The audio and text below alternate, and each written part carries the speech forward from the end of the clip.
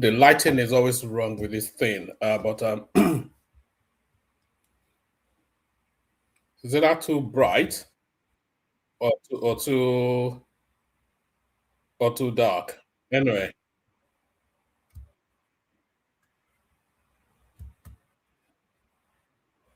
let's get started, shall we?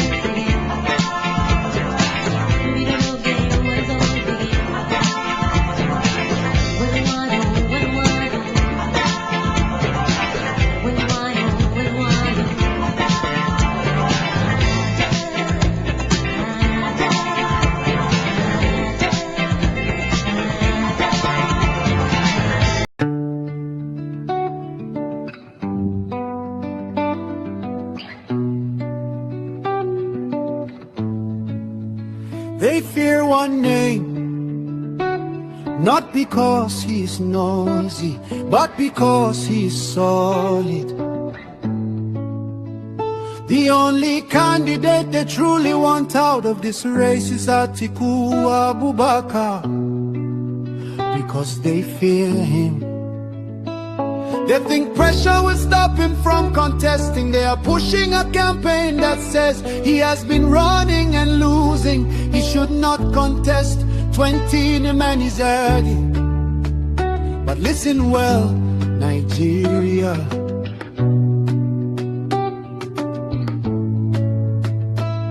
Since when did persistence become a crime? Since when did courage become an insult? Since when did experience become a disqualification? They want Atiku out because they know he can win.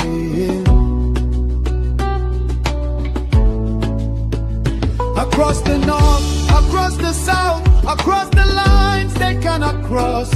If he ran before, it means he is ready.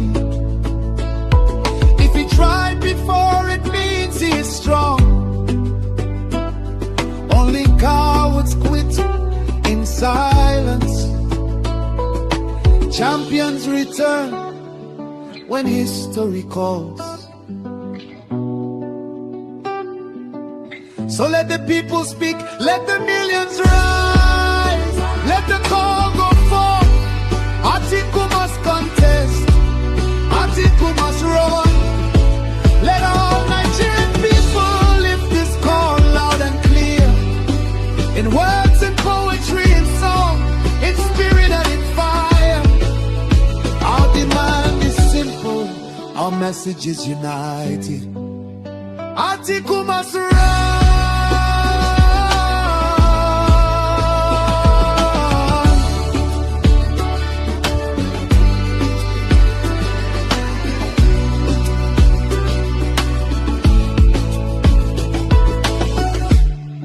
He's loved by millions across Southeast, Southwest, South, and the North. Nigeria needs him, Nigeria wants him, and history is waiting. Atiku must run, Atiku must run.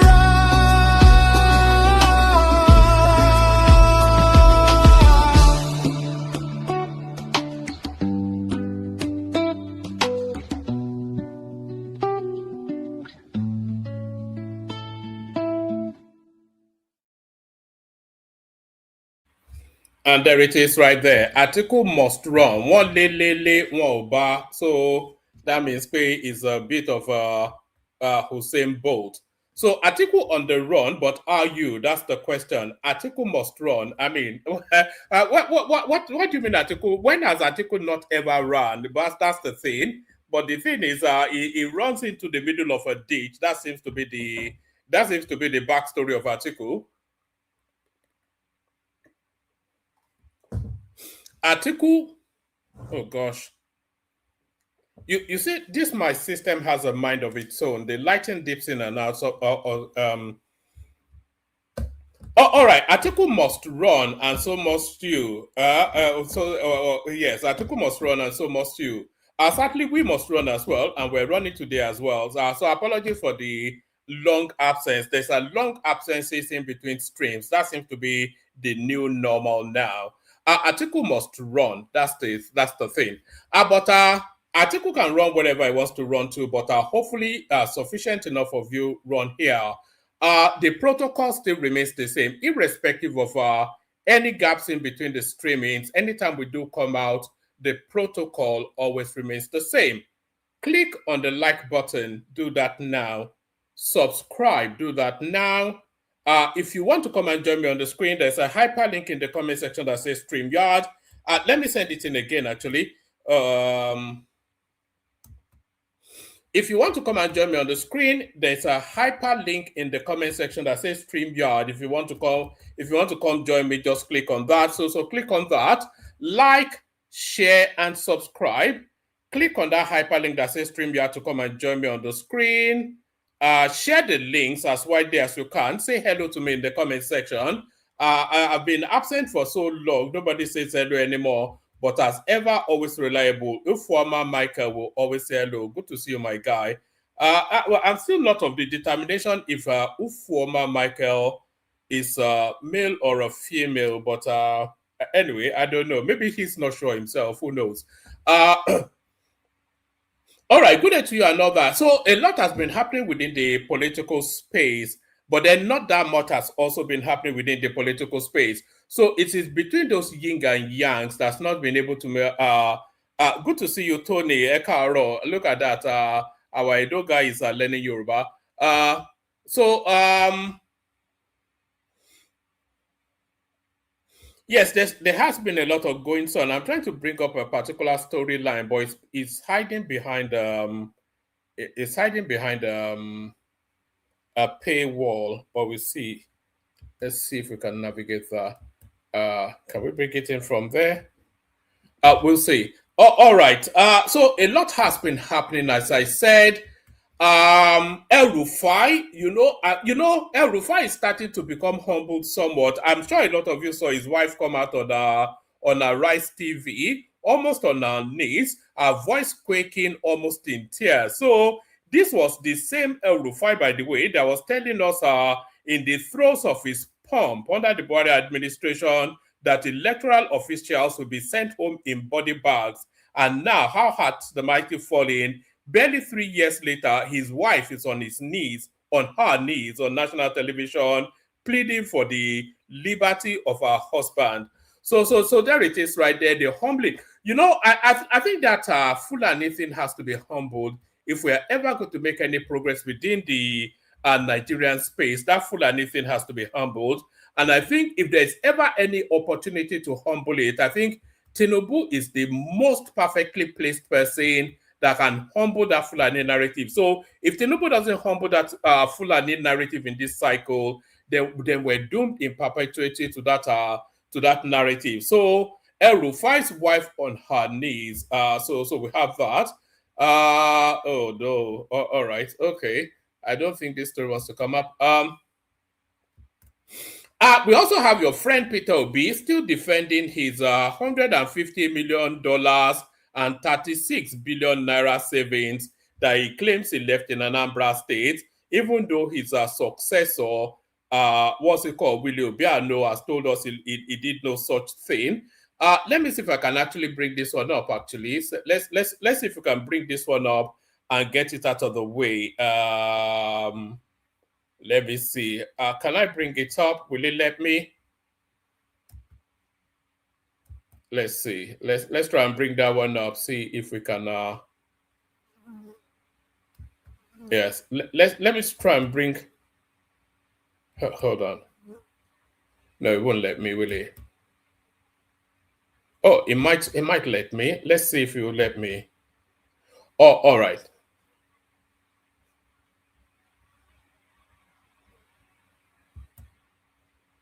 Oh, it does let me. So safety domain. Good to see you, my guy. So people keep saying hello as you're coming in. Let me know where you are, where you are joining us from. So it does let us in. So let me just get through this one, because this is that thing now. You see this particular headline.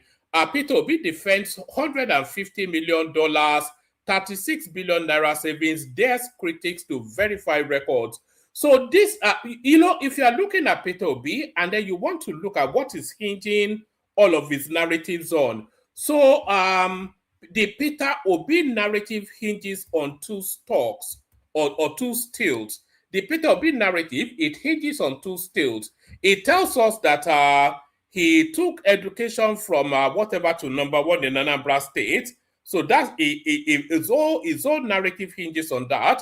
And then it tells us that he left these vast savings in Anambra State. So those are the two spaces that Obi speaks to, because I don't think he says anything outside of that he left these endless billions of naira, and then he took Anambra State to number one in education. So those are the two spaces. Good to see you,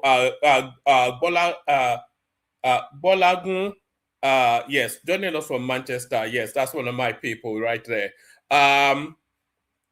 So those are two spaces that Peter Obi hinges his narrative, and they are very, very feeble things, by the way. I'm not quite sure how that recommends anything, that you left 36 billion naira in savings in a grossly underdeveloped state, and you acted as governor for 8 years, and you cannot point to any significant project that you left behind. And what you are telling us, are you a banker? Did they employ him as a banker? We know he doesn't have the qualifications of a banker. He did what? Philosophy or something in UNN, spent 6 years doing philosophy, came out with a pass or something. So we know he's definitely not a banker, and we know that he was not rigged into the Anambra State governorship space to save money. So rather than tell us that I built this, that, and the other, what are the edifices? You know, because the mark of an administration is the legacy edifices that they left behind. Tinubu left LASMA, he left the Eco-Atlantic, he left the reclaimed seas, he left all these manners of structure, he left infrastructure. Donald Duke, he left Tinapia in River State. You go there, you still see it. Yemson Wike left a vast road network, all manners of it. Go to Ebonyi State. Where was Akpabio governor? There are edifices, there are infrastructural edifices that you can point to as legacy of their administration. So that is what a governor is elected for.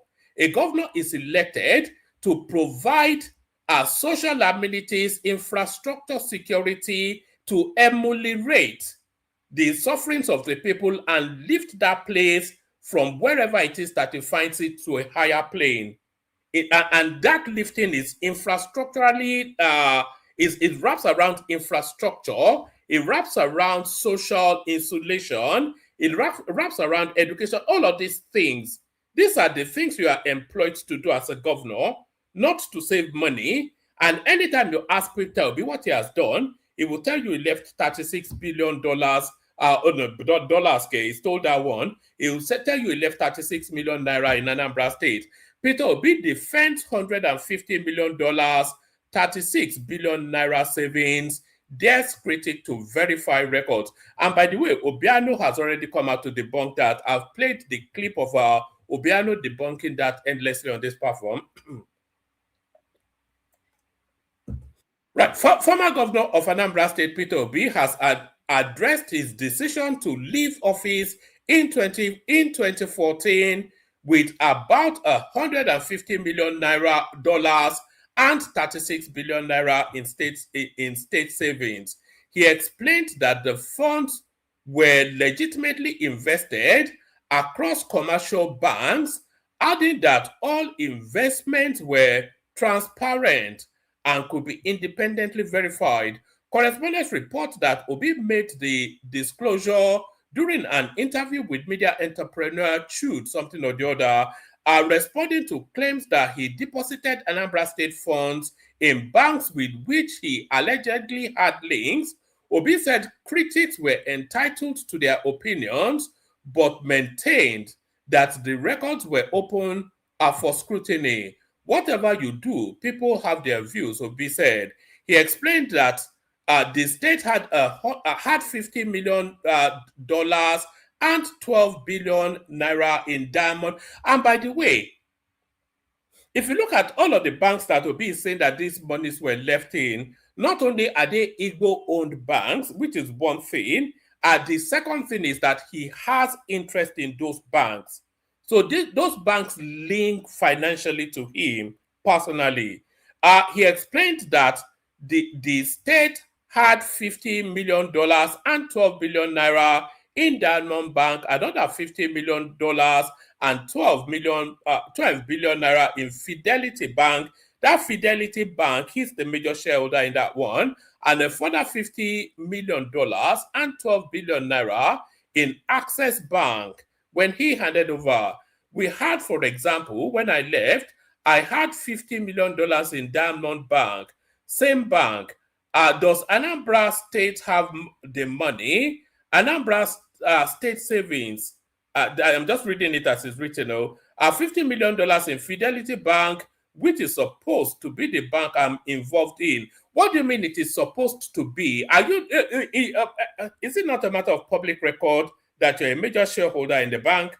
What does that even mean? Which is supposed to be the bank you're involved in? $50 million in Access Bank, he said.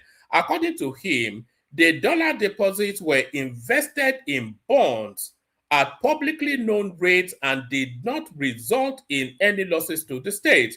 Go to those banks. Let me start with the dollar. There are bonds. The rates are issued. Everybody knows the rates. Go to them and see if there is anyone who has been shortchanged to be added. The former governor challenged critics to identify another Nigerian state where governors left office with comparable savings. Today, who else has saved? Show me any other sub-national state in this country where a governor left with savings.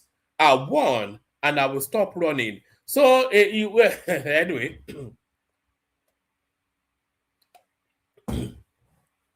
I think it's already established that Donald Duke left more in savings than Peter Obi did. It's also established that, what's it called? Tinubu left. Anyway, the guy is just...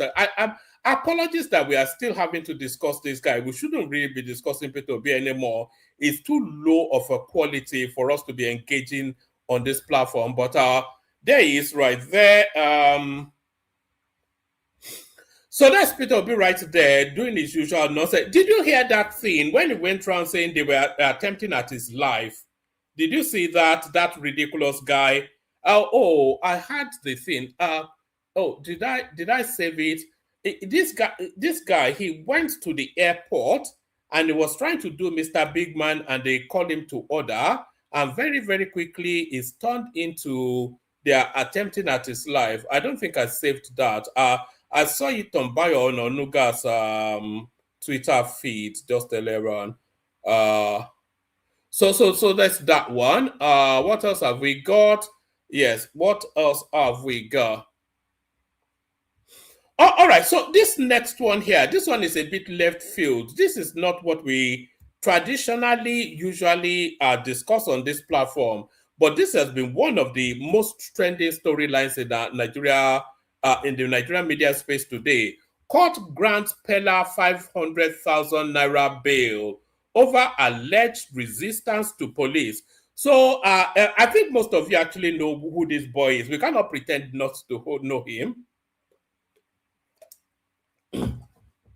So most of you must know who this boy is. It's a TikToker called Pella. I think it's a 20-year-old boy, so we can call him a boy because most of us are twice his age. So it's a TikToker called. It's the #1 TikToker in Nigeria, by the way, supremely wealthy for a 20-year-old boy. Court grants Pella 500,000 naira bail over alleged resistance to police. TikTok personality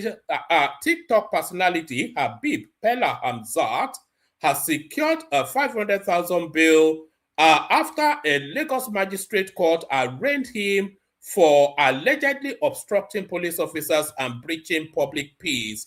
Pella and Bello Oladipo appeared before the court on Monday. The case relates to an incident. So the upshot of it actually is that this guy was driving down the road with an unregistered vehicle with no plate number, and then the police stopped him. And then because he feels he has this online following, he then decided to start to fight and berate the police.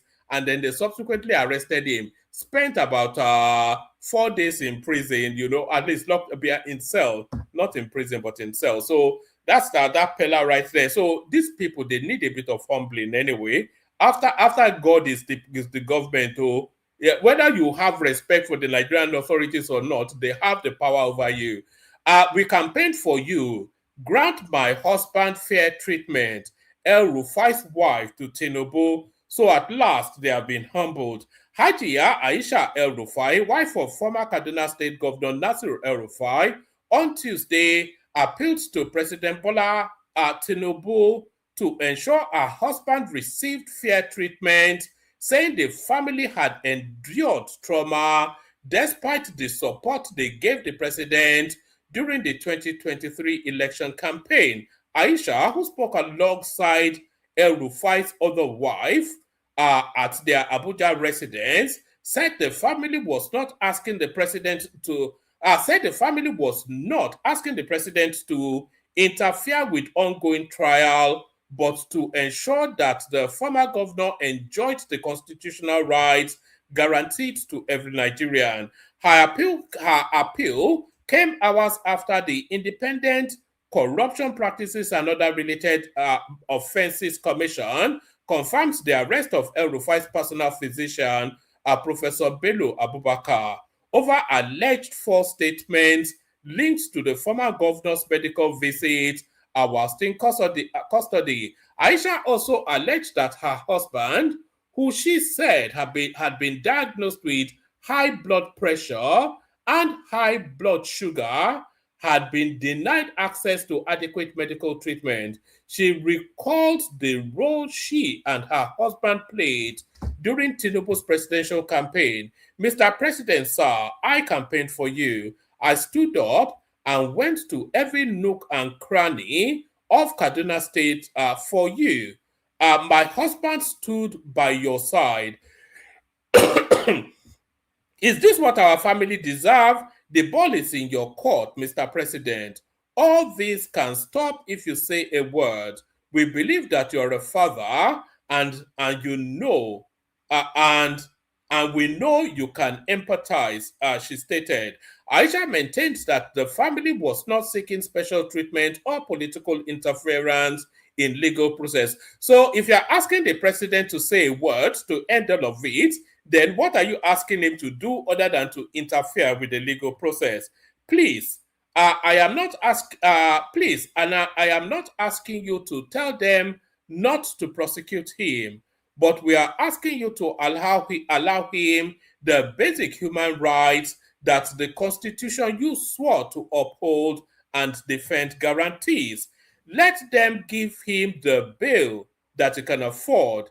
If he's guilty, let the court decide. If he's innocent, let the court decide. She alleged that El-Rufai's continued detention and restriction on access to doctors, relatives and lawyers had left the family traumatized. We, the family, are traumatized. We live in constant fear that we will wake up and hear some bad news. I honestly think that what they are doing is more about psychological warfare against Madam and his family. If they humiliate and dehumanize, and put us in constant fear, they feel it affects him, she said. Aisha also questions the reporter. I wonder if she had the same sentiments when her husband was spying that Diyata in Kaduna, when he was bulldozing everybody's home in Kaduna all those years, when he was so subsumed and consumed with power. Aisha also questions the reported decision to deny El-Rufai's personal physician access to him. We were told that orders from above said Professor Bello Abubakar cannot have access to anybody for 24 hours. Who is the above? She said. The family further alleged that El-Rufai had been denied regular access to his personal doctors, whilst visits by relatives have become increasingly restricted. They also raised concerns over a medical report purportedly issued by the National Hospital Abuja, saying questions surrounding the document's authenticity and the circumstances under which it was issued should have been investigated through the consultant whose name appeared on it. According to Aisha, the restriction had also affected the former governor's ability to prepare its defense. She reiterated the family's appeal for El-Rufai to be granted bail on conditions he could reasonably meet pending the conclusion of his trial. We do not shy away from defending ourselves, but we want a fair trial. We want an opportunity to be heard. Malam cannot adequately prepare for his defense whilst he remains in custody and has limited access to his lawyers. We are only asking that he be given the basic human rights guaranteed by the Constitution. Let him be granted bail on reasonable terms. If he's guilty, let the court decide. If it's innocent, let the court decide. She stressed. The appeal followed a statement by the ICPC on Tuesday, alleging that El Rufai breached the conditions of a court-approved medical visit whilst in the commission's custody. The anti-graft agency said it had also arrested the former governor's personal physician, Professor Bello Abubakar, for allegedly making false statements. According to the commission, it facilitated El Rufai's medical visit in compliance with the court's directive and its obligation to respect the rights and welfare of persons in custody. The commission further stated that the Kaduna State High Court fixed July the 6th, 7th, and 8th for accelerated hearing of criminal charges against the former governor, but that he failed to appear on the first day after insisting on seeing his personal doctors before leaving the court. So he cannot fail to appear now when he's in the custody of the EFCC. So that even makes absolutely no sense. All right, let's go on to another one. S&P places Nigeria on watch list for frontier market reclassification. So, I always talk about all these financial houses, all these rating houses internationally that credit rates you. So this S&P, S&P Jones, these are one of those financial rating houses that I talk about sometimes. So S&P Dow Jones, so it's the Dow Jones actually, has placed Nigeria on its 2027 watch list for a potential reclassification as a frontier market, citing regulatory reforms aimed at improving transparency, market integrity, and accessibility. The global index provider disclosed this in a notice released on Wednesday, noting that it will monitor developments in Nigeria for the remainder of 2026 before deciding whether to reclassify the country from its current stand-alone status to frontier during its 2027 country classification annual review. So I'm just trying to see what they mean, and then we'll move on. According to S&P Dow Jones Index, Nigeria's regulatory environment has undergone significant modernization designed to improve market transparency, enforcement, and integrity. The Nigerian regulatory environment has modernized to improve transparency, enforcement, and market integrity. While these reforms are intended to support a structurally more accessible market, a consistency in policy application and operational reliance are required for reclassification. So it's a wait and see sort of. So the approval of this is the financial market. When we talk about the financial market, we're not talking any further than this sort of spaces. So what they are saying is that they approve of all this raft of reforms that the country has been undergoing over the last 3 years, but they want a gestation period for assessment. So because they've even had periods of assessment, they want to see its application and workability, which is what we're seeing playing out in real time. Whilst these reforms are intended to support a structurally more accessible market, consistency in policy application and operational reliance are required for reclassification, the notice stated. Based on these developments, the index provider said Nigeria will remain under close observation throughout the rest of the year before a final decision is taken in 2027. Right, what does it mean? The development signal, what frontier status could mean for Nigeria? The development signals growing international recognition of reforms in Nigeria's capital market, although S&P stressed that consistent policy implementation and stronger operational reliance will be critical before the upgrade is approved. A return to frontier market status will improve Nigeria's visibility amongst global institutional investors that benchmark their portfolio against frontier market indices. Such a reclassification could also increase passive investment flows into Nigerian equities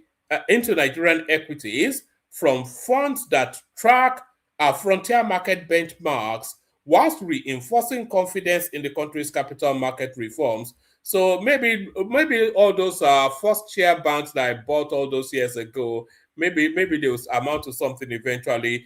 Without missing words, Lagos will always experience some level of flooding. This is the governor that has given up. This is a hands up in the air surrender from Sanwo-Olu. He cannot tackle flooding in Lagos, and he claims to be a governor. Without missing words, Lagos will always experience some level of flooding. This is attributed to Sanwo-Olu. Lagos State Governor Babajide Sanwo-Olu has dismissed reports claiming the construction of the coastal road is the cause of the heavy flooding being experienced in the state. Some residents of the state have said they now experience flooding like they have never experienced before. Some analysts claim that the Lagos-Calabar coastal road by the Tinubu administration blocked some channels of water and increased the risk of the state suffering severe flooding.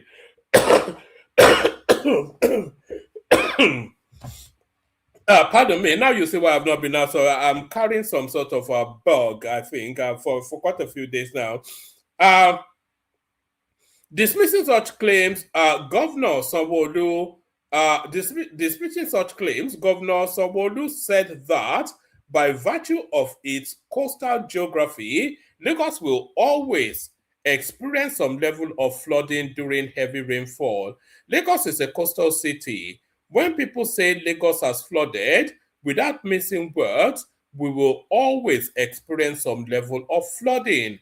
We only pray that it will not be severe. So the strategy of the Lagos state government now is prayer. Prayer is their action to counter flooding. They are going to pray. This is it. Lagos is a coastal city. When people say Lagos has flooded, without missing words, we will always experience some level of flooding. We only pray that it will not be severe. These are natural occurrences associated with coastal environments across the world, as the governor said. He explained that intense rainfall could temporarily overwhelm drainage systems, but noted that flood waters often recede after some time. He accused some social media users of creating misleading impressions by sharing images captured at the height of flooding without showing the situation after the water has subsided. So there it is. The Lagos has no proper drainage system. I think it's okay to say that. That's not a controversial statement to make. Tinubu orders probe into fake investment promotion council. So that's the Gbajabiamila storyline still bubbling along. Ume accuses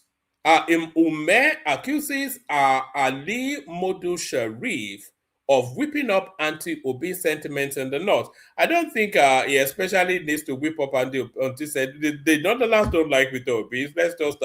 Let's be straight on that. They don't even like Tinubu, but they find Peter Obi insufferable. It's a fraud now, and they see through him. Senator representing the Anambra State Central, Victor Ume, has accused former Borno State Governor Ali Modu Sharif, or Sharif, yes, of attempting to whip up sentiments against the presidential candidate of the Nigerian Democratic Congress NDC, Peter Obi, in northern Nigeria ahead of the 2027 general elections. Ume was reacting to comments made by Sharif during an appearance on Channels Television's Politics Today on Monday, where the former governor said Northerners would not vote for Obi in 2027 because he's divisive. I am not worried about Peter Obi at all because I know the Northerners would never vote for Obi, Sharif said. When reminded that Obi secured substantial votes in states such as Nasarawa and Plateau during the 2023 presidential election, Sharif dismissed the comparison arguing that circumstances have changed. The situation is different now. You know why? Peter Obi, when he was governor, chased all the northerners out of Anambra State. He said, responding on the same program, Ume Sharif is still operating with outdated political thinking, adding that Nigeria had moved beyond divisive politics. Can you imagine that? That's a Peter Obi acolyte telling us Nigeria has moved beyond divisive politics. Undume hails Tinubu security actions, says bandit now under pressure. So we'll see. I think there's a lot of activities going on in that sort of bandit narrative anyway, but we'll see how that plays out. But let's leave it there. I'll play you the Kegite music. If anybody wants to come up, come up. We'll see how that goes. Let me play you the Kegite music, and then we'll see what happens after that.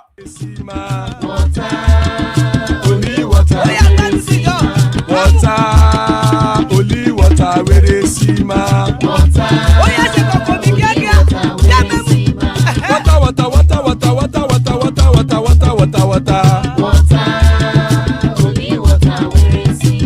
Hapa oh naido, Hapa oh naido, Hapa you don't come oh.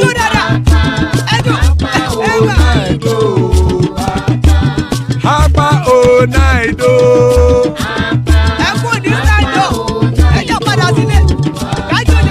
Oro keke elemu ye o. Oro keke. Ide shodi ya keke elemu re o. Oro keke. Bobby master keke elemu re o. Oro keke. Chifu Faila ti keke elemu re o. Oro keke. Eruku lele elemu de. Eruku lele. Erukulele ẹgbẹ́ ẹlẹ́mu dodo jàre o. Erukulele Ghana ti dé ẹgbẹ́ bọ́ọ̀dì o. Ọmọ ẹlẹ́yẹ ẹyẹ o ó dìlé o. Odúyẹ̀lá ẹyẹ o ó dìlé o. Petrosonama ẹyẹ o ó dìlé o. Petrosodunke ẹyẹ rẹ̀ ó dìlé o. Ẹlẹ́kọ̀ọ́ ọ̀run mú ìní o.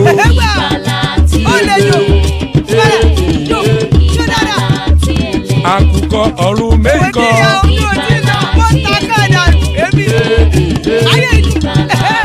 Ikú kò ní ríwà gbéṣe o.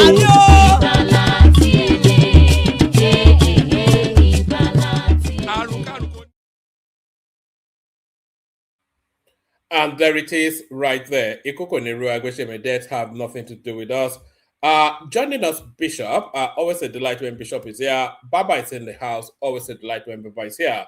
Patoski with us. Good to see you, Pato. Prince Daddy makes up the assemble so far. Still plenty of spaces. Anybody also hop on. So anybody that wants to hop on. Thanks for joining our gentlemen. Usually we say lady and gentleman, but Zita not here yet. So thanks for joining. Let's start it off, kick it off with you, actually, Bishop. So we are leading with the El Rufai storyline because I feel somewhat that he has been humbled for all of the preening and peacocking that he was doing under the Buhari administration. Now his wife on her knees. Bishop. A very good evening to everyone. Please let me know if I'm loud and clear on the highway. We can hear you loud and clear, Bishop. Good evening. Especially good evening, Baba. How are you, sir? Bless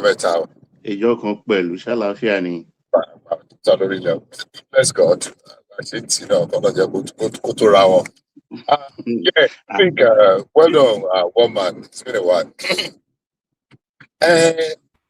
Very interesting topic. I mean, I want to go with El Rufai case. And it's very pathetic. It's unfortunate that it got to that level. They are putting the carts before the horse. Some people should have called El Rufai to order. And it's just try and take it easy. We are getting too far. Coming to combat him, reckless a little bit. Because El Rufai is someone I actually like. And personally, I really like it because I remember the forces he faced when he was the BPE and he was the Minister of the Federal Capital Territory. Yeah, not that he's perfect or he's absolute, even though he has this air of superiority that's like he's better than every other person. I mean, but every one of us, we have our weaknesses here and there. And but when he began to walk out of line, I was expecting reasonable people around him to call him to order. You are taking up on a government that you help bring into power.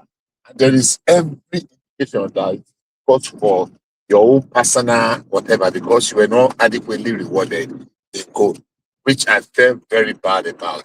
I thought maybe the president should have intervened, but with the kind of characterization is exhibited, I mean, afterwards, maybe there is even sense in not making him part of the administration. But I was really looking forward to him being there himself and what's his name? Raji Fashola. If you remember, we had that conversation severally here. I was thinking he would be a very good either chief of staff or SGF, between himself and Fashola or Fashola as Attorney General. So unfortunately, that did not be. And then you now just wanted to bring down the roof. Let's even assume that some of the things you were fighting for, but the way you went about it, and his family, look at his children. I'm sure somebody somewhere documented everything that the children were saying against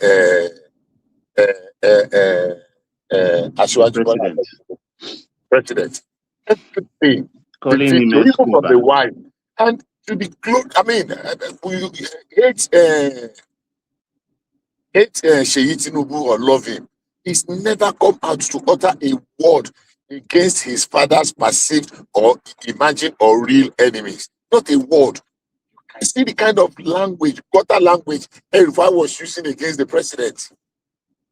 He called the president a bandit. And his children. Do you remember when that his son called Ezekwesili a prostitute? Do you remember?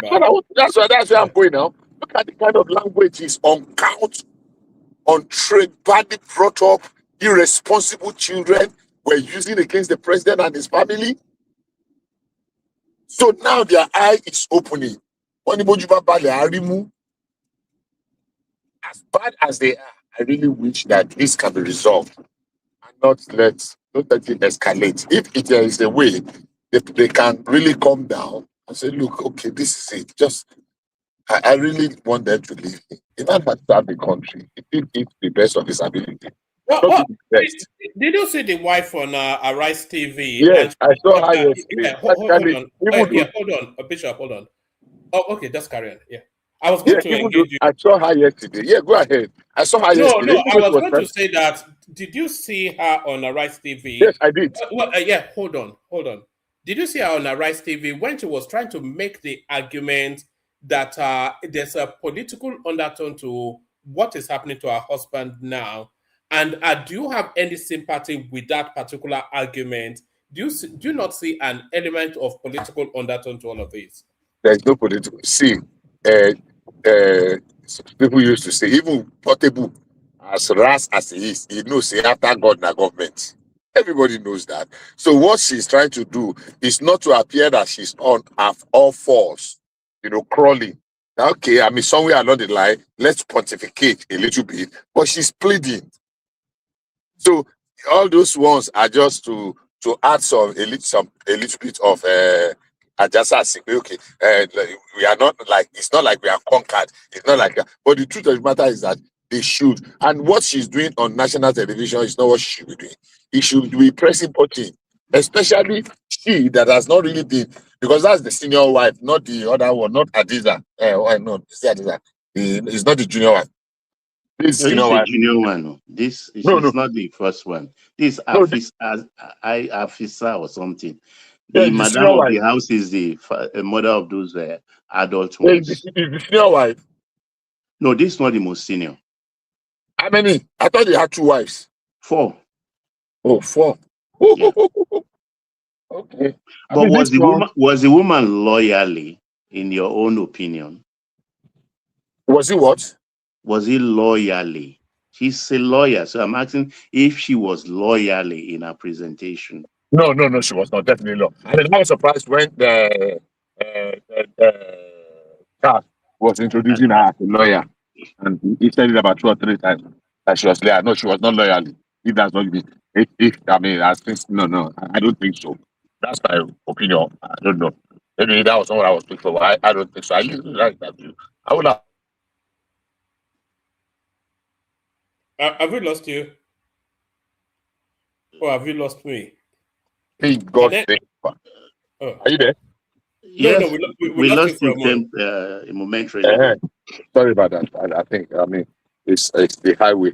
So what I'm saying necessarily is, unfortunately, this is what they should have done right from the beginning. Look for ways to go and talk to traditional rulers, to senior people. One person I know they will talk to that will have been able to get the listening ear of the president is the Emir of Bogu. What's his name? Emir of Bogu. Because that man, Tinubu, holds in very select people that Tinubu cannot say no to. Say, look, Baba, this man is your Abu. You know, Bishop, there was a time that the Sultan spoke to him about El Rufai. There was a time, I think that was about 8 months ago, thereabout. In the early phases of this, the Sultan of Sokoto spoke to him. Yeah. See, the Sultan himself, I'm sorry, the Sultan himself has not really been totally clothed in glory. The way he has reacted to some of these matters plaguing us as a nation. There was a time that we needed to hear his voice when Fulanis were running rampage everywhere. I mean, Ojogate, Yoruba people used to say, Gate. There are times that elders of the land should speak up. Elders of the land should necessarily, at that point in time, when Fulani headsmen, whether they are headsmen or whatever, were running rampage, even though he cannot stop them, but it should have been a very good thing to hear his voice. Come on national television and call them out that everybody, every Fulani that is caught in criminality is not representing Fulanis. We disown them, deal with them ruthlessly. Things like that would help us. I'm using this, let me say this very quickly. When we disowned majority of the traditional rulers in Yoruba and disown Sunday Igboho, it is because we don't want to know. We do not want to create a Frankenstein monster. We don't want to create a monster that at the end of the day we now become another Nnamdi Kanu, that we give young people orders, and because they are very impressionable and foolish and stupid, they will run riots and turn our land to what do you call it now? To an abattoir, a slaughtering slab. And many people called him out. And that worked to some extent. Because why? He realized at some point that, look, he did not have the kind of stupid, massive support that the other guy had. So for me, El Rufai's people and the people that know him should have intervened much earlier. His wives should have gone to people, prominent people, and say, look, help us to talk to the president. When El Rufai came, he was grandstanding, he was pontificating. Yesterday, in that interview, as it was horrible that Charles himself did not, of course, we know his position, did not mention what the man said on his own national television. They just glossed over that part of wiretapping and the rest. I said it doesn't matter. Now, the appeal, yes, they have granted him bail. Bail is at the discretion of the judge, and they said condition that he cannot meet. Let us ask ourselves certain question. Apart from the financial aspect, somebody that should have a house in this place and this place, why is it difficult for civil servants of Kaduna State origin to stand shorty? Let me ask you a question there. Yes, sir. If we reverse the table and Tinubu was the one in this situation, yes, and they gave that kind of bail condition, yes, don't you think Tinubu within 48 hours will be out of That's what I'm saying now. Why is it difficult for some people to stick their neck out if you are that good? Because you are that he is a bad man. Why is it difficult for people? Because I about some time ago I was wondering, why is this man still care?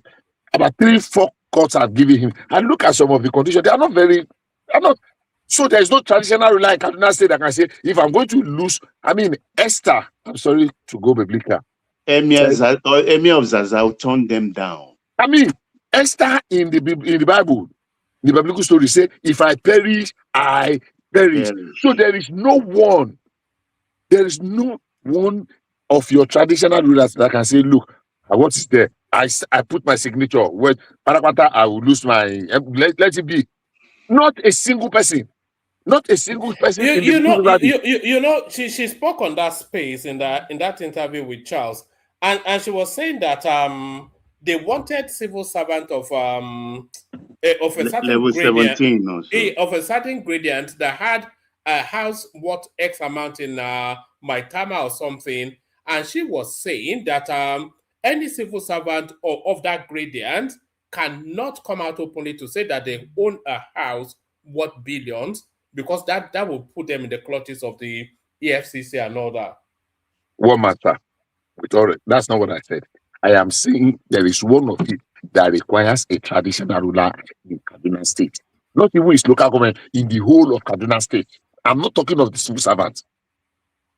I'm saying there is one. Even Bishop, if we were to be civil servants, there are a lot of civil servants in that grade that are royalty, that inherited vast estates. Nobody will question them if they come out with their full chests. No, they can even have their house and buy it. They can even have their house and buy it when it is cheap. Was cheap now. Exactly. They say civil servants in Lagos, the house, a particular house. You will see them now. Those ones, Lagos State Property Development. Those ones we sold the Ikoyi houses to at 17,000 naira. Yes, now their retirement. Yeah, now. Yes, I'm not even see you are even going faster. I'm even saying there are more than 779 or something traditional rulers in Kaduna State. From first class to second class to third class. Let's not go to South Kaduna. Let's even say his own emirate. Is there no one that can stick their neck out and say, he's our son now? Whatever is going to happen, let it happen. Oh yeah. I'm not talking of house in my town. Okay, why do you think that is? Why do you think no one is sticking out their neck? It cannot be unpopular to the extent that nobody will stick out their neck. One man, even though I'm driving, the answer is flying in the air. Now, why are you asking me the obvious? Everything best we can. I mean, I have unlimited time. He's just a bad man, that's all. I mean, it's painful. Somebody who told us somebody I like. Several times that the president is scared of him. Who is scared of him now? Somebody he came out and said he would teach them how they would defeat Tinubu in Lagos. He would send him back. I'm sorry. There is one thing. You see, I have had the privilege of teaching Bible, and I love Joseph. And I'm going to end on this. I love Joseph. I studied Joseph a lot. I saw Joseph, and when people were seeing him as a very perfect, I tried to look at the other side, and I realized that somewhere along the line, Joseph was not as perfect. Yeah, he tried. God helped him. But somewhere along the line, he became very cocky. He became very arrogant because he knew he was loved by his parents. So I used to use that to teach people that. So God decided to tame him, to cut his wings at some point and humble him so that he can fit. And that was why he had to go through all those challenges that he went through. I mean, being plotted against by his brothers. He was actually disrespecting his brothers, irrespective of the fact that God has chosen you to use you. That does not give you the license to disrespect your brothers and to insult and abuse them and become cocky and arrogant and air-filled. But he was doing it, so God humbled him. Now, I'm not saying Rufai was bad. As good as he was becoming a little bit too cocky. There was a need to clip him. There is no individual that should be bigger than Nigeria. If you are the president of Nigeria, you are powerful. You will clip the wings of any individual that want to behave in the way and manner Rufai started behaving. He was becoming too cocky. He was becoming too overbloated. His utterances were unguarded. He was like it's untouchable. And anybody that wants to behave that is untouchable in Nigeria, I really want Nigeria to touch that person. I like Rufai. I really used to, because I've known Rufai for years. I really liked him. I don't put away some few people that were very close to him. Now, is the way the wives are going the way they're supposed to go? I don't think so. I think they should have gone underground and look for people and seek audience with the president. The president, 1 second, seek audience with the president in company of 1 or 2 traditional rulers. And they how, what do you want us to do? How do you want us to navigate this out? One thing is certain, they have cautioned the children because they've not been posting that their nonsense, incendiary, irritating, disgusting, and stupid postings. They stopped that. And I'm sure it was not by accident. It was just the realization that thank you very much. All right, brilliant. That's the excellent Bishop. Thank you, Bishop. So thank you for starting it also excellently. So Baba, we've been away for a while. We're back now. A lot has happened in the political cycle, including Sanwo-Olu telling us that he's not capable of running Lagos State. Floor is yours, Baba. You are baiting me with the Lagos flood. I mean, that is understandable. Even the best of places. We saw Spain last year. We saw New York Port Authority station. That was last year also, and early this year too. And we know what happened in Mississippi. In the US is everywhere. Once the what is an example of what the road to hell is paved with. When you see flood, and you will come to believe in God that when God said he would destroy the world with water, he knows what he was saying. The water we drink, the water we use to bath and do everything with can do a lot of damage to mankind. I mean, once you are in the coastal line, there is no way you can avoid flooding. The same breath, it happened in Lagos, it happened in all the coastal cities, Cotonou, Porto Novo, Accra, Abidjan, and all the rest. It happened simultaneously. And Accra was the worst hit. Most of the videos they are showing that it's Lagos, most of them are Accra floods. And some of these cities are a little bit below the sea level. So they are like in a valley. So there is nothing, we can't escape it. We can only just continue to build boulders to mitigate against it and reduce the effects. It's going to be maybe an annual or triannual thing. And that is it. It's a reality we have to live with. I mean, can you imagine in places like Florida and all the rest, they have hurricane season. For centuries, they've been having it. When it comes, it devastates and they build back. It doesn't mean that they are not competent of building something capable of withstanding hurricane. Sorry, yes. let me help you 1 second. Yeah. Louisiana. Hurricane Katrina. And not even Hurricane Katrina. What's the name of that city now? New Orleans. New Orleans. It's predicted to go underwater in how many years now? I can't remember how many years, but because I've been there, that place is underwater. Flood is everyday event. And they have said that they have to find a way to relocate those people because in another decade or thereabout, that place is going to completely be underwater. The entire of New Orleans and so many of the environs. Yeah, that's just the reality. So let them continue. I mean, we have options in life. If you think the flood is too much for you to bear, you can relocate to elsewhere. We do that. Everybody do. But do you think that why are they not able to manage it? It happens every year now. So why are they not able to channel the waters and put it to use? It's not about channeling it. It's about citizens' responsibility too. When you throw a lot of nonsense, furniture, kitchen utensils, anything, they just throw it in the waterways and also build on waterways. So when you do that, of course, that is going to be the result. And when they start breaking back these things that are causing it, they politicize it.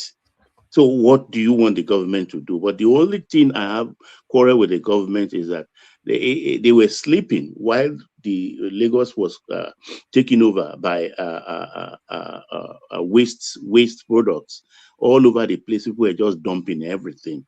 I think what about the coastal road angle that people are introducing it, because they're saying the flood this year is the most they've ever seen, and they're saying that the coastal road has blocked off some of the drainage funnels for the flooding. That's not true, one man. You remember there was this period Ashwaju had this problem with Sanwo-Olu. It's not about the Lagos Lagoon, they've shrink it continuously, because Lagos Lagoon is a kind of pathway where the Lagos flood empties into the ocean, but they've reclaimed most of the land, and that most of them are even illegal. That is where the problem is. And they've told those people to vacate those lands, stop construction. It has nothing to do with the coastal line. Honestly, believe me, one man, they can say whatever they want to say. They will always want to poo-poo the coastal highway, but that's not true. That is not true. It's about the reclaimed land, illegally reclaimed land of the lagoon. Because Lagos, nature has a way of structuring itself. The Lagos Lagoon, you understand, is providing the buffer for it, because everything empties into the lagoon empties into the ocean. But besides that, the waste is just too much in Lagos. They dump things anyhow. But Baba, yes, sir. Baba, sorry. I think Yes. the question we need to ask them is, why is the coastal road not causing flood in Calabar? After all, they are doing it also in Calabar. Okay, You and understand it's what I'm saying? coastal line too. And that's That's also true. that is coastal line too. So why is it not causing flood in Calabar? Yeah, but let's just leave that. Let me quickly come to B before I transit through B to Rufai. You see, what I find out about that interview, most comical, and I think the man needs a psychiatric evaluation. When he said the president has not called Makinde. Listen carefully. The president has not called Makinde. In another breath, within 40 seconds, he said when he had problem with flooding around 2 a.m. when he went there in his state when he was governor, he will be called Baba OBJ. Same thing when he had problem when Yaradua was there, he called. So you can call as a governor, but you are asking the sitting president to call Makinde. Are you following the logic or illogic? That's why I say he needs a psychiatric evaluation, because he just said the president has not called Makinde. So the sitting president should call a governor who has a problem, or the governor should call Asiwaju to put him on notice. But at the same vein, he was trying to justify that by saying, oh, I called. You are a governor, you call your president. Makinde did not call his president. He's posing. So that's why I say, I think anytime he opens his mouth, it's shit that spills out of his mouth. The better his handlers What try and about the cage him, the cry? better. What about his cry that they're after his life? That is, it's a trader's that talk. guy is not getting It's to a become like trader's a talk. He's just clownish. talking like a typical trader trying to sell a bad product. They're all over in Ladipo, in Alaba. Once you hear them sweet mouthing you like that, no, definitely they are trying to sell bad product. Who wants to kill him? Of what use he is? You are a trader. You are not manufacturing anything. It's what you are selling. Apart from your investment in the financial sector, you are a trader. The woman in Idumota is a trader. You are a trader. So what has government got to do with your trading activity? If you are not selling your market, you are not selling your market. Or is it the alakaras that will come to your supermarket to buy things? You understand? You are a trader. So who is stopping you? You are not producing one single spoon, not even a plastic chair. And you want to lead us from consumption to production.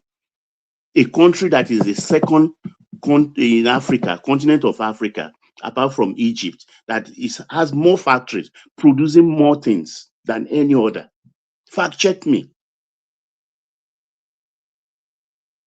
If you want to now leave, a naked man when won't dash me clothes.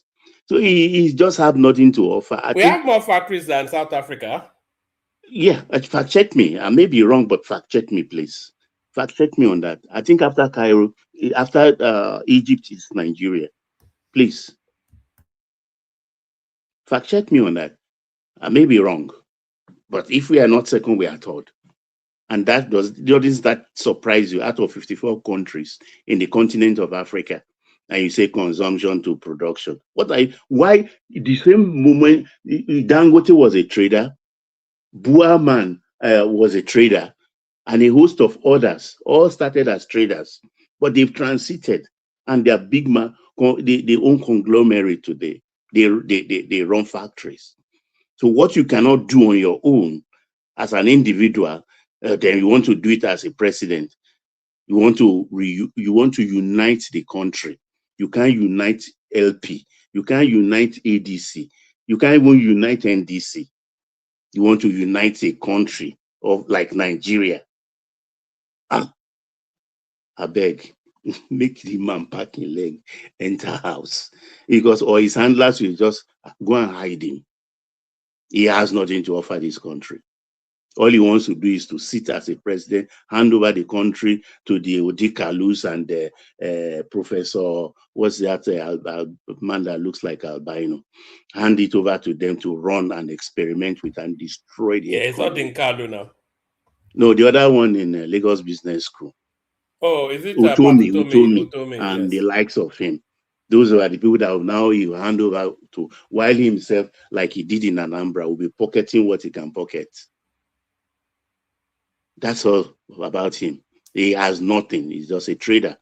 They want to destroy your business. Which business? Sure. And to El Rufai, I mean, the man hasn't seen anything yet. I've always repeatedly said on this platform that after God is government. After God, it's government. And Tinubu is not only in government, Tinubu is in power. Tinubu is not only in government, he is in power. They should get that into their skull. He is the president of Nigeria. As we speak, I don't know tomorrow. But while he remains president, respect that office. Because you could be a president yourself tomorrow. So the kind of respect you want people to accord that office when you are there, according to the man that is there today. You sit there and call president a bandit. Oh, he's scared of me. He's going to be distant third in the next election. I will deal with him. You were not only at it, your children were also at it. They call a sitting president somebody who has more adult children, senior to you, more qualified than your children even, in some cases. You call him Escobar. What kind of twat is he bringing up? And you never call them to caution because you have maybe the Muslim Brotherhood in Egypt backing you up, and the man in Sokoto who is leveraging upon being a military attaché in Pakistan, in Saudi Arabia, in I think he was in Iraq. He thinks he can leverage on that with a sitting government. The world is different. He was a former colonel, wasn't he? No, he retired as a brigadier general, I think 2006. His gift. I used to know him when he was a major. He stays in Sheraton Hotel. He stays in Sheraton Hotel. Even on the one on Obafemi Awolowo. Yeah, he stays. That's where he stays as a major. He waits. The morning you see him, he eats in the restaurant and walks away. That's how everyone will like it. You know, he's from the Makido stock of the Emirate, Sokoto Sultanate. He retired as a brigadier general. Of course, gifted brigadier general. I think that was Was he not a Macedo that was the emir? What happened to the Macedo? Was he not? Did they pay him to have this guy in? No, that's his uncle. I don't think so. I think that one just he passed and it's his turn. You understand? And I think he had problem with the advisor, the one that is also of the royal blood in Sokoto Sultanate, the Jonathan Defense National Security of this thing. They contested for it, and the government of the day favored him. So he's there since 2006, I believe. So that's what they didn't call him to caution then. They did not call him to caution, to say, look, caution your children. Stop saying these things. Just because they didn't make you a minister. It's not the end of the world. Plot quietly. Do what you want to do. Baba, Yes, sir. I'm trying to remember. I think the emir before him, Machido, was dethroned. Was that not the one that was dethroned? What's the name of the? I forgot It that. was Dasuki that was this. Machido, eh? It was Dasuki. He took over. This Okay. Assad took Okay, over after from Machido Makido. dead. Was it Machido that died in the air crash? Yeah. Yeah. Yes. But did he come after that Macedo? Who came after? Yeah. Yeah, he came after Makido Yeah, in so that's what I'm saying 2006. now. They fight the old Macedo. Yeah. He Okay, came that's after right. Makido. Okay, So these are the things, they were trying to clear. At times when you think you know too much, look what they did in that aspect of the national hospital. Is private doctor, that doctor who issued that doctor's report, works at the national hospital. Rufai is not a patient, a registered patient of the national hospital. The national hospital has a director. Now they want a medical report. You, as a private doctor to El Rufai, working at national, use national hospital papers to write his medical report. Why not use your own letterhead as a specialist to do it? That was why the national hospital director denied the report. That this report issued, we can't find this patient in our records. It's not registered with us.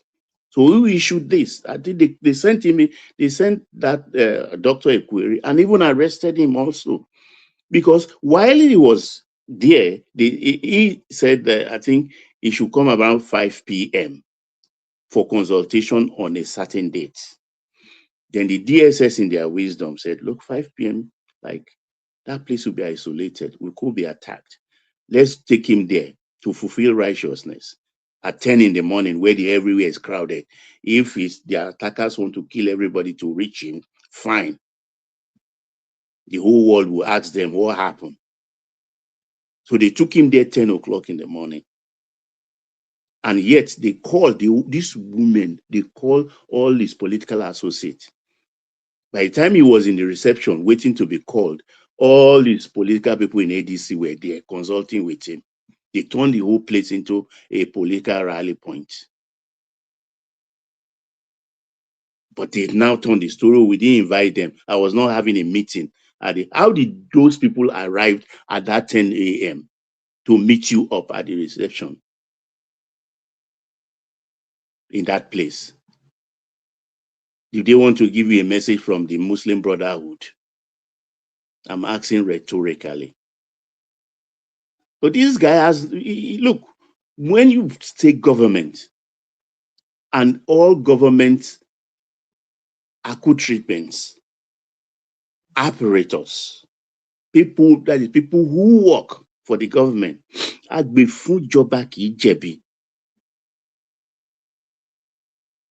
once they act, that's why a policeman will wear a uniform or a soldier will wear a uniform and shoot somebody and he walk away. Nobody can question him. It's the authority of the state. It's authority of the state. So now they are throwing dust in his eyes and rubbing his nose. People like this, they don't repent. They do not. Look, if they let him go today, El Rufai will still wear the same garment tomorrow. He doesn't see, he thinks he's invisible. And he was going to be there. I told you from the beginning when this thing happened, when it started long ago, months ago, I said he's going to be in the DSA gulag for a very long time. You don't stand openly and tell people you are tapping, listening into the phone discussions of a sitting president. If you try this in Nguema's Equatorial Guinea or the man in Congo, he will have been gone long ago, fed to the crocodiles in a lake. It's a subversive and should be dealt with as a subversive. You don't stand against a state, no matter who you are. And I'm glad the treatment they are giving him. And it's a point, it's a direction for all others to be very careful with their mouth, what they say. A lot of them are walking tightrope in the periphery of subversiveness. They should be careful. Whether we have 1 day left to the election and the president is even have maybe 3 months left, he could still deal a fatal blow on them. And your friend, which you showed, I think, in an interview one-on-one in the morning, he's still repeating the same thing. I don't know why they do that, particularly the so-called intellectuals, that they want to use the state police for election. But how can you be telling people they want to use state police for election? Election, Bawu. How? 6 months away, we'll be doing elections. Do they think they just can carry people in a garage and wear them agbada or buba and shukoto, give them gun and start killing people? It's systemic. You have to recruit. You have to have uniform. You have to have police stations in place. He said he has not read anything about it. They should bring the papers on it. But I repeat again, one man, over almost a month and a half ago, you sent me the framework.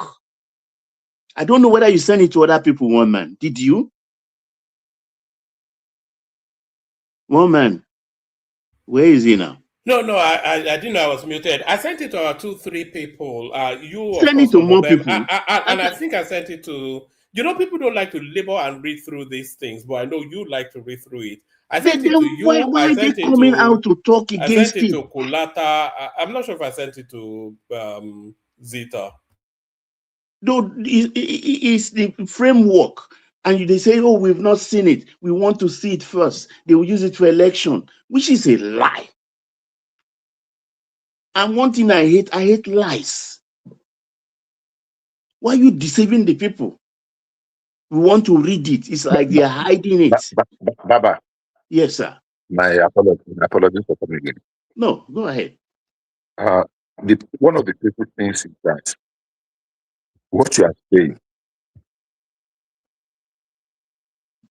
but we're surprised that nobody among the people that were there asking that Mr. Breaking Popular, can you give us the timing from where we are the next election, if it is feasible or possible to have the new state police? Can you hear Bishop Baba? No, I can't really hear him. I think he's traveling, he's driving actually. Yes. Yeah, can you repeat again, Bishop? I think he's in a bad Let's see if we spot can hear you properly. Reception. Are you hearing me now? Is it better? Yeah, a little bit, yeah. Okay, I was actually hearing myself, so I was wondering. It's echoing. Let me go out and come back. No, you're okay now. Oh, I'm okay. Okay, yeah. Thank you. Because I keep thinking. What I asked is this. I was very disappointed that nobody asked me why they were there. You should give them the timeline from now.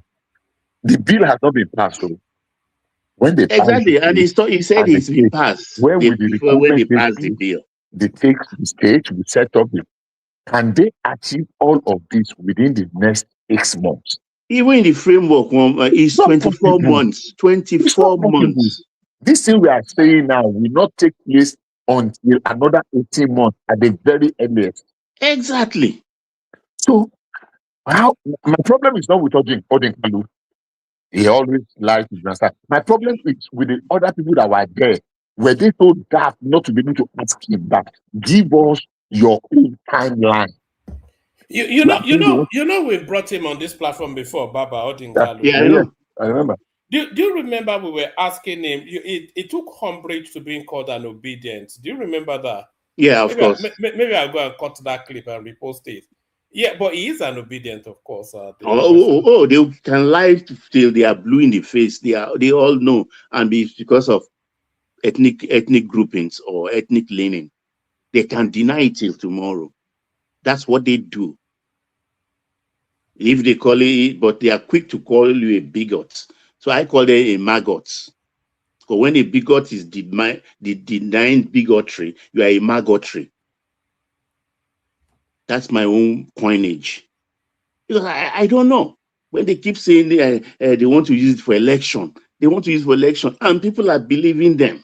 Why should I mean, nobody's asking. I mean, can you give us exactly in the next 6 months what a state can do to muster a state police? They don't ask that question like Bishop said. They don't ask them. Lagos State can have state police in 6 months. So no, it's not possible. No, they already have the shell of it. They have this some shells. Is it vigilante? They already have they have the personnel already. They have the structures already. They can just they can have it in 6 months. Wait, that is community police, the green and white or something they will wear. Listen, they have to recruit first. Listen, you recruit first from a workbook, the kind of people you want. It is established in one of the paragraphs you sent me that even people in federal police today that wants to go to their states, they can empty them into their states. They will pay them fully their gratuity, discharge them from the federal technically, and put them in their state police. Even at that, there will be uniforms, boots, training school, training grounds, police stations. Are you listening? So work out all those ones from recruitment to going to training school, adequately kitted, police station, their workstations, vehicles for operations, ammunitions, armor, and all the rest in 6 months. Come on, mom, man. Tell me, which state, even as rich as Lagos, you can't do this in 6 months. Even if it's hard work, no way. You can't just unleash people on the street, wear them one rickety uniform and say they are police. They don't even know their left from right about law enforcement or law prevention. There's no way it can work within 6 months. Nowhere in the world. So the thing is, why are they mounting this thing all over the platforms?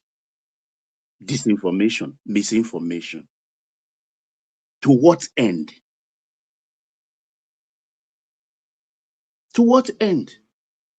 And the way they move from one thing to the other, Is it not the nature of opposition, though, to undermine the sitting government? That's what oppositions do now. To undermine. You do it in truth, one man. You do it in truth. I know we live in a world where they talk about alternative truth. Alternative facts. Yeah. Alternative fact. I heard that word first from that woman in Trump's first term. I can't remember her name now. There's something Kelly. The day I had that thing from Kelly, and Kelly something I can't remember, was Trump advisor in the White House, 2016 to 2019 or so. When I had alternative fact, and I sat down and asked myself, what's alternative fact? Because I come from old school. And I said, this one Lagbara, alternative fact. Does a fact have alternative? Yeah. Maybe not joining this year in last month. You joined what? We even know to join in new school any last month too. Welcome to the club. I was on this platform on that day. Woman, I don't know whether woman was. Yeah, woman was there. That's good. So even now they even say 2 things can be true at the same time. In my own era, 2 things cannot. True is true. There is no alternative to true. 2 things cannot be true at the same time. I don't believe in all this modern day philosophy and the things they say. It's all about deceiving the people and people looking for excuses for their failures or inadequacies or incompetence, or to cover an inadequate character. That's why they will say 2 things can be true at the same time. My truth cannot be your truth. True is true. Lie is lie. So when we hear all of these things, they hide under it and use abracadabra, English grammar to this. I'm not deceived. Because this police thing, we forget actually that the governors already, they are even controlling the courts, which is more formidable, the police or the courts. I will fear the courts. Because the police you can still walk your way even within the police hierarchy, the police station and everything. But once you are in court and the court slams you, that's it. And the state controls that. They've abused it, yes. We've got magistrate court under states, apart from customary court. States have their own high courts. They have their own attorney general. They have their own chief justice. Are we forgetting? Constitutionally, yes, they control all those things. They appoint their judges. They've abused it, but has it ended Nigeria? No. Are we not improving on it? Yes. Are there no layers of correction when you can transit from the state court to the high court? All right, Baba, bring it on. We're going to go to Bartoski, but I think he's dropped. Pato, if you're listening, you can come back up. We're coming to you next. Baba, bring it on, and then we'll move it around. So these are questions, because I subject myself to questions at times. I look at things objectively. I ask myself questions. I reverse myself. If I know I'm wrong or that trajectory I'm following is not the proper one. But I really detest it. Honestly, I detest it when somebody comes deliberately to deceive the people. I just don't like it. I yield, woman. All right, brilliant. Excellently put. So we'll go to Zita, from Zita to Niger, unless Patoski turns up. So Zita, the floor is yours. We were talking about the outing of El Rufai's wife. No, you people should continue. I'm doing something. I'm in the US. Okay. All right. I'll come in later. You guys are back to bombing Iran. Are you?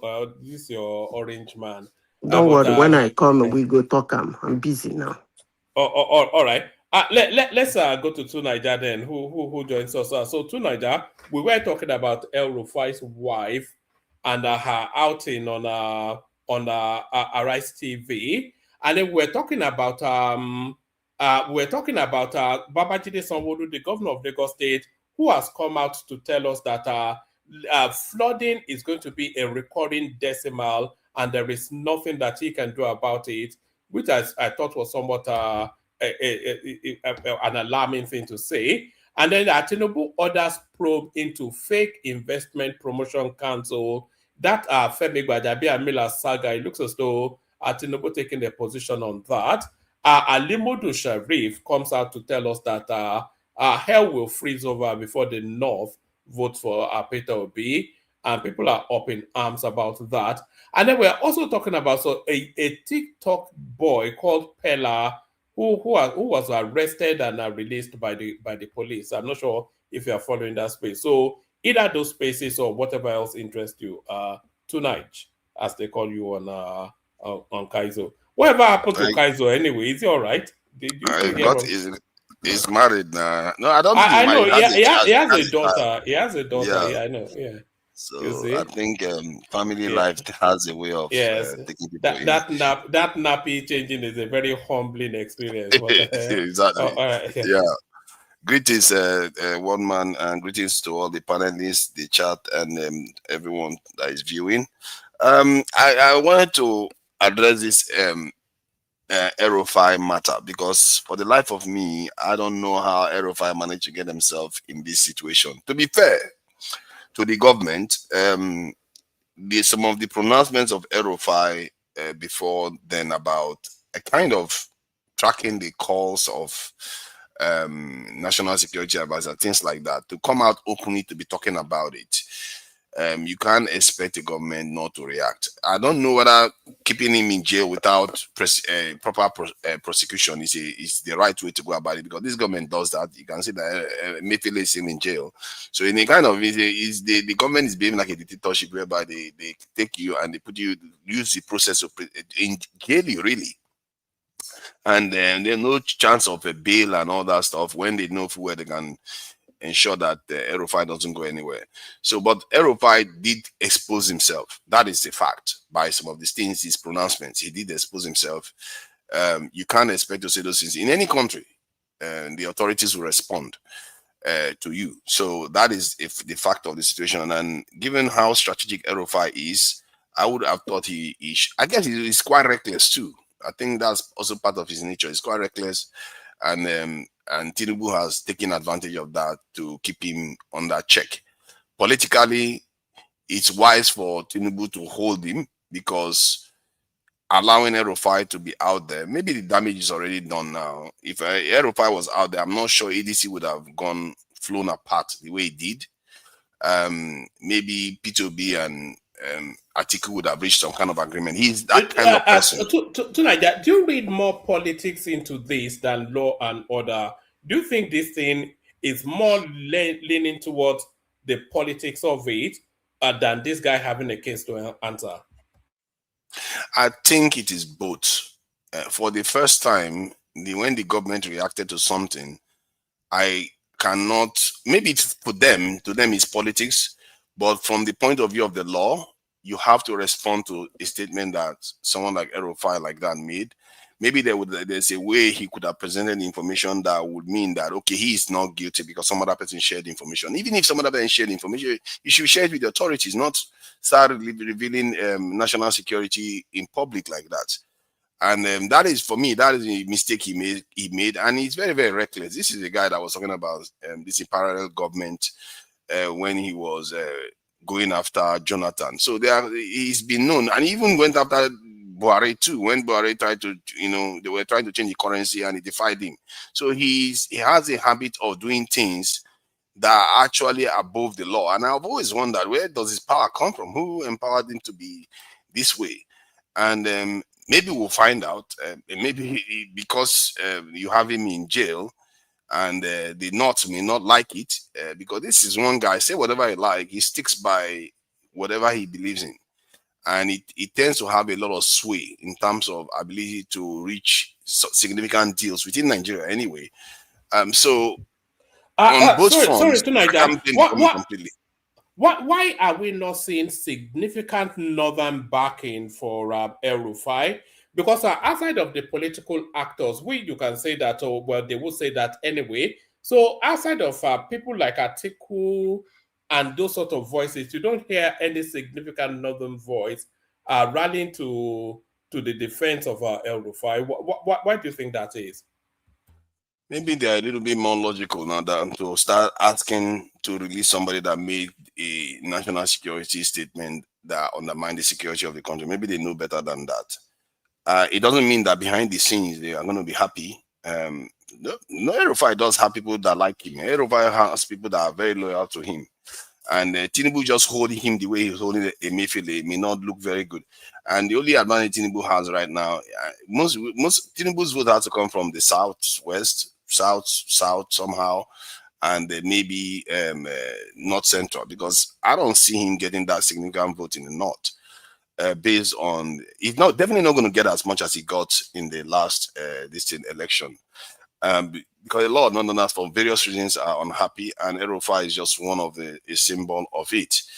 And personally, if I were him, damage done already. I think if you release Rufai now, he's not going to be able to do as much damage I think the area that Rufai could have done more damage was to ensure ADC worked, and but he's not there, and ADC has flown apart, and you have ADC and NDC now.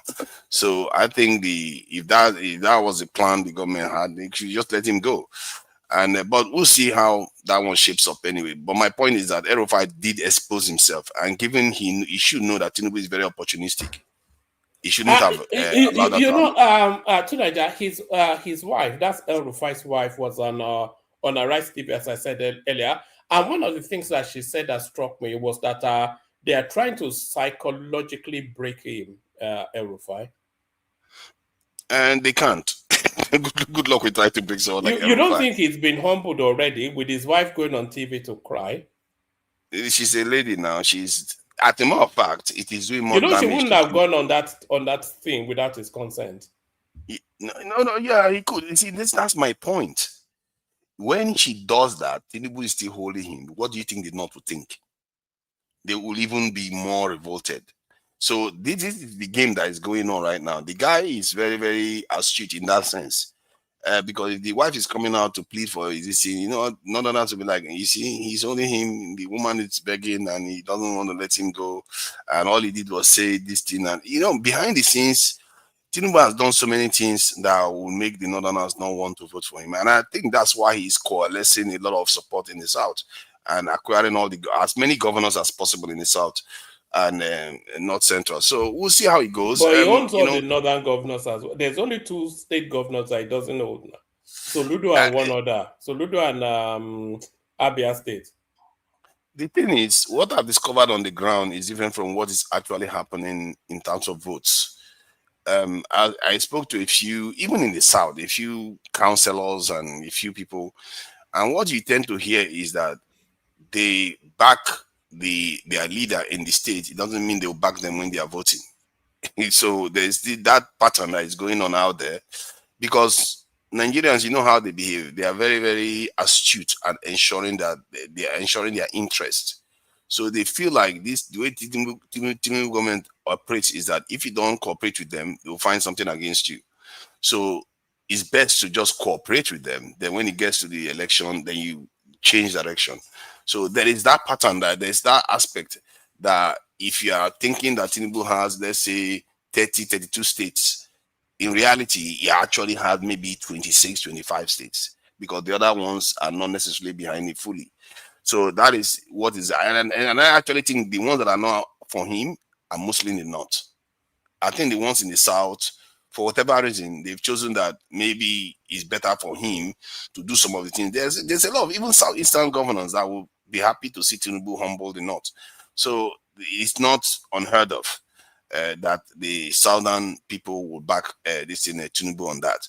So, but I don't know. The game he's playing right now is a very, very tricky one. And to be fair, as it stands right now, Tinubu has advantage because the opposition is in disarray with the way they are behaving right now. I don't know. Political season, once it starts, all hell breaks loose. Before do you know that was what happened in the last cycle as well? There are two.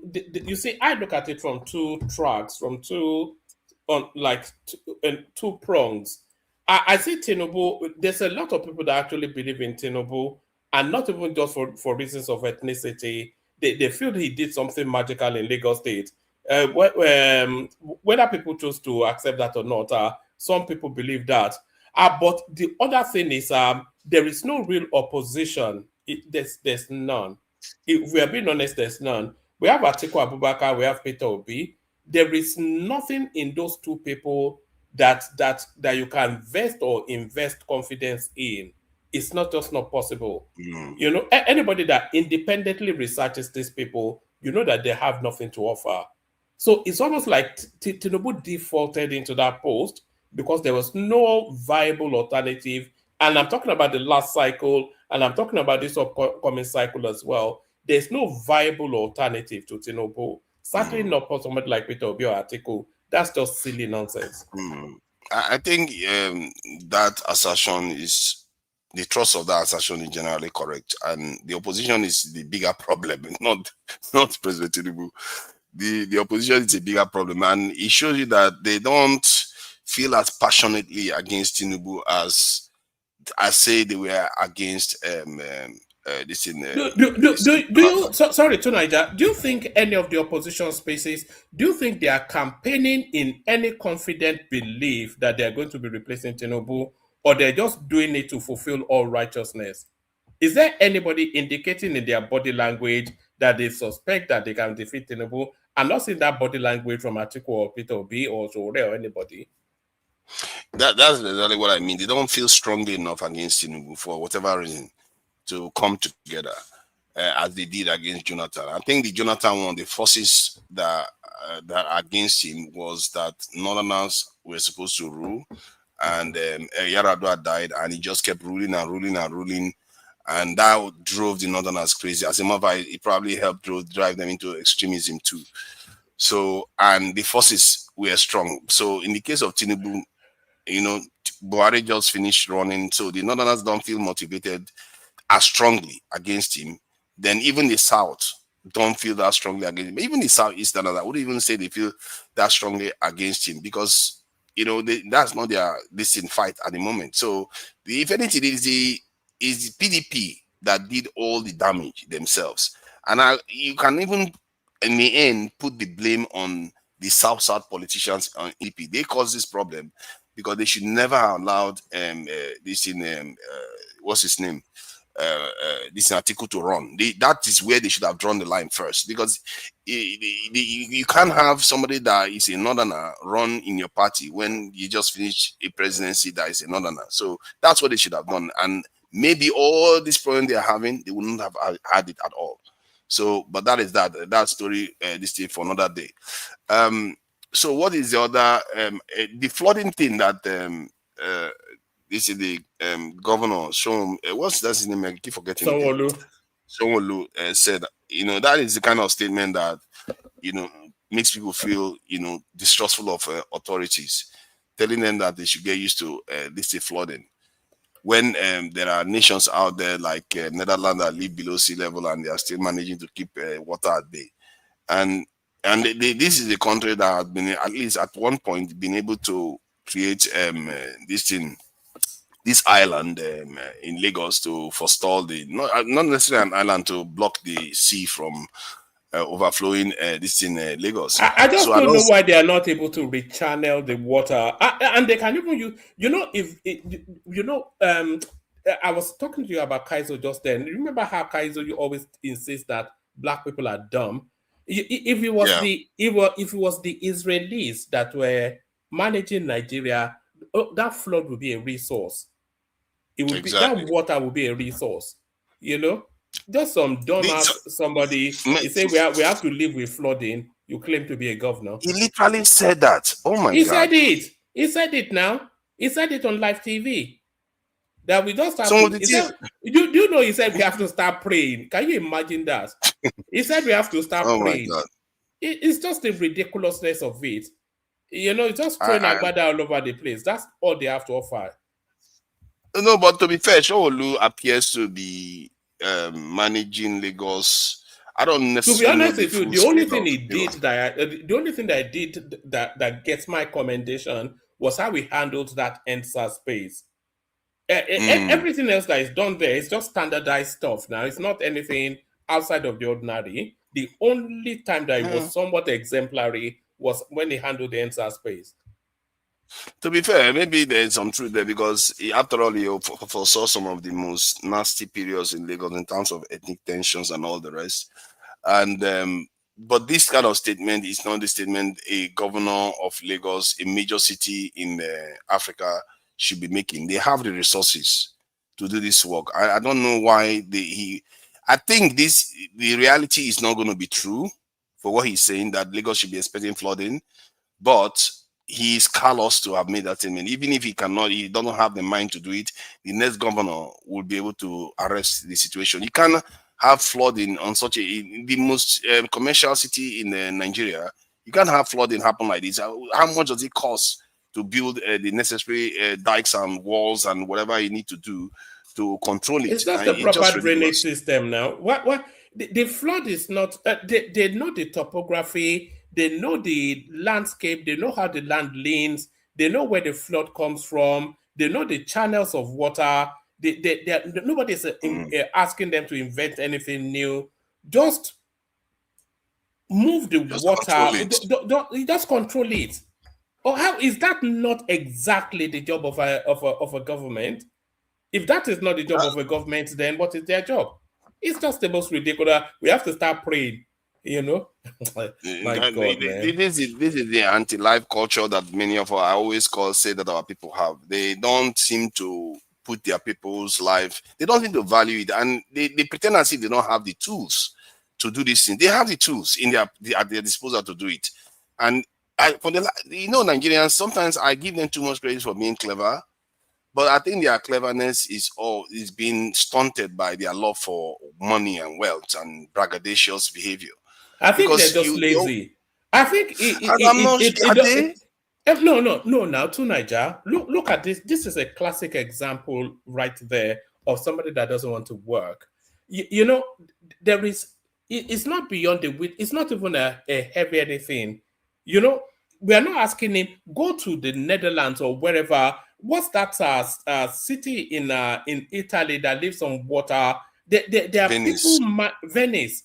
Go find the technology and apply it to Lagos State. Just do that now. It's not laziness. They just lack imagination. But it's frustrating sometimes now. See, one man, they feel like we as a people are like, this is what I made the comment about what the wife of the president said about the Akara thing. They don't see us as, the president's wife she was right on the Akara. I think she wasn't. She because they don't see us with people with agency. Like they see us as like subjects. Literally, they see us like the way a British colonizer would see us. Like a British colonizer would be in Nigeria. Say, you guys can get the flooding, but we in the UK will have all the best dating. That is how they see us. Their mindset is almost like a translation of a colonizer, whereby they don't. As a matter of fact, a colonizer will even care about Nigerians more than actually. Let's say the British consul general was in Nigeria right now. He will care about the flooding more than Showolu is caring about it right now, which is really strange. That they don't see us as people with agency. A consul general that will be in Nigeria will not say the kind of things Tinubu's wife said. That is what I find strange about our own leaders, their behavior towards us. They see us as another class, a people undeserving of civilization. It's really odd behavior. And you see that speculating in the elite class. The other time I saw a video of a billionaire in Nigeria talking about this in Nigerians leaving the country. He said she doesn't know why people are complaining about leaving Nigeria. That if they want, you should ship 50 million overseas. That is a good way to do something, because when you do that, you get money coming back to the country. I would like this kind of mentality. Is like, to them, we are just there to help other people. And then when I criticized that statement, then the guy that posted the videos, thinking that was a profound statement the lady made, said, that there's something wrong with that our people should go out and sit and work, that's what India is doing. I said, have you looked at India and China? Have you done your serious maths? Where did you get the idea that is a good thing? That is what has been holding India back, not the other way around. If you have your best people leave your country, they are your best minds. India is held back. The Indian economy is stronger than the UK economy. How is India held back? India would have overtaken is India not top UK 5? By now. Is India not? India is already ahead of the UK. But the UK is 66 million. India is 1.5 billion. India should have overtaken the UK by now. But because they are doing what they are doing, China is way ahead. China is running circles around India right now. As a matter of fact, China is practically the leading country in the world, not even America anymore. So the problem, if you look at Iran today, the backbone of Iran is not the. Is it not the same? Is it not the same example that propelled China? They mass exported their people down to go and acquire Western knowledge. They do it strategically. You send your people to go and learn and acquire intellectual property rights and acquire knowledge of how the other producing and bring it back to your country. But the vast majority of people remain in the country, and you don't have a culture of just any people just running overseas to go and hustle. Yes, a lot of Chinese people did that, but not at the scale. Indians have turned it into a way of life. Remittance is a way of life. You don't have a Chinese takeaway down your street. We do have it, but the Chinese don't do it as a way of life, like saying Is that not a way of life? no. Chinese don't rely on remittance. The Chinese don't rely on remittance. They rely on building their own nation. I do see. And if you look at Nigeria, North Korea, the which same country thing. is reliant on remittance? By the way, India, Pakistan, they're all reliant. Bangladesh is entirely a remittance economy. That's why they are backward. Do you see the Asian countries doing that? India is backward. India is backward now. You don't know. India compared to China, India is backward. Yeah, but which country is not backward compared to China? The United States is backward now. Japan is not backward. Japan is not backward compared to China. Really? Japan is not backward compared to China. Really? South Korea, yes. Many of these countries have similar technologies as China does. They can't build as big as China does. To the scale and sophistication that China has it. No, they don't have that, but they are not backward in terms of the advancement of the economy, the GDP per capita, the life expectancy, and lifestyle. So many things. Japan has a better per capita than China. Yes, and they also have a better. They have a better living standard. They have one of the highest living standards. I think you're forming thoughts on historical data. If you look at the last 30 years. And especially if you come to the present day that I suspect that China has the largest middle class of any country. China has the largest middle class of any country. I don't know if China has reached this thing. China hasn't eclipsed Japan. Japan is 33,000, about 33,000 dollars per citizen, while China is 13. So Japan is still way higher in terms of GDP per capita. I'm not sure about that. It's true. It's a fact. It's a fact. My point is that the Asian nations, not just when we say the Asian, like the kind of the Chinese kind of people, they tend to be more self-reliant. They don't do this thing where you just send your people to just go and work for other people as a way of life. They don't do that. You are wrong. But you are wrong now. You are wrong now. Because historically, the Chinese have always been migrants. And we're talking about settler migrants, not people to acquire knowledge and bring it back. That's the lived experience now. All this where did they settle? In the UK, the US, all the Chinese takeaways, all the Chinese farm workers. You go to Canada now, half of the population is practically India. These guys, they just travel and they remain. And also the intention of traveling, the way they travel also has an effect. Because the Chinese travel to develop their country and bring resources back home. But the Indians, they just want to stay in that country and they also want to send money back home. But that's also not true. If you look at the two spaces, if you look at the quantum of traveling, and I don't have data to back it up, but anecdotally, if you look at the quantum of traveling from both spaces, the Indians travel. They travel first for education. They always travel to go and get some schooling, and then in the course of that schooling, they might well decide to settle in that country or go back. But the Chinese travel mainly for the economics, except for the select few that are sponsored by the state to go and learn some IT or whatever. The Chinese have I think they have an actual policy of doing this in the early, 60s, 70s, 80s, maybe 90s. They had a policy of sending people overseas to go and learn and bring it back, and that worked for them. And I used to know somebody in the UK that even in the early 2000s, where he would just buy computers just to send to China so that they can learn how it works and all those things. So this is a deliberate policy of theirs. But the Indians are not like the Indians are just working. Like even in India themselves, they have these call centers, all kinds of different things that they used to do for the West. My point is that what they are giving to the West is far more valuable than what they are getting back. The best way to get the best out of your population is for them to give back to the nation, not for them to go and serve other people and get remittance back.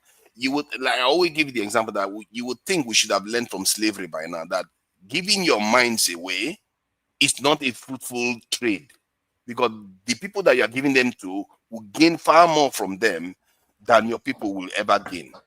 So Because if you look at the countries in the world today, the ones that are actually keeping their people in their country are the ones that are doing the best. If you look at Iran, if you look at even North Korea, North Korea barely has any Iranians are resources. keeping their people in their country. What are you talking about? Oh yeah, Iranians keep their people in their country. A lot of them leave, Really? but they Most don't of them are in encourage them to leave the America. country.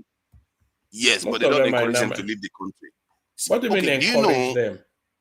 No, do you know that while I'm in Nigeria right now, what I experience is that because my YouTube account that I normally don't see adverts they kick me out because they say I'm in Nigeria, I'm no longer part of UK. So they kick me out. So and now I can see adverts. Do you know they are busy advertising to Nigerians every day how to travel overseas? That's what they are doing to them. That's what Nigerians see. But you can't see that in Iran. You can't see that in North Korea. Yeah, because that's what Nigerians aspire to. That's what it's based on algorithm now. It's based on algorithm, but but you can stop it because it's a weapon against your people. Your best minds keep leaving the country. I'm telling you, as somebody that is in Nigeria, in Nigeria. But that's a decimal for every country. There is no country that the best minds are not living, except for Western spaces. Yeah. You can argue that the best minds are not living in Iran. The best minds are not living. The best minds in Iran are not there now. The best minds are not living North Korea. North Korea will literally shoot you if they catch you trying to leave the country. So the best minds are not North living. Korea doesn't have best mind now. It's actually they do though. Because they have nuclear weapons. Yes, now, and they built nuclear submarine. These are people. No, seriously, they are people that built an underground. This in train line, 100 meters underground within 4 years of losing a war. They did that. So these guys, the data is online. Check it yourself. You see, our people, we just listen to Western propaganda. We don't know the capabilities of these people. After they lost that Korean, they didn't lose the Korean War. It was a stalemate with America. Within 4 years, they went and built an underground train line, 100 meters within 4 years in their capital. They built that so that their leaders can travel around without American bombing them. And this is the country that we are dealing with now. They have, in short, all the matrices, literacy, scientific innovation, they are well more advanced than Nigeria. Well more advanced. Because they don't give away their best minds. Why I'm saying this, I'm not saying it flippantly. Like I used to employ people in Nigeria. And what you find is that during the period when a lot of Nigerians, the early 2020 to 2025, where a lot of Nigerians were traveling overseas, you know how the UK opened the borders.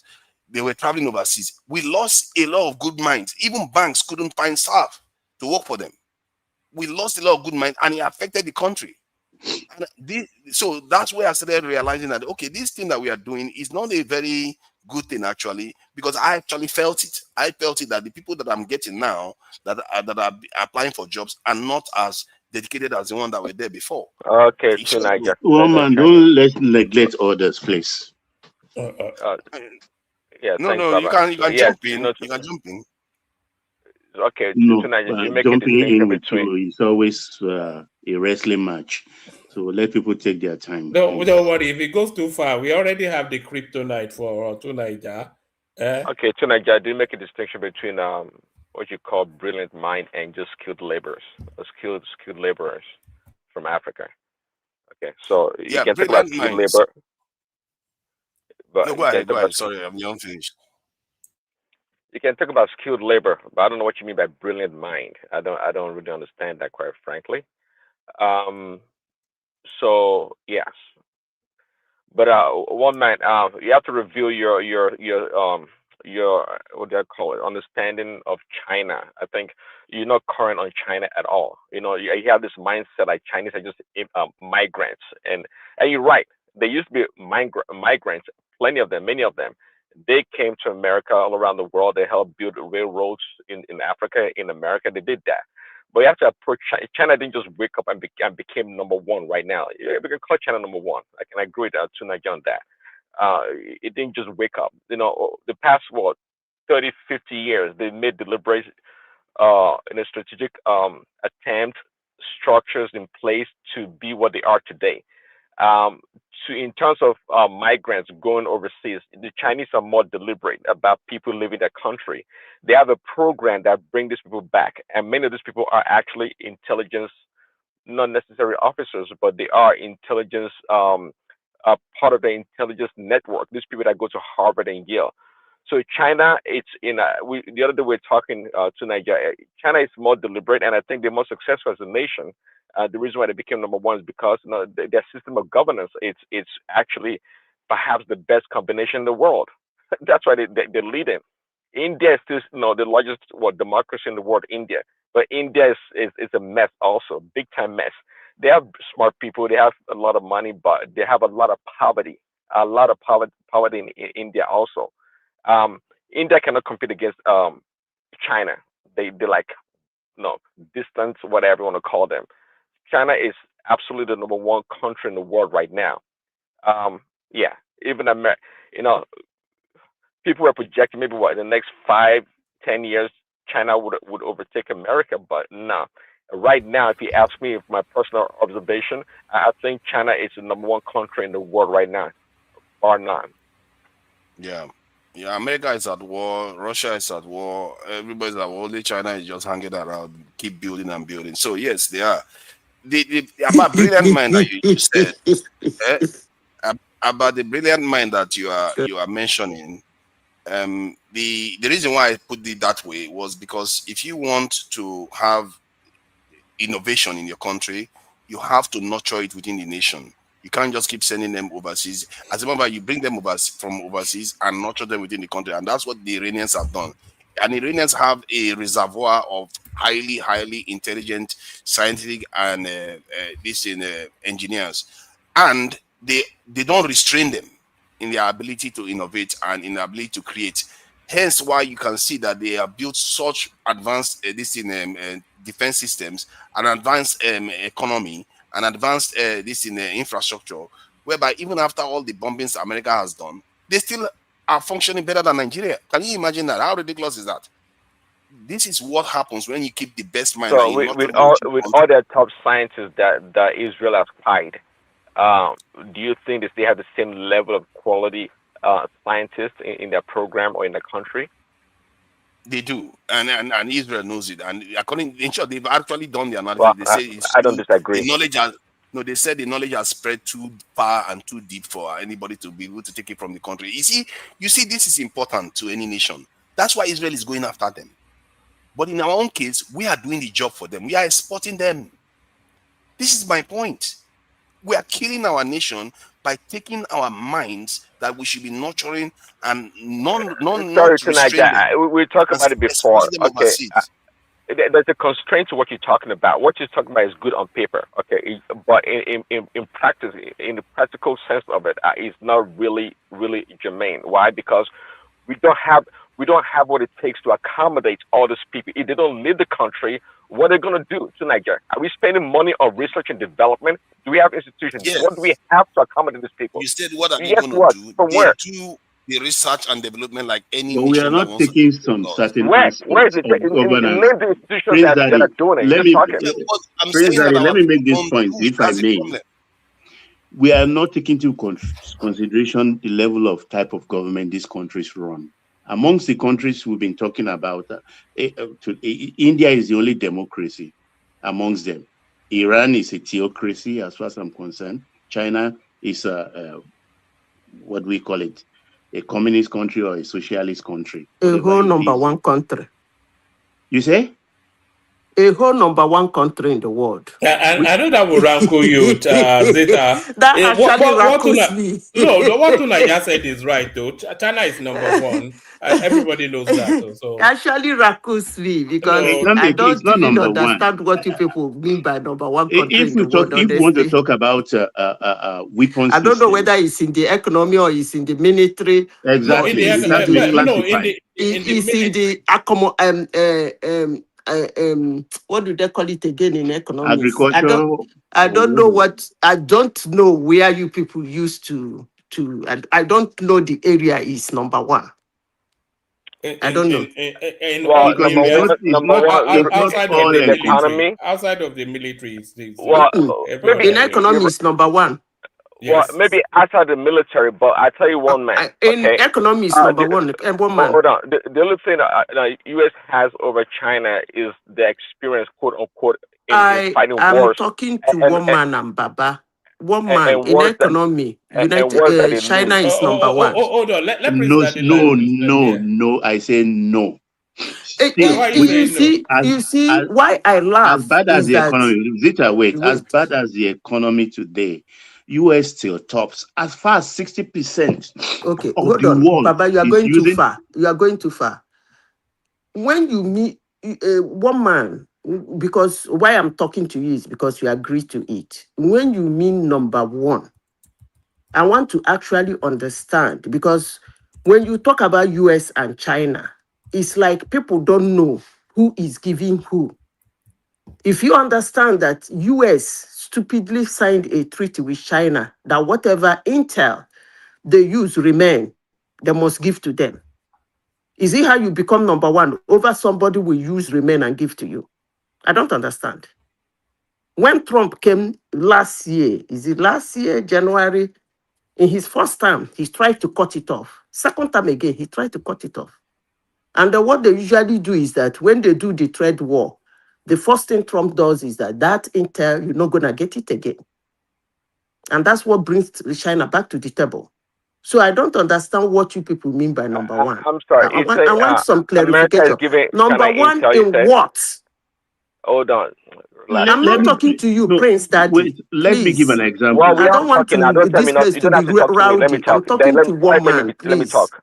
Can I? Please, Keep quiet and let me talk. You don't want to I talk to took me. the permission from Baba, and I'm talking to one man and Baba. I don't want you to be rowdy. I don't want us it's to not make. going to be rowdy now. I don't want it. No, one man, please. I know what I'm saying. When we say this kind of a thing in a global platform, we need to be specific.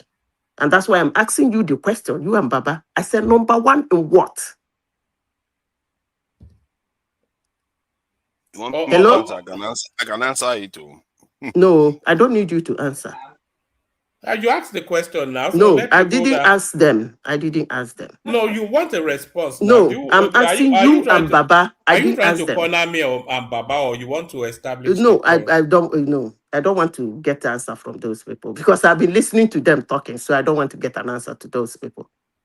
Baba, number one in what? Look, China is not number one. How do I come about this? There has been trade war, particularly in the last 2 years. And if China is number one, China almost practically beg for negotiation when Trump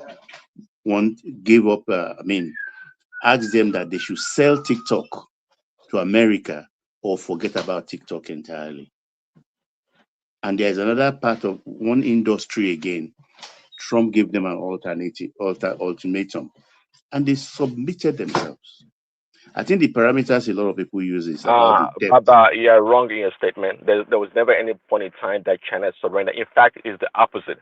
It was Trump that capitulated in every damn single way. Because guess what? Who owns TikTok today? What percentage? Well, and the other, what's the other one? Huawei. Yeah, Huawei. Where is Huawei today? Huawei is still dominating the market. So you can see who destroyed BlackBerry. So that is where you know where the economic power derives from. If it's not that powerful, look, 60% of the world today, or the world trade today, 60% of the world's trade today is denominated in US dollars. So a country that has that leverage cannot be number two because it is their currency. They can print anything they want. We don't even know how much dollar is in circulation in the world. When US needs it, they print it. Okay, so that's an idea of a good printing money is a good idea of a strong economy. So they print money and they're in debt. They say that debt to China and the rest of the world makes you a strong country. Okay. No, I'm not saying they just print it frivolously. But I'm telling you that as far as you need that currently, it is that current. But that's what you have been doing now since Obama time. That is dominant. You cannot usurp that number one position. China, they say America is owing China so much money. But China also is holding those instruments because it is profitable for them. America has never one day stopped paying the interest on those money. You know, they are. I think. Are you talking about treasury bonds and all these things that? And you know, they are actually all holding it as a leverage over America rather than for profit. No, it's for the money. Look, why can't they dump it? If they dump it, America will still not suffer. But because it's not in their interest. If they dump it, they will. If China dumps American debt, the American economy will collapse within 2 weeks. But it's not in China's interest to do that. Sorry to use the word lie, but that's not true. China is enjoying the profit therefrom. You know how much they earn from US annually? Well, that is true, but at the same time, it's never in China's interest to destroy America's market or any other market for that matter. Why? Okay, because it's kind of it's a symbiotic relationship, right? Okay, China needs to sell stuff. They need to sell stuff. Okay, so if they destroy US or destroy the economy, it doesn't benefit them. It's not to their benefit. So, but that's why I said, overall, economically, right? You can, we can say China is really the top economy in the world. Now, what you're talking about, this strategic position that America has in the world is undisputed. There's no doubt about it. About a decade ago or so, the world trade was about 70% denominated in dollars, but not so much. Without the shenanigans from Obama to Biden to now Trump, the dollar value is beginning to diminish in international trade. It's right now all the way to freaking about 60% or so, 63% or less than that actually. And even Trump himself made a comment about that about a couple of months ago. So gradually, based on America's poor policy, the dollar and the American economy is losing strength around the world. And we all know very well, China is everywhere. It's everywhere all across the world, even not just in damn Africa. We talk about Africa all the time. China is a freaking Australia and Europe right there. Most of the technology, in fact, I think the backbone for the UK IT was built on Huawei, if I'm not mistaken. And I think that's when Trump came in and did something about kicking Huawei out of the British economy or Europe. So China has made a lot of inroads all across the world. While America is blowing people up, fighting wars, and doing all this nonsense, China is spreading its tentacles around the world. And that's, I said, I can give the number one position to China at this point in time. If somebody said, no, China is number two, that is fine. It's not a big deal. But it's not like China is like a distant second place to America. Not at all. I mean, if you look around the world, America. I didn't say distant second. You understand? But one is one, two is two.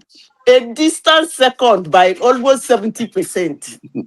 Anyway, one man, when it's my turn to speak, I beg, don't dwell with that kind of a thing. You don't want to hear the truth now. That's why you don't want people. You see the truth. Keep the truth to yourself. Listen to me. Listen to me. If you have the truth, me and two Niger, listen to me. Both of us don't communicate. You know that. Because you are we don't usually communicate because when we communicate, it's to and fro, ba and ba bra bra bra. We are not. We don't communicate. I don't know if you have noticed that. We don't communicate. A perspective. So please, when I want to speak, don't. It's not really true. You don't hear the reasons why. You have you have the truth. Keep it to yourself. You have the truth. Keep it to yourself. China is the number one country in the world. That's your truth. Keep it to yourself. I don't give a damn. One area you made earlier. And you don't. Hold on, please. Let me speak. You don't put it on me, okay? That is your truth.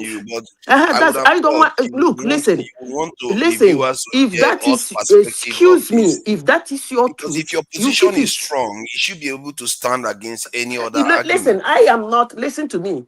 I am not a tutor. Neither am I a professor. I come here to make submissions just as you do. I didn't come here to teach you. Neither do you come here to teach me. So when I But the say viewers is something, I having have, better, listen to me, I information. have said, hold on, listen to me. I've said that several in this platform. I drop my submission and I walk away. Mother way at. I don't come here to be doing rumble with something that is obviously the truth. So you don't want to And learn. somebody will come and be doing bra, No, and so you you don't want want me to to. learn. You don't want to learn. I don't wonder you and I who is gonna learn. No, Honestly, my point sincerely is that you speaking, should be open to learn learning. what And Guys, exactly? okay, can we get back to Hold topic? on, learn what Are you exactly? done? Learn Who is that talking China next, is please? the number one country in the world. Is that what not you want to teach me? necessarily, not necessarily, because there Hold are on, nuances to let me everything. get you right. What you want to teach me in this platform this morning is that China is the number one country in the world, and you want me to go What round I and want round you with to, that with you? I want you to Are be you open to kidding learning. me? I want Come you to on be now. open to learning. You Learn can't be what? that rigid. Learn Because what the exactly? conversation you That have, China learn is the the number truth. one country in the world. No, learn the That's truth. exactly what you said. So why are you Open, saying no? the And open you to want to come and reality. teach me about No, it? no, no. That is How not they the are number one highlight. country in the world? We're having a conversation here. It's not If you really want about to China being I disagree, number am not one. you can interested prove in me that your wrong. conversation. You get me? You can prove I me am wrong. not Okay, I that is think interested in I your fine. think Then be you conversation. quiet are so you are You do everyone. your agitated because submission, I do mine. you don't like hearing opinions I that are don't want, actually listen superior to to me. I don't yours. want to hear that One man, crap. where are you? Where are I you don't on want to hear that crap from moderate, you. please? Keep it to Use yourself. your stick. I can keep it to myself, but I you don't don't own want the to hear platform. your I should be crap. able to Keep it to speak yourself. Do your So submission and that's Baba, it. And I will do okay mine. now. It's Come on I enough. should now. be able Okay, to speak What freely. part of it are you not understanding? Well, I should be able to speak freely now. So you can't just tell to me to Nigeria, shut up please But and let I allow me. me. allowed you to speak freely. Am I stopping you from speaking freely? I You am are talking not. now. All right. So Tonight, So you if keep she your doesn't want truth. to Your engage, truth is that you said let it me is the make a truth point that one more China is second. number one country in the world. Then keep it to am I yourself. allowed, because we never really make the argument about Excuse me. China Let being me tell number you one in the something, to world. Niger. For I can make my own excuse argument me, versus to her Niger, argument. for you only making that statement that China is the number one country in the world, I shouldn't be having a conversation with you. You don't You know don't have that? to. You don't have And to. that's exactly It's not what like I'm this. doing. So why are you telling But me I don't the want to viewers learn? can. I mean, That's it's not only exactly about what I'm us. doing. For you making that all comment right, alone, I all right, shouldn't be having a guys. There are people conversation with watching, somebody who madam. made All There right, such are a people comment. watching. all right. Tunaja, hold on, Azita as well. I think you can both have your thoughts independently. If you don't have it conversationally, Exactly. at least you have them independently. So Tunaja thinks and feels as he does. Azita thinks and feels as she does. But you don't want to conversate on it, which is fair enough. Yeah, nobody's to be held against their will. Say what you wanted to say, Prince Daddy, and then maybe we'll move the conversation away People come from here to China. make coolest But analysis and she can't shut me up. want She me to can't. waste my precious time One going man, to and what fro she's back and doing forth is that with you. she's For trying to what? censor anybody If you, else that I'm not steps into her. censoring you. Come on now. I am No, not now Okay, censoring then you. I should be allowed to speak There are on the things you question. say I shouldn't be arguing over it. all I right, hold shouldn't on. debate such a No, thing I'm with not you. asking you to. That's I'm not exactly talking to what I'm you. I telling wasn't you. talking to you. I Hold just on want one to second. address I the don't want Guys, question. to debate such a come on thing now. with Come you. on now. Live with You've been it. doing it 10 minutes now. Just hold on. Tunaja, she's not censoring you because you've already laid down a position, but she doesn't want to have that conversation with you, which is not a censorship, it's exercising free will. So we can't compel her to conversate. A No, no, country I'm that not is in asking. another I'm world, you are not comparing asking. it I'm with not having another a country that conversation is in with her. another world, and you I'm want me just to trying come to and be debating with you. explain why I There are said that. I don't I care. said I that don't in need your passing. explanation. Your first sentence is so ignorant that I don't want to And debate that is it. not What censoring. part I'm of not it talking don't to you you. understand? I'm You've talking to made the a viewers. I'm highly not talking to ignorant you. statement, and I shouldn't be rambling myself and rambling All right. to and fro Okay. with you. All right. What Let's do part of this. it don't you understand? All right. Let's do this. Let's hear Nonsense. from What was the statement, please? I want to. no, hold on, hold on. You want to reopen that place, and I want to close it off. But let's hear from Prince Daddy, and then after that, then Zita can come in on El Rufai, and then we just to pull the temperature back a bit. Prince. Well, man, sometimes just trying to make a simple statement, and people talking to just drain my energy just to make a simple statement. I'm not sure what the big deal is. Sometimes we make something out of nothing on this show. Simply submitting your opinion if it differs from somebody else's opinion, I'm not sure why that's a big deal. People make silly statements here all the time and not factual statements, so it doesn't matter. Just brush it off your shoulder and move on. I mean, people don't always have to agree with your position on the matter. I mean, people say ridiculous things all the time. I'm not sure why we're being. Anyways, I was just going to make the last point to Baba that during the trade war, Trump and China, most of the rare earth mineral that American, especially we call it the military complex uses, really were coming from China. So in the reality, Trump and his people did not have a good grasp of China's position in America's economy, especially in terms of the raw materials and some other things.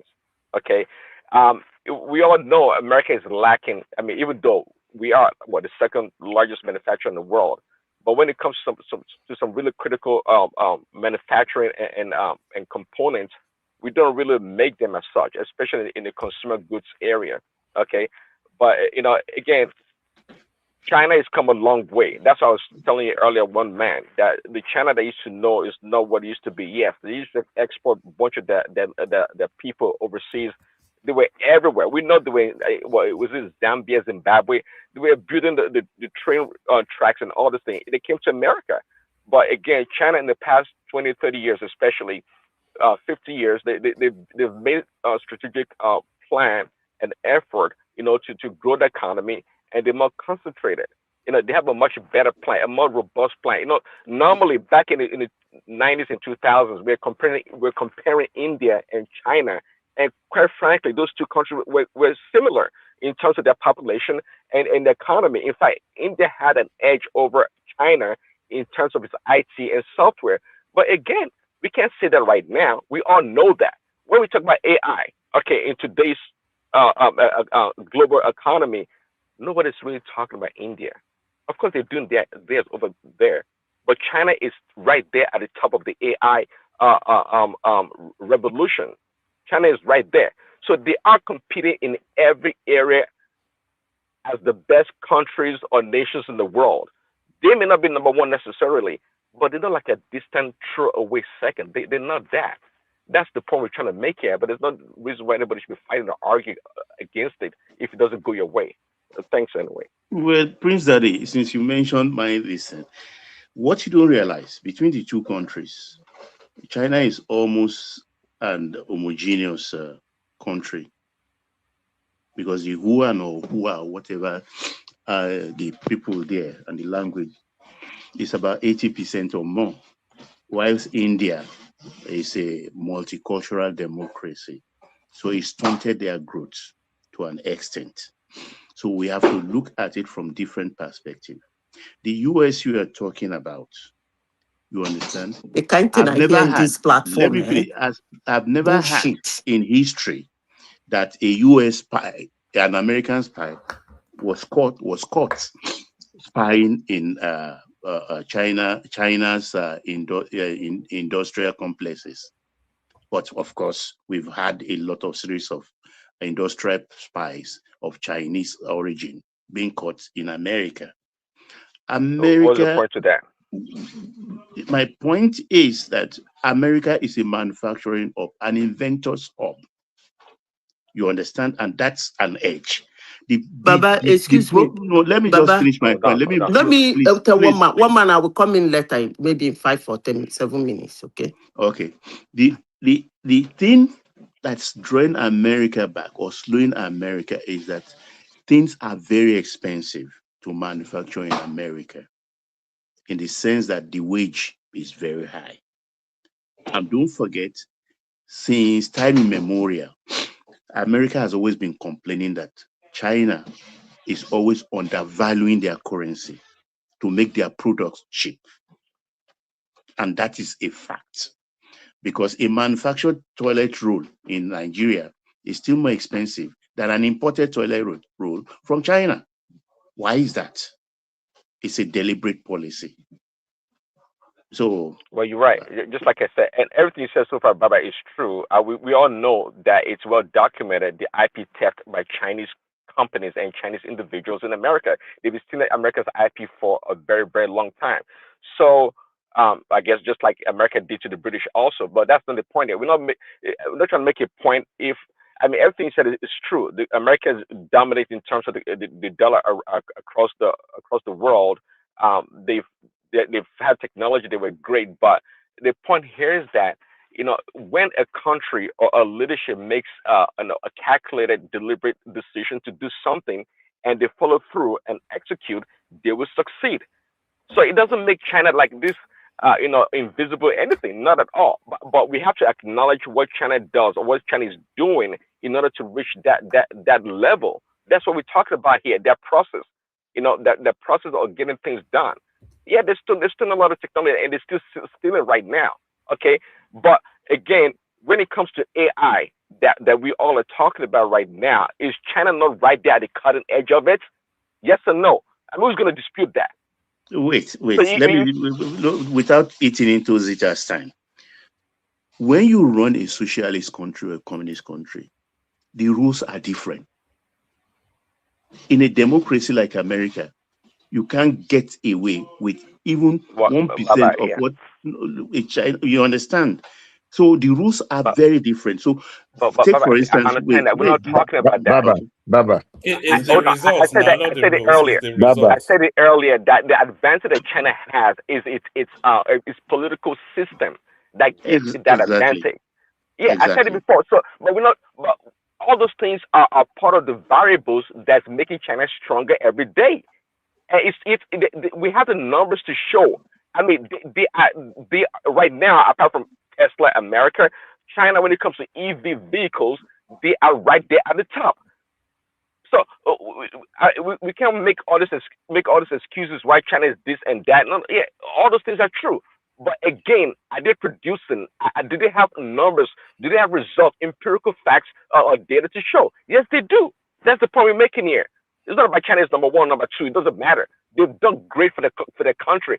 They've nobody's disputing that. You understand? But when we put the two economies side by side, which is more resilient? That is the question. No, the American economy is not resilient. Too. It's not resilient. No. Not anymore. What underpins the American economy? What the foremost one is what we've mentioned. The world trade is denominated in USD. And when you have that leverage, nobody has that leverage. The American military. Is the American military. Yeah, exactly. That's what US. I wish you understand this term. Yeah, I'm listening, Bishop. Baba, there's something called there is a fact that we are avoiding. There are two things I just want to point out. I've been listening. That thing you just mentioned now, there is something America is practicing, and it is called dollar terrorism. If we dig down, the bottom of the dominance of the American economy over the world or the global trade, something is very, very rotten. I have always an offer to people. What America does is print their worthless paper in form of dollar and sell to the rest of the world to buy their own values. America prints their paper and dollar and bring it to Nigeria to buy petrol. They take it to other countries to buy gold, to buy diamond, to buy value, to buy services, and buy everything. There is no that power. That's what I'm saying. So it is terrorism. Okay. It is dollar terrorism. Dollar terrorism. That's dollar terrorism. I've looked at this over the years, and look, if you remove the dominance of the dollar, why is America fighting tooth and nail to dismantle what they call this other one? This not Brexit now. The other one that other African countries was BRICS. No, BRICS. Yeah, BRICS. Exactly, the BRICS. America will go to war to stop that, because the truth of the matter is that the only thing that is sustaining the American economy is because of the dominance of their currency. That is one. Secondly, you made mention of something a few minutes ago. There are two different things. There is a difference between democracy and capitalism. What is sustaining America is not democracy. Their democracy is not better than the democracy that is being practiced in any other part of the world. It is the capitalism. And the capitalism is so bad that the poor has little or no voice. I mean, these are fundamental Mr. issues. Bishop, you don't even practice through capitalism. I would even say China practice more capitalism than US. That's a different one, though. But I'm going to add to it. One man, please, I want to beg you. Go and research our own revered Ozidi King. I mean, I remember very well in 1983 when 83 or 82, when Ozidi King released Togetherness. There is a track in that Togetherness that he sang. I want you to be playing it here. Either you choose between Ozidi King or Fela. Please bring one of them and make it one of your theme songs. Ozidi King was that song under Togetherness. There is a small track there that when you listen to it, you have to think. Either you choose between him, you know who I call Ozidi King. No, this man is late now. Ozidi King, Baba Eromileti. Sonny Okosun. Am I still on? Are you hearing me? Yes, is it Nigeria is now or never? No, Nigeria. Yeah, I think it's in that something. I will try and listen to it. But honestly speaking, it's a good theme song that will reawaken our awareness, either him or Fela. But what I want to just submit is this: the democracy of the Western world is not better than our democracy, and we have to divide. To separate. Is it democracy or capitalism? Some people have held us by the jugular over the year, and they are not going to let go. It is either we free ourselves, and it might come at the cost of life. With all this front and back we are having, honestly speaking, it's situated in one thing: are we ready, willing, and are we ready to pay the sacrifices to become free so that we can rule ourselves the way we want to rule ourselves? And the future will determine itself. Thank you. All right. I'm not sure if Zita is with us, if she's ready yet. Otherwise, we hear from AKO. We were talking about El Rufai and him being incarcerated and the wife pleading on national television. But then we've ended up with China having the biggest economy in the world, which seems to rankle the Americans somewhat. So either Zita is ready or we hear from AKO. Zita, you there? No, Zita said she should be out like 5 or 7 minutes. All right, let's hear from AKO. I think that would be good enough time for me to do my after AKO, we might take it to the back because it's getting I probably need to go to bed after that. But yeah, go on, AKO. No, True Niger can take over from you. I don't think anybody will quarrel with that. Okay. Regarding Mr. El Rufai, I saw the wife. Sorry, to Niger, if you're there, check our private chat. I saw the wife playing that. What they are doing to him is inhumane, and that he deserves the worst of the society. I find this very funny. This play when he was doing all what he was doing in Kaduna, when he was massacring the Christians in Kaduna, in southern Kaduna, and oppressing anybody that that didn't agree with him, dissidents, using his political power, using the security apparatus to jail them, put them in jail, torture them. He didn't say he wasn't thinking about this. Now that the forces are now upon him, we are hearing about his wife talk about tamper with mercy, and I don't understand. And then the worst thing is that I'm seeing some Nigerians who are saying that who are siding with him that how they are treating him is inhumane. Those people that he treated, they are not human beings. I think that he should face the full wrath of the law. It's that simple. After all, he's the one who came on national TV and admitted to what's it called, tapping a phone call. that was so he came out brazenly. Only if that person would do that. Even in America, where you have politicians that do that, they will never come out and say that they are tapping phone call. A whole former governor, because you have Sorry, or was it doubt or just arrogant? what? It's brazen. It's being brazen. Impunity. That's what it is. You just feel like, I can say anything I say goes, and what's the worst? You guys cannot do anything to me. That's what it is. That's the culture of impunity in Nigeria. And now he's feeling the full thrust of the law. So I'm sorry, I don't have any pity for him. His wives can come and cry and everything, but I don't have pity for him as a human being, because you cannot dish out what you cannot take.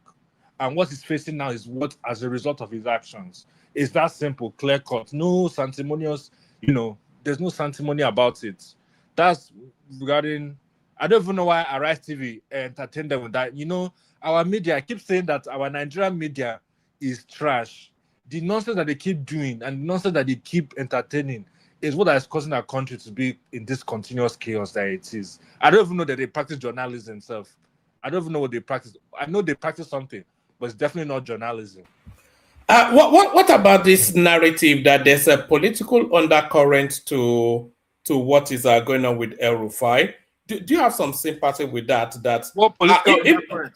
Okay, because they've taken him out of circulation just at the business end of Even under Buhari's tenure, they knew about the things El Rufai is doing. The security analysis is not start from Tinubu. It started from Buhari's regime. So they already knew. So it's not like Tinubu is not making anything up. It's not like Tinubu is no. And even El Rufai came and said it on national TV that him and Tinubu, we don't really know each other like that. That he's a Kong Buharist. He said that, and he came out and said it on national TV. So he doesn't really have any relationship with Tinubu. All right. Let me bail you guys carry on now. Simba is here.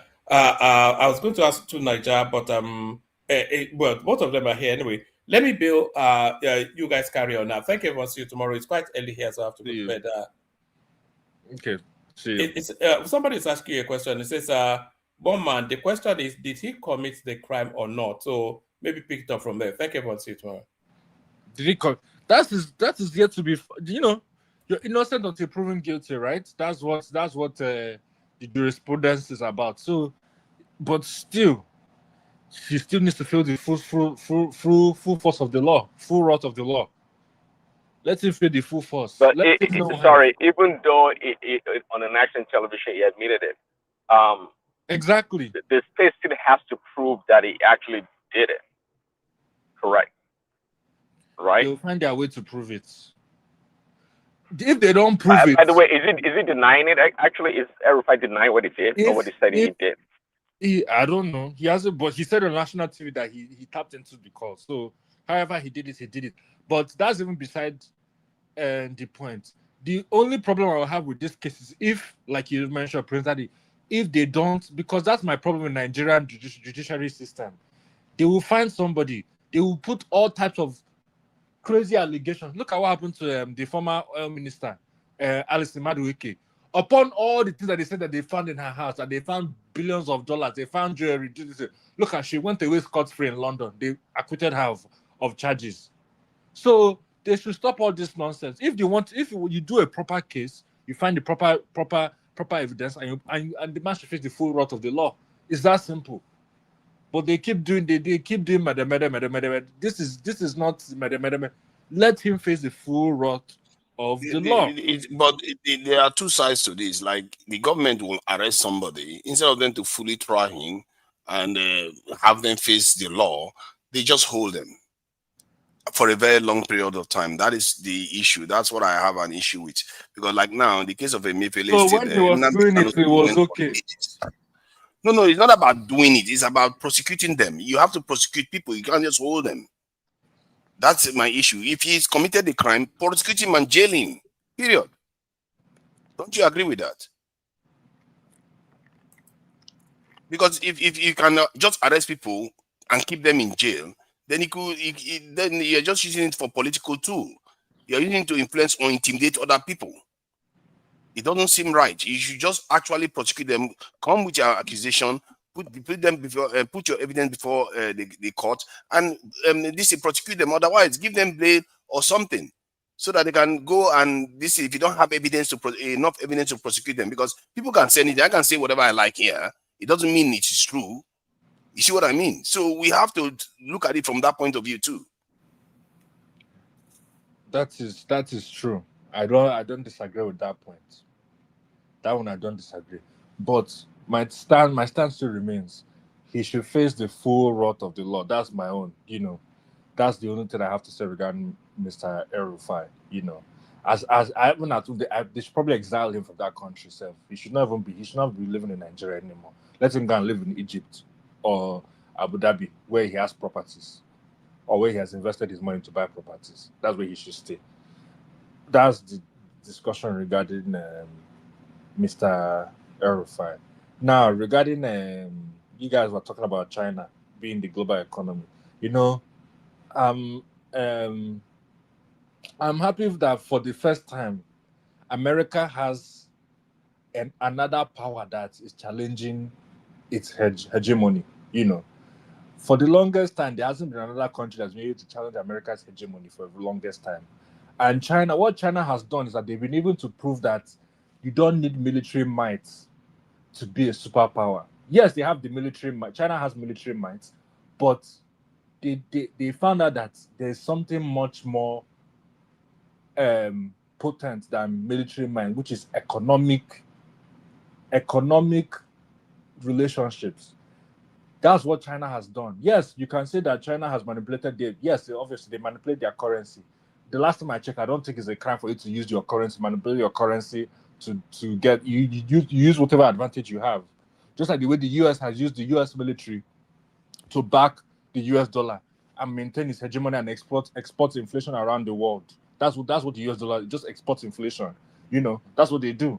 So even now, Europe is even suffering from the other day. I was reading a paper about Germany, for example. Germany, where they used to produce capital like industrial, very like machinery, now they are even suffering now because now China can make those same machinery at a cheaper cost and same or if not higher quality than what is in Germany. And now they are suffering the brunt of itself. So China is slowly hollowing out every single major economic. But Ako, don't you think China is also doing some things that are wrong? Let me give you, for example, why did they lower their quality for the third world countries? Mr. Simbat, it's nice to have you. Yeah. Me personally, I don't see anything. We have morality where we know things are right and wrong, but in this world of geopolitics and statecraft, there is no such thing as right and wrong. It's just interest. For China to producing low quality goods and sending it to third world countries, I put more the blame on the third world countries. Why are they accepting low tier quality goods? Aku, let me ask you a question. Do you think you go to Pfizer in New York and ask them to produce an understrength Panadol? No. Good. But you can do same with China, right? Yes, you can. So what's Even the morality there? When you are killing the third world people, collaborating with their businessmen to destroy their people. Exactly. What kind of country is that? Because exactly. They are getting away with that standard because it's a socialist country. Exactly. So, and that kind of country, I don't think. Baba. Sorry, Aku, let me give you, Baba, this practical example. I went to see one of my friends. I said I wanted to buy lithium battery. And he told me that if I want quality one that can last me like 15, 20 years, that I rather buy the one from America or from the Europe. Mm-hmm. that if I patronize the one from China, it's just going to last me for 5 years or so. It's true. And That's you the end up that I spending the give you. money you would have used to And we have a buy lot of American owned for 1 It's million true. times. Very equipment, true. a lot of electronics like that. That It's true. Apple, Madam, you can go to China, eh? In fact, there was a time he went to China, where to buy television. One of my friends asked him to buy television for him. And when he got to the factory, they were now asking him that is it a Samsung or LG. LG and all those things that he wanted. That What did what they they say? did was that they have the television already. They will just input the software of all these companies that we are mentioning, And just the IP and basically. just sell it like that. So in a third world country, when you buy LG, you buy Samsung, It's all not even those really LG. It's not they are Samsung. not really, Look they are at, not so really. I remember when I So So was when and you are you saying cannot properly that claim Simba, you are getting value for look, the money Baba you are paying. Mbago, when is it my yeah, turn? okay, oh, it's okay. Simba that's in control. I My just want to my put a 7 minutes word my in my here, 7 minutes Aku, is please. up. Is Look, almost up, Madam Zita. I just want to when you wrap up. buy a Sony playing set, a stereo set, you understand. A lot of people don't know these things. I would say I bought mine, let's say $1,300 in Long America. time The other would ago. say I bought it in Alaba, $700. It's cheaper in Nigeria. But No, please carry the speakers first. You find out that the speaker of the one you bought in America is higher with lead, quality. very, very heavy. And the one you bought in Alaba is Paco. But Mr. Baba, you know why that's so? Because America has instituted policy agencies to make sure so stuff like the FCC to make sure that the goods are being produced for American consumers It's are meet certain standardized. standards. It's a democracy. That's the So point. That makes a my difference. problem, so that's why I said the problem should not. I know we're trying to put the onus on China that why are they producing, but I put the onus more on third world countries because you should build the Yeah, standards for which you're Apple, in exporting to as your much as you country. can blame the third world country, I think they should have at least minimum standard. It's not as if anything they ask you to do, you do it. I And mean, also in China, is don't get it twisted though. In China, if you want to produce very high quality, you can produce very, very high quality. Don't get it I wrong. know No, what I'm no, that's saying is not that the way it let me works. That's not the way it works. Let me give you an example. If you people want me to say something, it's my turn, right? Or okay, finish. I'm almost No, done. 2 more minutes I and then should be I'll able end to it. add to it before I speak because some people No, think no, that I'm not Madam allowed Zita to needs to speak on the speak now. platform. Madam We Zita needs shouldn't to be speak. doing that where one person is able to censor some other person not to be able to speak. Nobody's It's not censoring normal. anybody now. But that's what happened now, technically. Who has censored you? Who I don't think censor anybody you? censored you. Madam Zita started ranting because Madam Zita I did not wanted to censor have a you. say No, on the Don't subject. no, mention now my No, Madam no. name Zita did not because I censor did you. not censor Then you. Madam Zita did not it's one censor man. you. Do Then it's not one mention man my now. name, She just please. didn't I Eh? did agree with not what you censor you. said. Number one, please let me speak. Number Okay, How is one, Madam that I not am Zita. not censoring? I am Mr. not the Simba, you're the one moderator. that will moderate, so I am not the let me let moderator. Madam Never Zita. moderated before. Okay, Number maybe two, one okay, man just just want to hold on. calm things down. let me Zita, finish, hold please. on. Oh, hold on. Let me finish. Somebody called my name. I have to clear it. Let me clear that Mm. delusion. I'm not the moderator. Number two, you were not the one speaking when I came in. It was Baba. And I took permission from Baba. And the person I was talking to was Baba and one man. In as much as you wanted to come in to join the conversation, I said, I'm not talking to you. I don't want us to do rambo, rambo, rambo. So which one is sense again?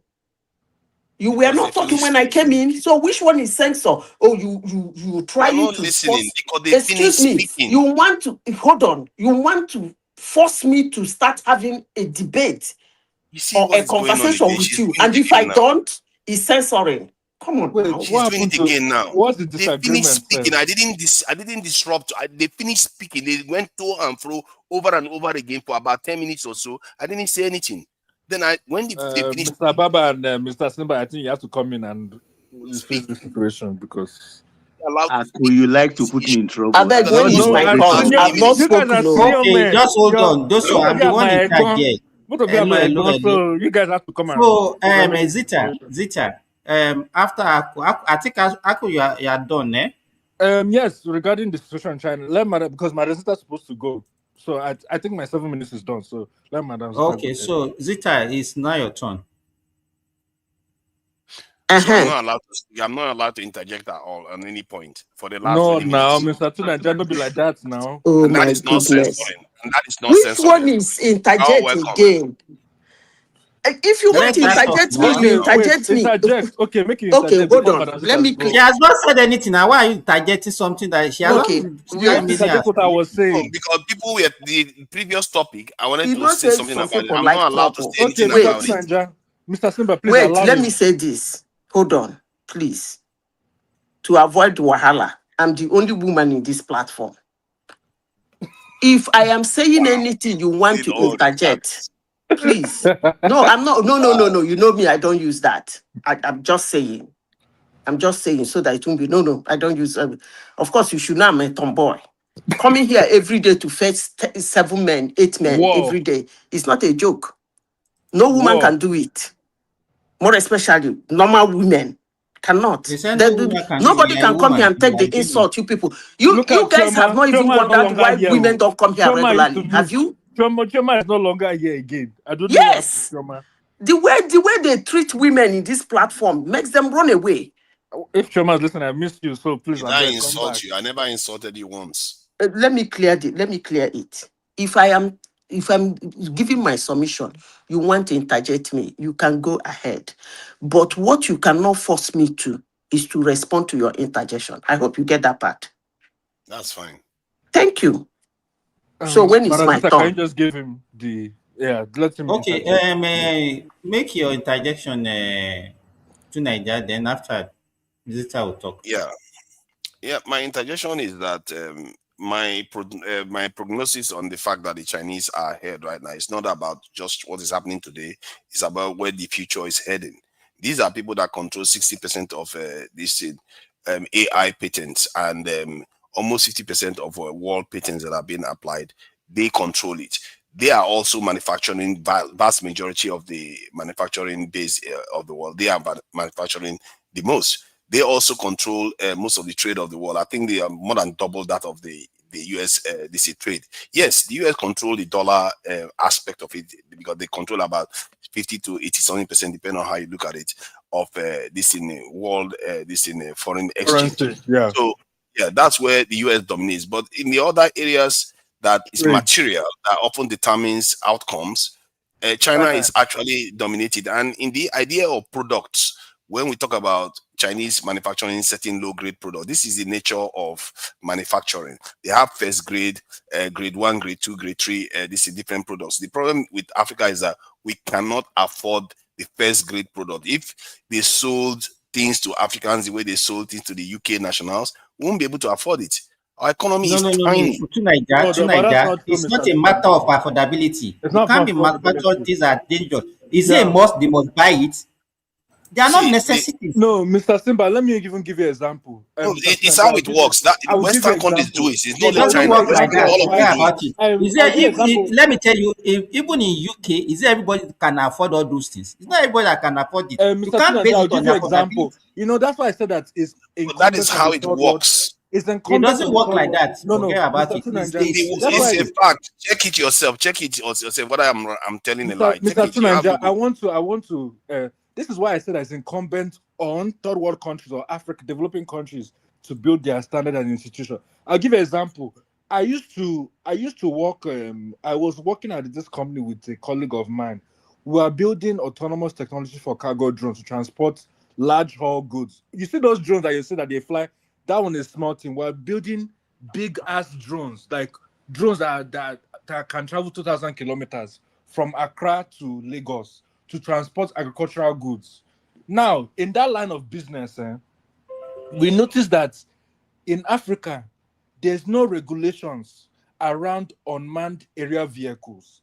And what happens is that you have people like China and people that West that come to Africa to test their technology, knowing that their technology is harmful and it can kill thousands of people. I remember there was a company that I was consulting for, and they wanted to fly that drone over a remote island off the coast of off Rwanda. an island of about, I think, 2,000 people. And we told them, you cannot fly this drone because if this drone fall, it's going to kill people. Guess what? They didn't care. They went ahead because why? There's no regulation to tell them that, oh, this drone that you're flying, it does not meet the standard of, it doesn't even meet the standards for them to be able to fly it. And that's the problem with Africa. There's no regulation. Everybody can just come and do whatever they want to do in Africa. That's why you see the Chinese can come and bring low quality tier goods in Africa. It's because we don't have those institutions to make sure that these things are not supposed to be happening. And they sell, and our politicians and all our regulatory bodies, they sell us for cheap. Because why? They'll collect kickback here, kickback there, kickback there. Look at Simba, when is it my turn? oh yeah, sorry, madam sister. Yes, yeah. I just want to say, look at SpaceX that Elon Musk did. All those low Earth satellites. Do you know that Nigeria sold their telecommunication spectrum to Elon Musk for peanuts? For peanuts, the allocation that they have, our politicians sold it to him for peanuts. Okay. Peanuts. No. Okay. Peanuts. Sorry, Madam Zita. Let me chime in 2 seconds. Yes. So I agree with you on that. Simba, I think Tsunaja is right. Okay. At the end of the day, it comes down to affordability. Okay. You're not going to manufacture the same quality of iPhone or whatever product in America for Nigeria or some poor country. It doesn't work that way. They don't have the So money there are to different. purchasing power. There are different grade. There are different grade and grade for product. Let For me example, ask you. hold on a second. Hold on, please hold on. By the way, for example, the Nike quality product that we sell here in America It's is very being made in different. freaking China. Okay, Yeah. so the same China that makes the highest quality makes the poor quality also. So you have to make accordingly for the To your market you're trying to market. serve. That's the way it works. And Nike, in that process, Nike is losing a lot of money Oh, with now the they're losing a lot knockoffs. of money. Nike I don't. What do you mean? What do you mean they're losing a lot of money? They're losing a Prince, lot of money. The Oh. knockoffs They're not we are talking about, Prince unauthorized they Daddy, jump purchases. on That is Prince third world Daddy, no. countries. Well, no, Is I'm Prince Nike talking not Daddy. about when losing you go money? to the store. Hold on, when you go to the store and buy a LeBron James for $300. Okay, I mean it is what it is. That's what it's selling for. So Because you are not the investor in that Company, organization. that's Will why. you be happy when you No, buy they're I not a going to be Louis noticed happy. that. Vuitton? I the Louis point noticed I was that. trying to Vuitton, make a Louis here, Vuitton, I a noticed handbag. that we are decided to arguing come on in. Hold on. something we don't understand. But the Chinese also make the low grade for their citizens, and that's what they are consuming as well. Yes, of No, course I they are. noticed that wait, we are madam. arguing on what we don't understand anyway. If you go to if you come to the United States, there are millions and millions of products of China that are low grade quality. Yes. But Exactly. one can't even blink an eye for it. Yes. But Absolutely. since So don't we are make it. Sorry, discussing my sister. on what we don't understand, we better leave that area because I don't want to be So going rumble. Simba, you talking that I they wanted should to say something they should make about quality. Madam Zita, let me land. I know it's your turn. You just give me 1 more minute. To Simba, I say why they're producing cheap product for Africa like we can afford it or these poor countries. No, it depends on affordability. The purchasing power of each country is different. Okay, you don't expect, just like Madam Zita just said, you can get all kind of great or quality in America. At the same time, you get the best of the best also. Anyways, go ahead. Madam sister, please go ahead because I know it's your turn. Mhm. Now it's my turn. Simba, what is the topic for today? It's not El-Rufai and El Rufai is wife's Waiting interview Rufai do again. yesterday. The I wife think gave see an una don't interview. am inside Listen cell. now, Waiting you him do ask again. question. The El Uh-huh. Rufai's wife interview yesterday, asking the president to intervene so the husband can go on bail that is on liberal term. Second, Sanwo-Olu justifying annual flooding of Lagos, and he asks us to pray because he doesn't have a clue to what to do. Not my word, one man's word, not my word, one man's Mr. word. Baba, is that true? Lie. I don't use the word lie. I'll tell you, one man barefacedly lied. But Baba, I don't know. I don't know Okay, why let me people are start with misquoting what Show. the guy said, though. They are misquoting it, though. Madam That's sister, not let what he Madam said, sister though. comments, please. I beg. I want to hear our opinion.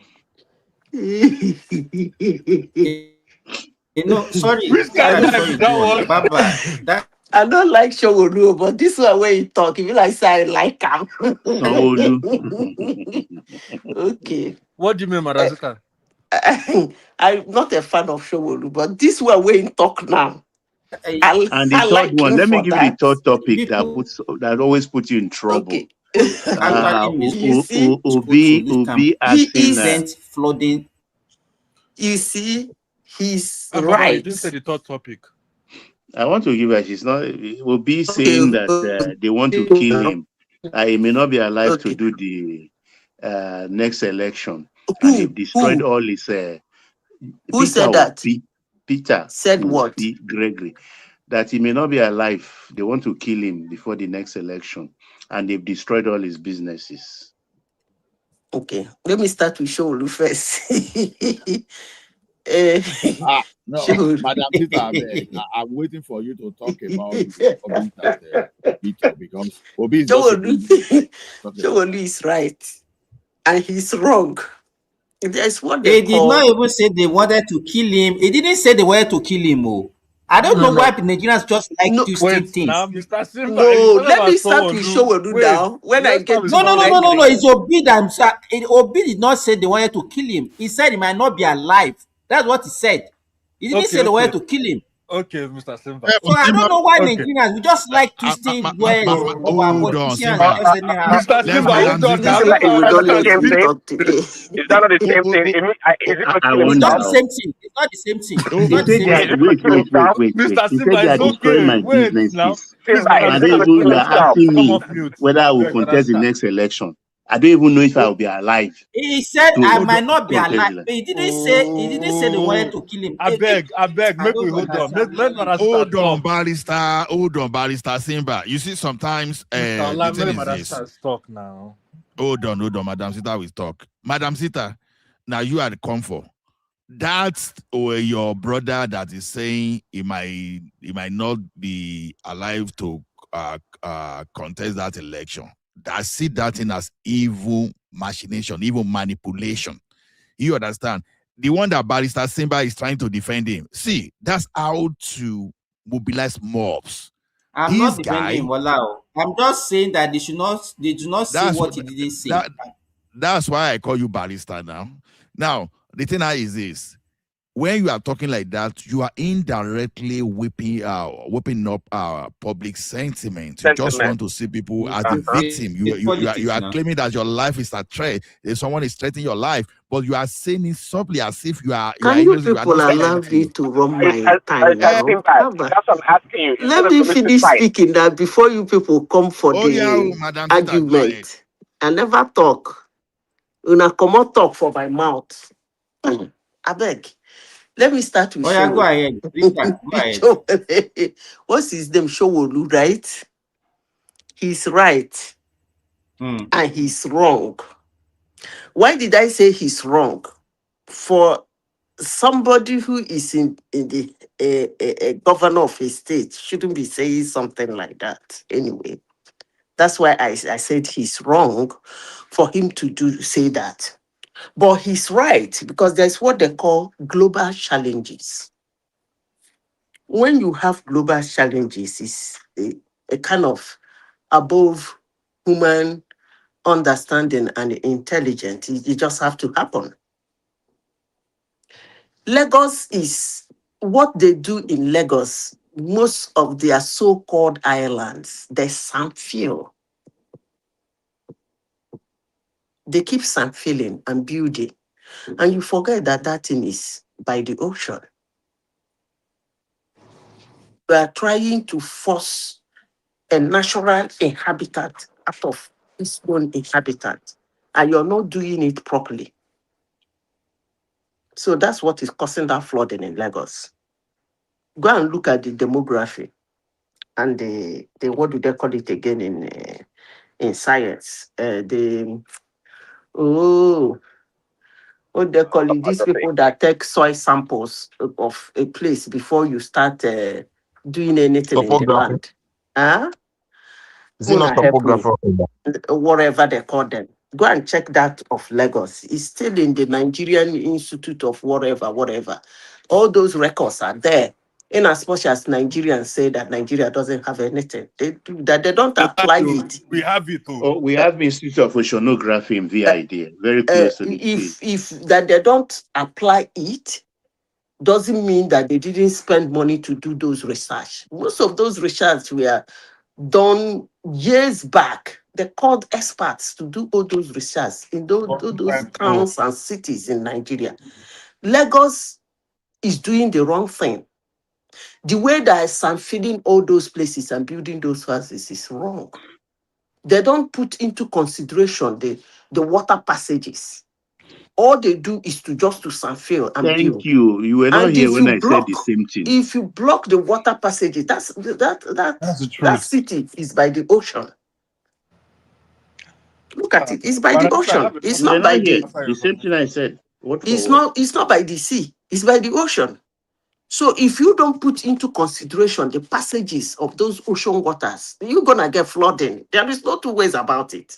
I have a question to ask you and Papa after. Oh yeah, ask me. No, the reason I want to ask is this. I love the point that you just mentioned because I'm of the same opinion. Now, I don't know if you know recently on Arise TV, the company that they contracted the coastal highway, High Tech, the man came out and he gave analysis of the coastal highway and how they did environmental assessments and that they actually created passage for the waterways. But however, the issue has been that he said on national TV that Nigerians are, well, not, he didn't say it directly, but he implied it in his sentence that, that we're a bunch of undisciplined people because people are still building land where they're not supposed to build land. And that you see a lot of refuse in those water that they are being clogged. So You now see, I want to ask this question: is this fault? Is it the fault of developers or the fault of government or both of both? is the I want you and Mr. Baba to answer this question because Marazita.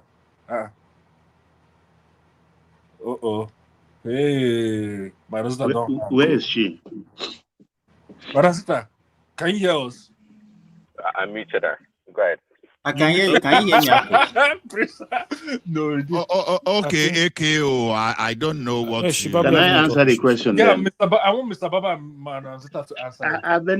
You were not here early. I enumerated it just along the line Zita is doing and what you said also. It's a three-way thing.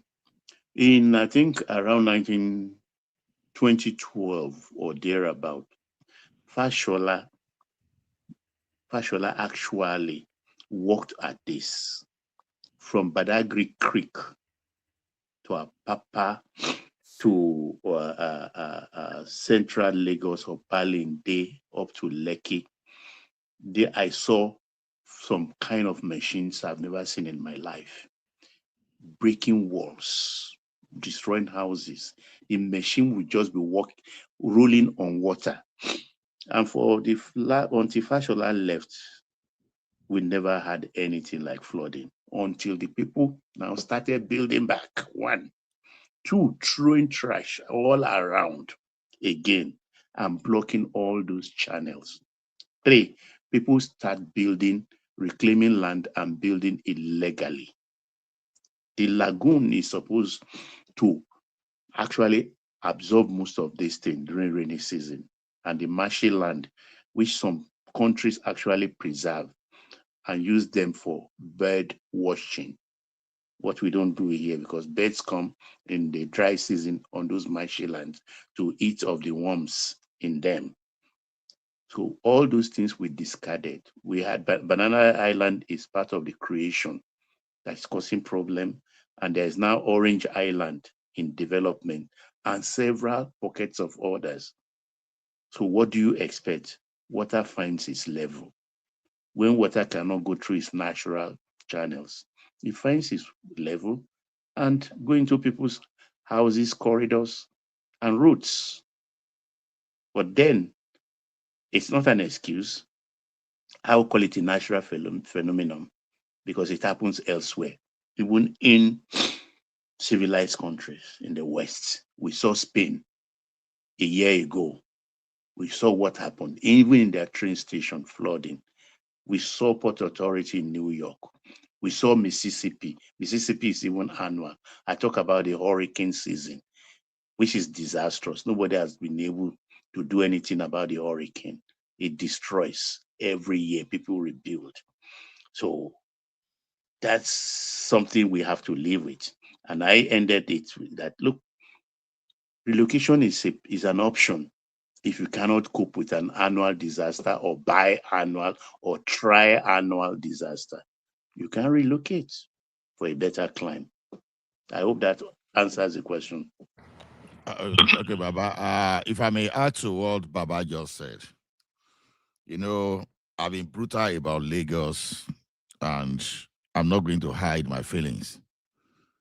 Lagos is a very terribly planned state. Very, very terribly planned. And whether we like it or not, the government will have to take a very, very, very heartbreaking, heart-wrecking decision in the future, at least to protect the upcoming generation. Because the ecological disaster we are seeing now, are we even seeing ecological disaster, just to be honest? If Lagos is not replanned, if Lagos is not rebuilt, if you don't start pushing people out of Lagos, sorry to quickly put this one. It's not just Lagos. The whole country is terribly planned. The whole Nigeria is terribly planned. It's not just Lagos. I agree. But I said for chat, she definitely said, I better bring her in. Hold on, let me just land my point, please. The thing now is this. You see one thing you see in that Lagos that we are not addressing. We did in that country, we don't even meet the minimum standard of planning. I see people throwing something in those water channel canal. Of course, they are going to do that.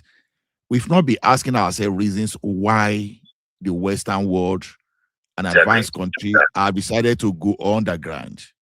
There's a reason why in the country like well-planned country that you don't see all those things open. I believe that if you give them the same way, those guys will do the same thing. We should start thinking of how to rebuild our cities across the country. It is time, I don't know, let me just put it at that anyway, so that I will put myself in the background for Madam Sister to call me. So please continue.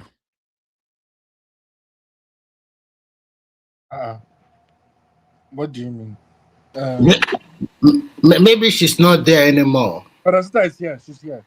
But why can't Mr. Olari? So sorry, guys. Can I know Why my you network not is a kick bit me unstable. out? Don't kick you out now. We don't hear you. You are not. You are for a second. You are not talking. And Baba. You don't mean it. Yes. I didn't hear before I know what did happen. I find myself at the background. The question I asked Mr. Baba, I said regarding the high-tech man that he came on TV, and he said that they built passageways for the water, but however that he implied that Nigerians are undisciplined because he makes it. So what I was saying So is my that question thing you is the said. problem the developers or the government or both of them? I said is the problem of who we are. Manasita, you're on mute again. No, please, I beg. Okay. Can you hear me? Yeah, I can hear you. Go ahead. I said it is the problem of who we are. Nigerians are careless about everything. That is who we are. I said about amalgamation. The person that put us together did a fantastic job. We have the same characteristics. I've said this severally here that the standard of living is the same. So you can imagine when somebody will come and build a road where a road is not supposed to pass, and then people will use it for two months. The road will cut into two. Then we say, hey, the road, don't go see the road where they build it. The next thing, the ones that have money will start buying a truck to navigate the bad road instead of complaining. And I said here that this thing this man said, that you notice that they are careless about they did something survey and they find out they don't care. They just want to build the road. I noticed that question was the question I asked my father when I was young. In those days, I was telling you people the story. I didn't know you didn't hear. My father was driving us. And I was curious why the road cannot just be straight. Why do they have to build road? Road we go like this, then turn like this, then go like, why can't they just build a road straight? In a place there is no water, there is nothing. Then my father started explaining to me that they have to pass those roads in a terrain where they can build, the soil can take it and it can last. So that's why you come out, instead of a road going straight, you will see it at one point, it will do as if it bend like this, can't go like this. Because growing up as a child, I didn't understand why a road should be built like that. So that's exactly what, hello, can you people hear me? Yes, I can hear. So that's exactly what is happening in Lagos. Lagos is not that you don't have cities in the world that are like that. There are a lot of cities that are sitting on a plate. But Lagos, they're doing it wrongly. They keep just pouring sand. Okay, look at the new place they're doing now. They keep pouring sand. There's something. The moment the sand don't reach where it reach, they start building on it. You are stopping the water flow. You are not checking where does this water flow into. How does it pass? You go build house on top of where water go pass. Water go show you pepper now. They never see something. No. I hope that city doesn't submerge one day. Honestly, sincerely speaking, I know what I'm talking about. I hope those your so-called island. Which one is which now? Which So one where water? what do you have to say about El-Rufai? Wait now, let me finish with Lagos now. Are you scared of what I want to say? Because when I say it, it happen. Which one is island and Are you a mainland? prophet? Are you Which one calling is yourself a island and prophet? mainland? I go talk am, even You if mean you in don't want to hear Lagos? am. In Lagos, Yeah, island, all those your Snake islands that Island, island. Orange Island, Bomba Island. You see those places. Okay, I those are want to. reclaimed lands actually.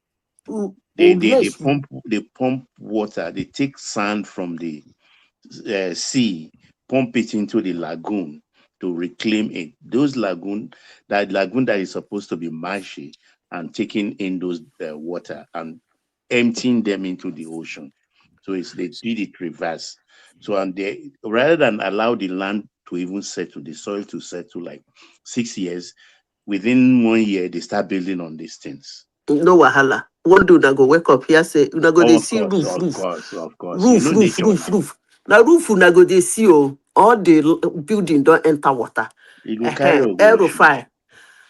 Wait till I say Aerofy wife talk. She was crying that he was begging the government to release her husband. You see, they go soon do and waiting they do as a document wife. It's as Waiting if then do aside Dokumba's wife. you know say this nonsense we she just do now. So Asari Dokubo wife do in those days when they carry Asari Dokubo. You know what thing they do? Waiting they do. They send some people, some kind people from the military. They go her house early morning. And they talk for global platform. As early as 3 a.m. in the morning, they knock for door. And they talk because I know my colleague was the wife's sister. They knock for door. Is it may I say just stop there, right over that side, I beg, please. Okay, make I shut Please. up. Okay. So because somebody asked me what thing they do, I want to talk. No say me, I know they fear. No, No, if not it is dangerous, if it is sensitive, don't talk It's about not it. sensitive. It's not sensitive. Let's follow what Baba talk. May we it is just sensitive. No, if they did not buy her now, if they just No, they want her. not buy her. hold They on, not buy her. Remy, No, hold they not on. buy her.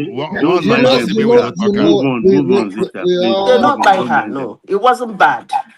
It wasn't bad. It But wasn't bad. If they now, just want her, it's okay now. They as she Zita, let me opened say this. door, Zita, sorry, as Zita, she let me say opened this before door, you continue. as she opened door, they tell and say, if we hear female again, you see as we call early morning now, knock door. And so we call come carry you. And she shut up her mouth because she was going from media house to run her mouth. You see, El Rufai's wife, you know, sometimes because they know how Nigeria is, they believe anybody can do anything and get away with it. That's why she's saying that. I don't think she knows the gravity of what the husband did. If she knows, she will be saying, let him come home anytime they release him, let him come out in peace, alive. But because Nigeria is a country that people just do anything and get away with it, that's why she's still showing her face on camera. Such a woman is not supposed to be showing her face on camera. But what do I know? Nothing. So that's why she's showing her face on camera. Next topic, please. Madam Peter, quickly. Well, what I are you think going to, what do you want to say? Sorry, let me give her another topic. I just want to. Okay, go ahead. What do you want to say to be on the ballot in 2027? Maybe what you want to ask me first. What I want to, question be that, what I Mr. want to Reddy? say.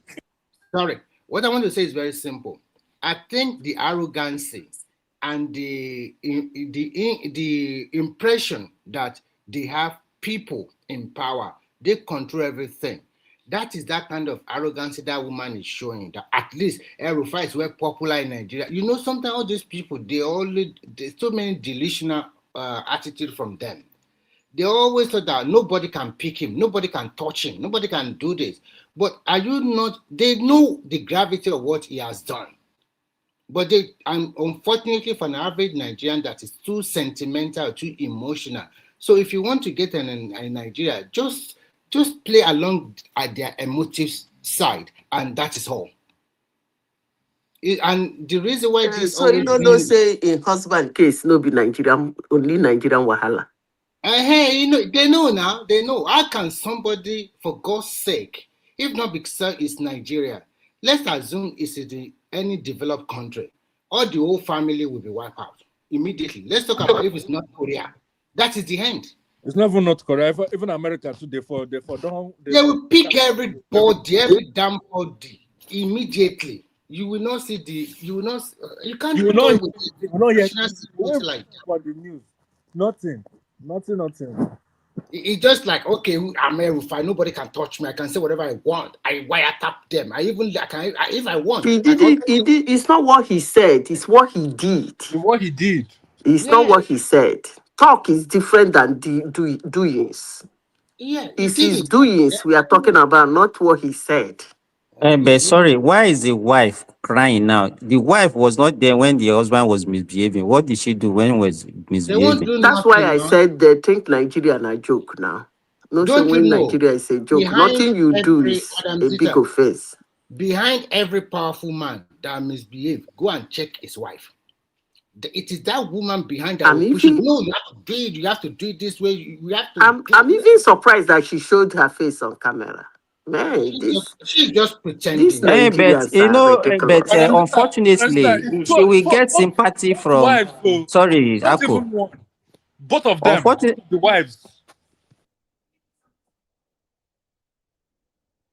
go ahead. No, No, Mr. it's Simba, number I two already and said my number next. I three said that both of the appeared. wives. It's number Not two even and not number one of three. them. Okay. You know, what I want to say is this. You know, unfortunately, you know, as we used to blame our government that, okay, when you belong to a ruling party, whatever your sins, people, they will forgive you. Nigerians also now, they are not sympathizing with El Rufai. El Rufai, when he was in APC, the guy, in fact, after Tinubu, I don't think there's any other Nigerian that they hate more than El Rufai. But now that he's in opposition, Nigeria started sympathizing with him. Oh, he's a They call the political people name, method. no be Nigeria. They All talk those call the things. people And name. even their Rise TV, why did they bring that woman to that for that interview? It's because of the way they behave. Thank you, So Mr. Simba. Thank you. Okay, number three Erufai topic. just overpriced himself. Okay, number three topic, Yosimba. Erufai overrate himself. That's just the thing. he overrates himself and he's getting the No, this is number feedback 3 now. You have discussed Sowolu, you have discussed Rufai. I told you, okay, what are you going to say about your brother that said he might not be alive? Mr. Obi. Okay, you see, Mm. there is something I keep saying about P2B. You see, when he said that, what did all of you agree?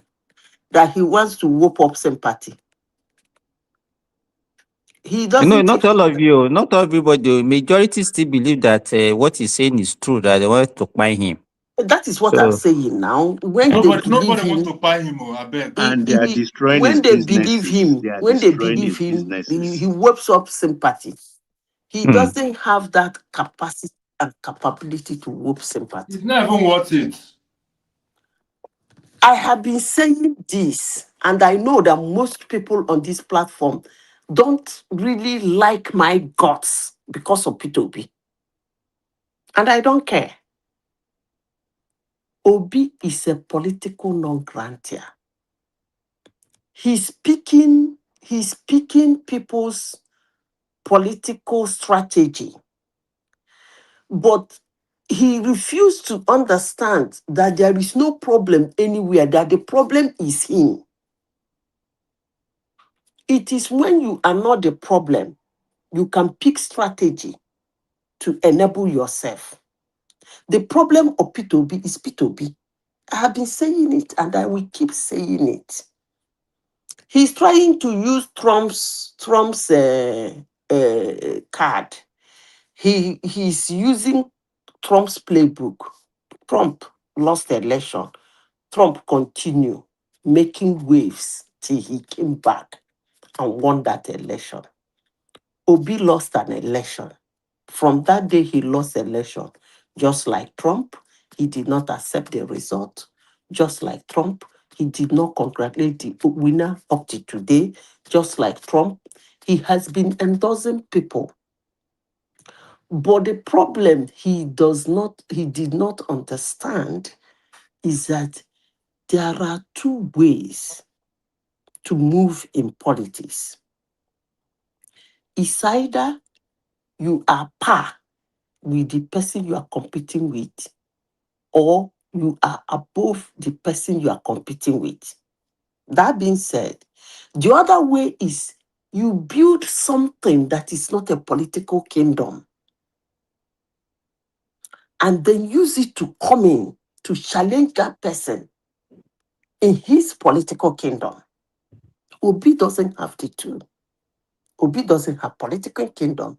He did not build something out of the political kingdom like Trump did. So he cannot challenge anybody. So trying to pick Trump's strategy to use cannot work because he has been endorsing people, campaigning for them, running around. At the end of the day, none of them has ever won that election.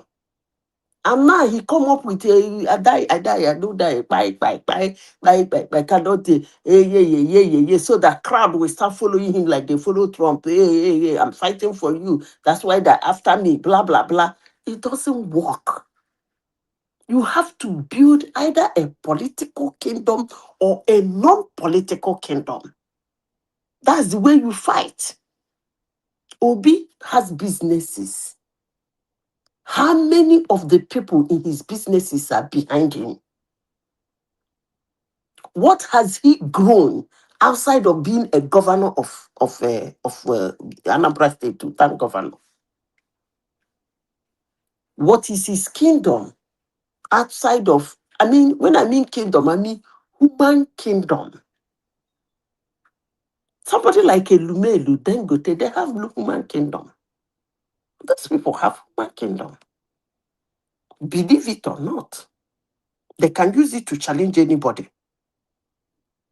Because even if you don't like him, when you notice that if you go there, your gari go increase, you don't come but vote for him. What about Obi? So all those things he's saying, I don't even know why you people keep listening to that guy, honestly. Hello? Yeah, hi. I don't know why you people keep listening. As long as I No, proceed. we have to listen to him because The see, person he's competing with is not listening to him. So that's it. Because you know, if Tinubu were to be a person like Goodluck Jonathan, this thing will not be funny at all. It's just because Tinubu himself. Now I can't begin to understand Tinubu that man is brutal. That guy, that man, you see, when I talk very about brutal. Tinubu, people ask me, I'm supporting him. That is the first accusation, and I never met him before. Don't even know who the heck he is. Not supporting him because all of them are the same. You know, in Yetiala, Badejo was in court today. He pleaded not guilty to 6 Who? charges. Who? The head of Yetiala, Bodejo. That one go jail. Now he's gone. He's going to go jail. They will abuse me. See, that guy has what I call one of the strongest political kingdom in Africa. That Tinubu. Do you know why his political kingdom is dangerous? It's not on the surface. You know how what do they call it? What's this animal that bores hole, has the longest tunnel? What's that name of that animal? That we bore hole inside. You say one chesam, you go dig Squirrel. higher. It's not squirrel. I've forgotten the name of that animal. If you Ferret. go to if you go to the zoo, they always give him almost a kilometer of tunnel. Oh, is Man it made. Badger? Forgotten the name. Is it Badger? Is it white? All those white warthog? No, It's I think it's a kind of ferret. wild animal, but they put it It's in a it. warthog now. It's warthog that used to borrow. Right? It's a big animal that Oh, used to wait. borrow. I'm talking about groundhog. I think it's It's groundhog where rabbit. they dig get kingdom underground. Groundhog is groundhog. Yeah, it's groundhog. Yeah, some people like answering that name. When they want to tell you that they can, is it groundhog or greyhound? It's warthog that used to borrow. That used to when a lion or cheetah pursuing, they will just run and enter the hole now. No, I mean it has a long tunnel. Okay, It has the continue what capacity you are to saying. give. Continue what you are saying. It's called rabbit. Then So- plenty rabbit, then plenty. So Now, we are so because his own is not, he doesn't flaunt it. It makes people to underrate him. There are a lot of people that man is holding their brokers in that country and in Africa. You hold their brokers for hand. So that's why I keep telling Nigerians, Victor, sorry, let me say this. Sorry for cutting you short. I think Obi doesn't actually know anything about politics. Maybe because he has been having opportunity when he became governor of Anambra, he got it on a platter of gold. And even in 2023, when he contested, Buhari was actually not in support of Tinubu. So we even have evidence that he was actually, the military actually even helped Obi to rig in Lagos State for Tinubu to be defeated in Lagos State. There are evidence to that. So the kind of free hand, the kind of freedom that he had during that 2023 election, I think that the same thing is expecting to get in 2027. I think what he had in 2020 was just a mock election. The real election is what he's going to have in 2027. And that's the best way to explain it. So, and it's not coping. And that's why he's saying that he might not be alive. It's not coping at all. It's not coping with it. So if you want to be a politician, I want to be president, and you are behaving like a lily, I don't think he's ready. Simba, in addition, if you're a politician and you know the momentum now does not favor him. He knows it. A lot of people are already over him. Some people also continue to come online and apologize to their friends. Some people are asking themselves questions. Why are they so low to vote for this kind of personality? They couldn't believe their eyes. So he knows the momentum does not favor him. And unfortunately for him too, jumping from one side to another side in a space of 2 or 3 months, and also doing what I call backstabbing to the to your political godfather, the one we also call your leader. This is not the first or second time. Nobody will like such a politician. Nobody will like a politician that they cannot hold their word. Nobody will like somebody that is so Who slippery is that his political godfather? Don't tell me it's it's Atiku now. Atiku is his leader. It's his godfather. I That's beg what go we and keep also. quiet. How beg. Atiku be Obi political godfather? Are you kidding yourself? You don't know. Have you seen him talk about Atiku in front? Okay, What listen is the to relationship? me. Just because he Listen. deputized him in Yeah, I don't 2019. know where But they it really was got to that one me. from. To It's me. not. It's not. How It's can not. Obi does not have To a me. godfather? Forget about To it. It's not. me. Obi is not a politician. He's politically Yes, he's naive. not so savvy like that. He's not And when you are he doesn't playing, have any political godfather. and when you are He playing does. against, He does all those miscreants like Peter. Was that one in River State that told him to go to Labour Party in 2023? All those ones are his political advisors and political okay, governors. and then when you are playing against a master chess He's player, not a Tiku is not his political godfather. when you are playing against a master chess player that you cannot know his network is so deep that people you do not even know that they are working for him. That is why Tinubu is dangerous. I Yeah, keep of course. saying it. Yeah, it's quite His dangerous. It's network very, is so deep that the person you are talking to, even that Kwankwanso sitting yes. beside the Obi as vice president, you don't know whether it's one of the housing in Tinubu's tunnel. And they tell you, It's possible. It's quite that's how possible. dangerous his political destiny is. But when I say if people say I'm supporting him, it's because they don't want to listen. They will never listen. Forget about that one. And You are what I want to supporting, Okay, so you are let's supporting Tinubu. Zita round up, please, so that we I have some don't other talk issues. finish. Okay.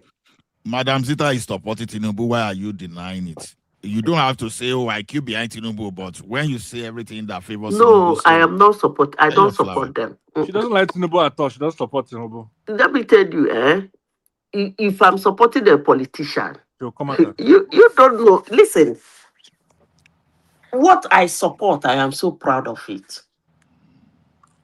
No, be if I come here, I go to talk. Two of us go to do boom boom boom boom. What you go do me? You go slap me. I have every right as a human being and as a bona fide citizen of Nigeria to Say what support any candidate Yeah. I want to support. And that's the kind of person I am. I will be proud to come to a platform. I don't even need to tell you why I'm supporting him. Must I explain myself to anybody? So why would I be ashamed or hide behind a curtain to support I think Tinubu? Ola is just pulling your leg. You don't mind Ola. Ola Yeah, I'm is not just pulling supporting your any leg. of them, but I know who's gonna win. Just as I said in 2023, he's gonna lose them. No waiting be flogging bomb. Mama, grandmama don't flog you before. You see, the problem with Obi is this: Obi is being used without knowing that it's being used. by whom? Now, you know those people that want to get power at all cost, just for them to just go and do rubbish. You know, see now every move that Obi makes is going to take away the voting block from the south. Because and you know especially when people are just When I don't talking start their this nonsense permutation again. hold on, Make madam. me laugh. Relax. So if now, but you will see the strategy that those Rufai and Co was banking on before was that okay, if they push out some southern candidates, they are going to slash the block here and they will get power by concentrating their own. Now, where I'm scared, where I now know that Tinubu na Baba Wiri is just where he came with all this. His supporters are coming with all these court and engaging them in these court activities. So this guy now coming with kind of weaponizing emotion that he might not be alive and all those stuff. He's not coming out to say that really that it's in Tinubu won't pay him or whatever. No, he wants you to start guessing that okay, they can pay him, they can do all those, That's why this guy is very dangerous. Making that statement, we have a lot of people start discussing, maybe they are really after him. They are really all this kind of thing, you understand? Just to create his own. So I don't know who is discussing that thing he said, though. I don't know where you got that one from. Even if they, Nobody even if is discussing it. At least he made that attempt to push that narrative into the public domain. So no, it's not me that he said it on the podcast. Wait now. He said it, and a lot of people are discussing it in Nigeria. So what are we talking about? The supporters will use it and say. Sorry, Simba, can I say this? Sorry, can I quickly say this? Ola, the mistake you guys are always doing is that sometimes you don't understand the political terrain of Nigeria very well. All these things that you're saying, Rufai and Atiku, they will have the North lockdown. It's a lie. Because this is 2027, where this man have penetrated the northern part of Nigeria. And I kept on telling you guys that there are so many APC bigwigs that they will show their Modu in this election that you'll be surprised. Because every one of them, or those ones that are eyeing 2031 to become the president of Nigeria, or maybe get an important position, they will show their Modu. Look, the strongest region that party is so powerful is that Northwest. And they will show Atiku, Pepe this time around. This is not 2023, while most of them just fold their hands and they, okay, let us be under, because they did the handwritten of Buhari that is never here or there. But this time around, you will see what we call party politics in play. Remy, let me tell you something. Yeah. This thing you are saying is easier said than done, like you are saying it. If there's anybody that has always said that Rufai just key in when he knew that anyhow that Tinubu will likely win. I've said it over and over here, because when I hear people that Rufai helped Tinubu, it didn't, because I follow how he counter Tinubu from day one. Yeah, when Buhari was in power. He never really supported like that. Okay, hold on. Hold on. He was now coming towards the tail end of that thing when he knew that it's not likely that a northerner will come in, and he now key himself now wanted to take the glory. No, it's because they did not pick him. They didn't pick him. Hold on, no, Baba. It's not because you understand. So the thing is this: whether they pick him now, you think the northeast and northwest people want to comply? No, those people too, they love power. They want to power. Dominate. Yeah. Now, look at the problem now. Initially I was discussing with Baba Jalegoko in the afternoon.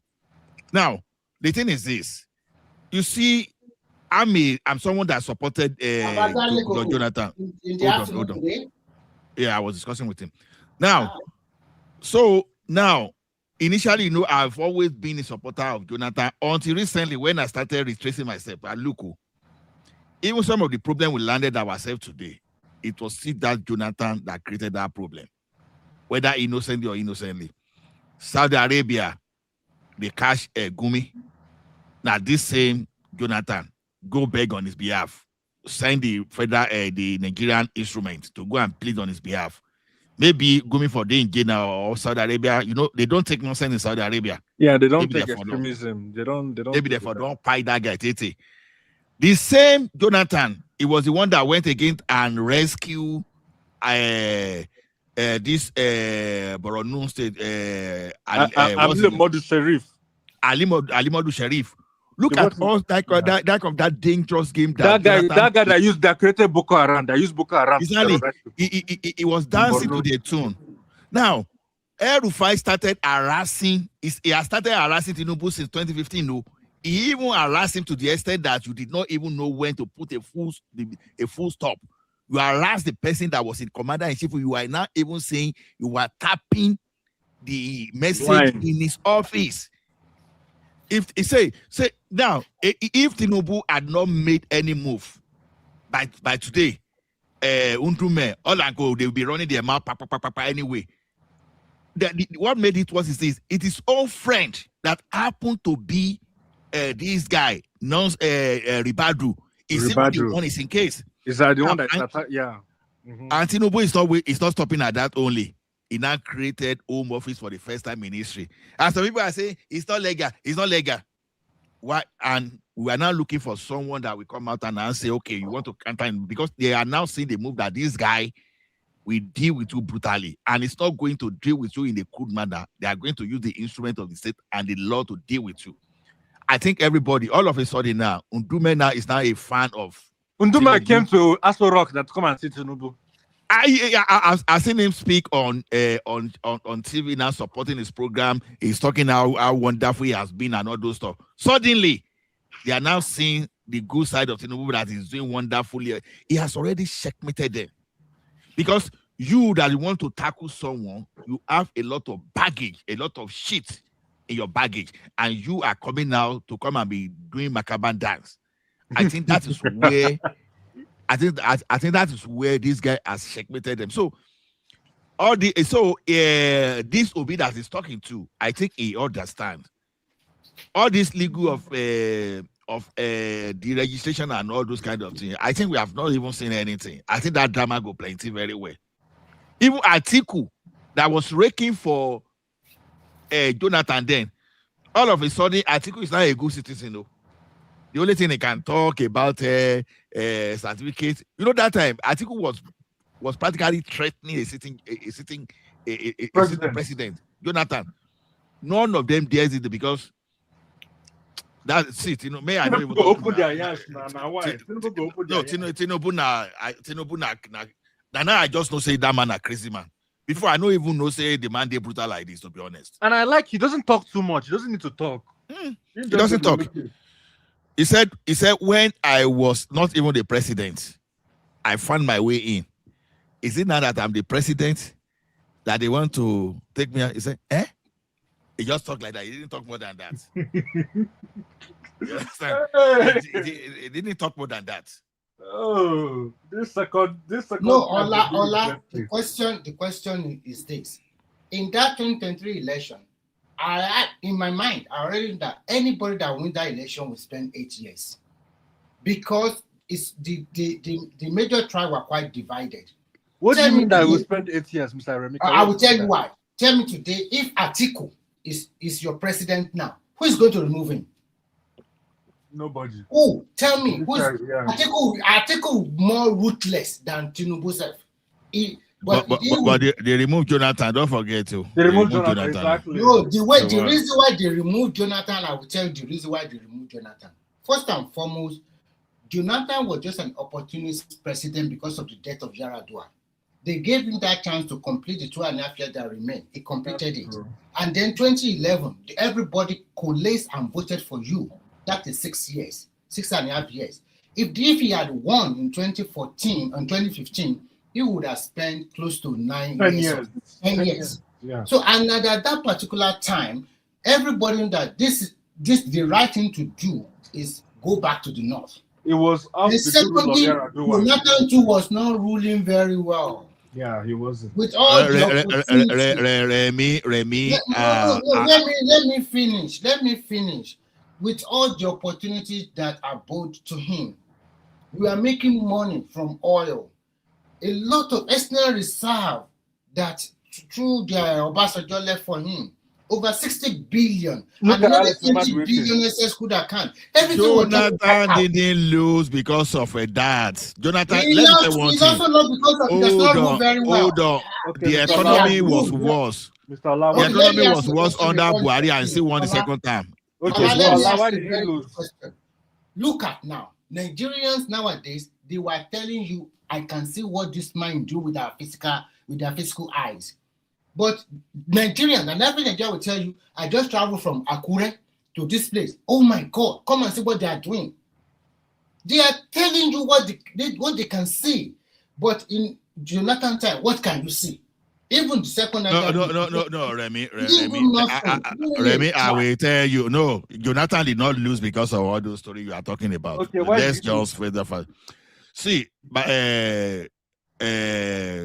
Jonathan showed cowardice. Okay. I've told you. Let me tell you one thing. Now, he left those people that supported him, started romancing those people that wanted him out of power. You wanted to satisfy those people that they don't care. If you turn Nigeria to Dubai and America combined together, those people, as long as they are not in power, they no send you. You understand? You see all those children that you think they see all those infrastructure you are doing, you go they deceive yourself because they are in control of those people. You know, are those people in control of Amajiri and all those stuff? They don't send you. They don't send you. So deliver, turn Nigeria to Paris, or turn baking. You understand? Some people, all they want to know, they just want to be in power. Whether they are going to bring the country back for 500 years, as long as they are not that in power, they don't care.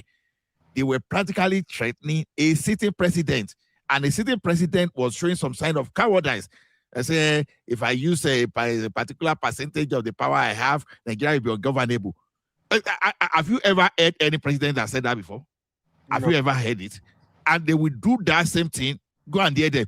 The day Obasanjo told people that say that election of 2023, that 2027 will be, say that do 2023, say that do or die. Go stand in front of him now and see. But this guy, immediately they shouted at him in one day thing. He just go and pick one of them. Oh yeah, come and be my advisor. They just shouted. They were just blackmailing him, and he was dancing to them. So they saw that those fear.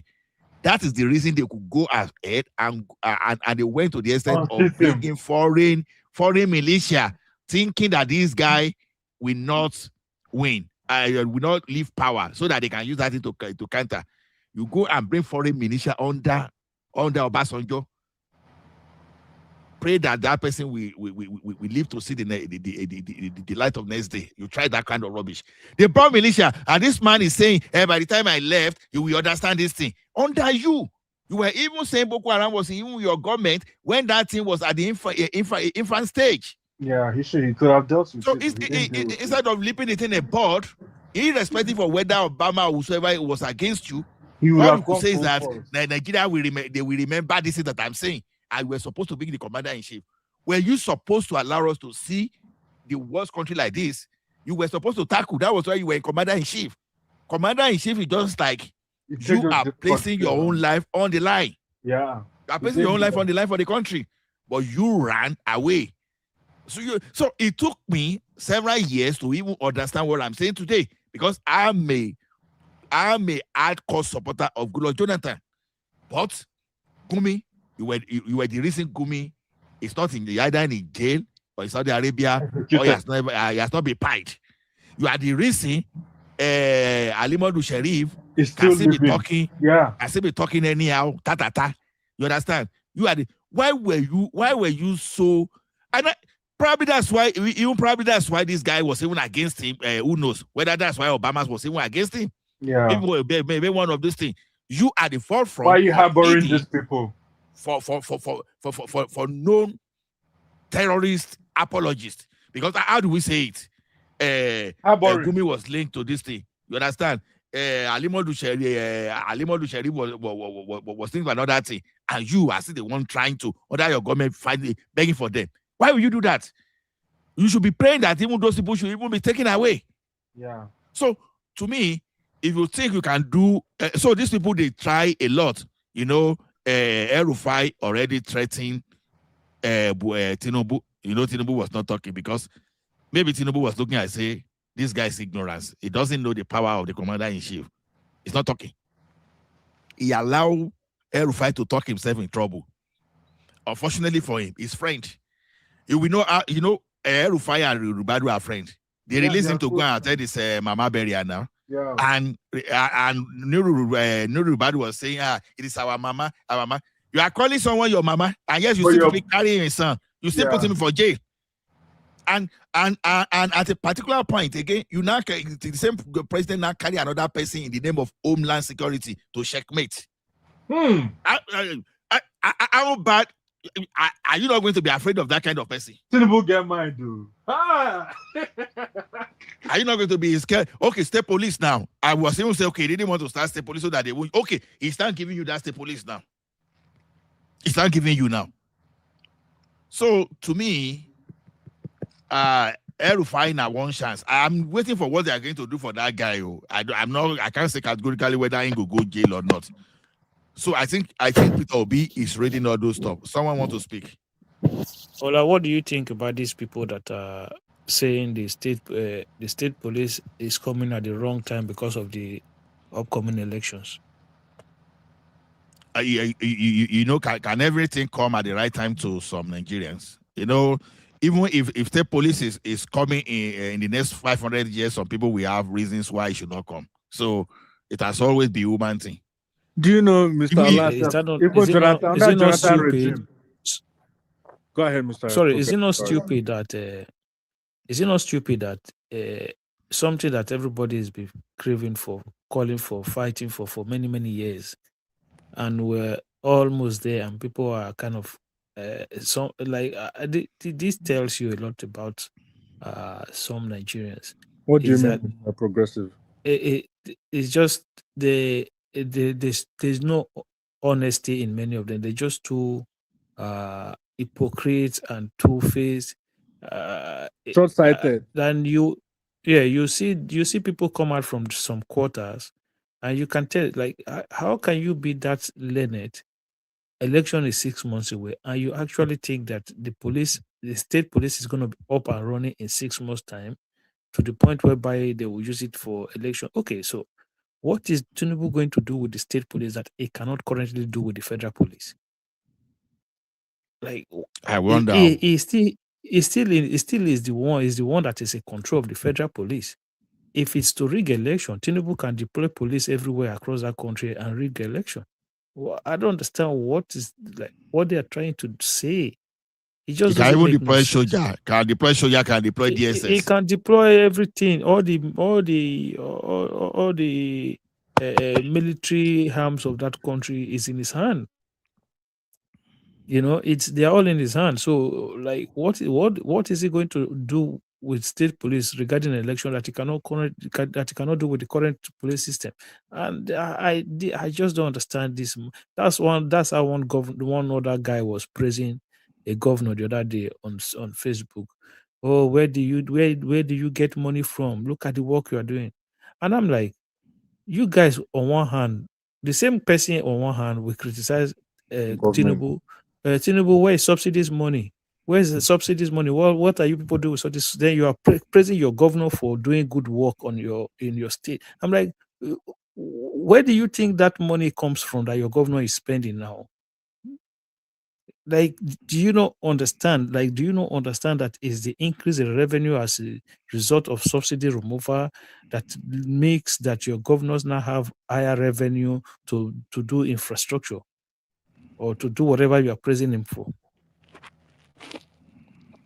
Mr. Progressive. The other one was saying that Lagos. They were talking about Lagos. You're talking about a country like places like Amsterdam. You know, like, I would have loved, like, there's, in this life that we have now, right? Sometimes maybe there are some people that they would have loved that their father was Bill Gates, right? Or their father was Dangote.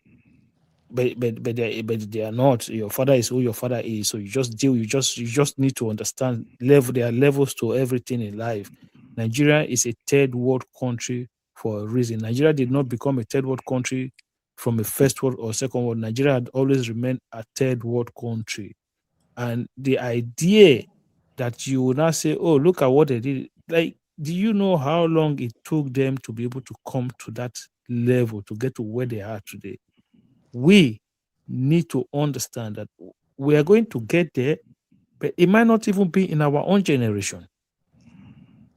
Okay? There were a lot of people that suffered, that lost a lot in this China economic revolution. They did not even enjoy. They did not even live to see the Chinese of today, the China of today.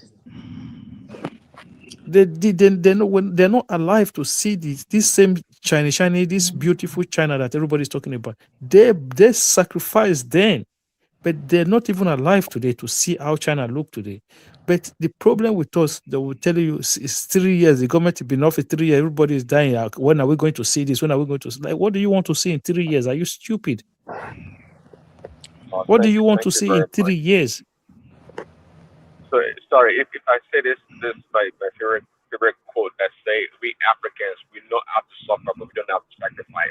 Is that correct? Yeah. So like somebody. So we've been practicing a system for many years that we had under military government subsidizing this, subsidizing that, subsidizing this. It's more like a unitary system, head of state control everything. So we went into democracy. We said, look, guys, we're running a federal system of government. Can we practice the true federalism, a federal system of government as it should be? And we've been having this fight since 1999. We talk about local government functioning, we talk about policing, we talk about security, we talk about education, we talk about how to decentralize all of these things. And What is Obasanjo saying about this election? I don't know. I'm just going to. So we've never been able to get to that point where we say, okay, let's start to decentralize the system. Then somebody came along in 3 years. Sorry, but they say that diversity that's the problem. What about Sorry? that? They say it's our diversity that's the No, problem. the federal system actually address our diversity. And this is why I don't understand. The federal system is the best system for a country like Nigeria. Because what it does is that you can break it down to even a local government or even ward. Do you understand now? So you have belonging. So if you have a tribe and you want them to have a share, they can have it within a ward or within a local government. And they will I have totally agree. So I come sorry for interjecting. So I come after every coup, after this and that. The people that take power always want to bring us to one as to one unitary system. Why do they pursue that? When obviously no, because no. Precisely what happened was that it was people who thought maybe they needed power to be able to consolidate what the advantage that they had then. They were the one who actually start to bring all this go do with degree this, degree that, the degrees that are making that solidify power at the central. So the problem now is that they forgot that they got power through the arms, and they could also lose power through arms, which was what happened. So when they lost power, that was one of the reasons that we went into the civil war in the first place. So they could not come to terms with losing power, and they wanted. They were not asking for something that they did not give when they had power. So that was one of the problems that we had. I understand the military, but our civilian leaders also, when they come to power, it's not like they're trying to come there to separate and make us regional system or a system that addresses our diversity in order to be more productive. They don't do that. They if you ask me, they behave like the military also. How many? Yeah, Let me ask you. because No, sorry, Akim. we've never elected No, a true Akim. federal. Yeah. Let me say this. It's like how many civilian government have we had, Prince Adi? 3.5. I mean, from a time of Let me tell you. When the military abolished the regional government in 1866, the best person and the person that was actually had the opportunity and in the best position to have returned us back to that regional government was Obasanjo in 1976. You understand? Because he had the opportunity of handing over the government to a civilian government. And he actually wasn't the case because he was the one now that started the creation. It was Obasanjo that created local government in 1976. Yeah, but for me, but to be honest, for me, I think it was the best thing. I think the system for me is better than Wasn't that. right. that is better than that regional system. I'm not going to lie to you. I prefer the federal for Nigeria, the way Nigeria is, because what people don't understand about Nigeria is What that about the you minority? exactly there's too many minorities in Nigeria. There's a lot of minority, and Yeah. for them to have representative, you have to create a system that have a local government, ward level, things like that will make sure that they accommodate them. But let me tell you, regional government does not abolish all those ones also now. If you have a regional government, doesn't mean you can't have a local government. Yeah, but you have to you have a region that is just too big that maybe the overwhelming majority of that region will Take then be over, which is taking what will take happened. over. No, but progressive, but what we were using even as an 1960s was still the federal system too. The only thing is Because that instead of don't forget, it was during the regional system that the Midwestern region came out of the Western region. Yeah, exactly. Okay, progressive. Look at this. I don't want. There's something that I can't talk openly for. Okay, let's say it this way. What that regional system we were using will still not stop even our multicultural background to even implement the way it is. I understand what you are saying, but one of the reasons we are having this problem today is just that we have 3 major ethnic groups. And Baba said something earlier. When you look at China, you have the Iron Chinese that they are about 88% of that thing. So no power tussle between that major ethnic group and any other group. And when you look at across most countries that develop today, they just have that homogeneity that is very high, maybe 70%, 80% that one ethnic group dominates. So we are not having all these counter Igbo versus Yoruba narratives, Yoruba versus Fulani, Hausa Fulani narrative. So there, we don't have this homogeneity, the problem from the religious Sorry, angle. I hear you. So, there's no country in the world that is as diverse as ours that's never succeeded to develop. Is that what you're saying? No, can you say that again? Can you say that again? So yes. The answer is yes. So if you have an example, just give us. By I was evidence. asking a question actually, so I don't have an answer. I was thinking back, but I don't think I have an answer. Prince Daddy, I took my time to, now that we have AI tools and a lot, I took my time to actually make that research. And even someone was even pushing out that country to me, and I insisted that the fact is consistent.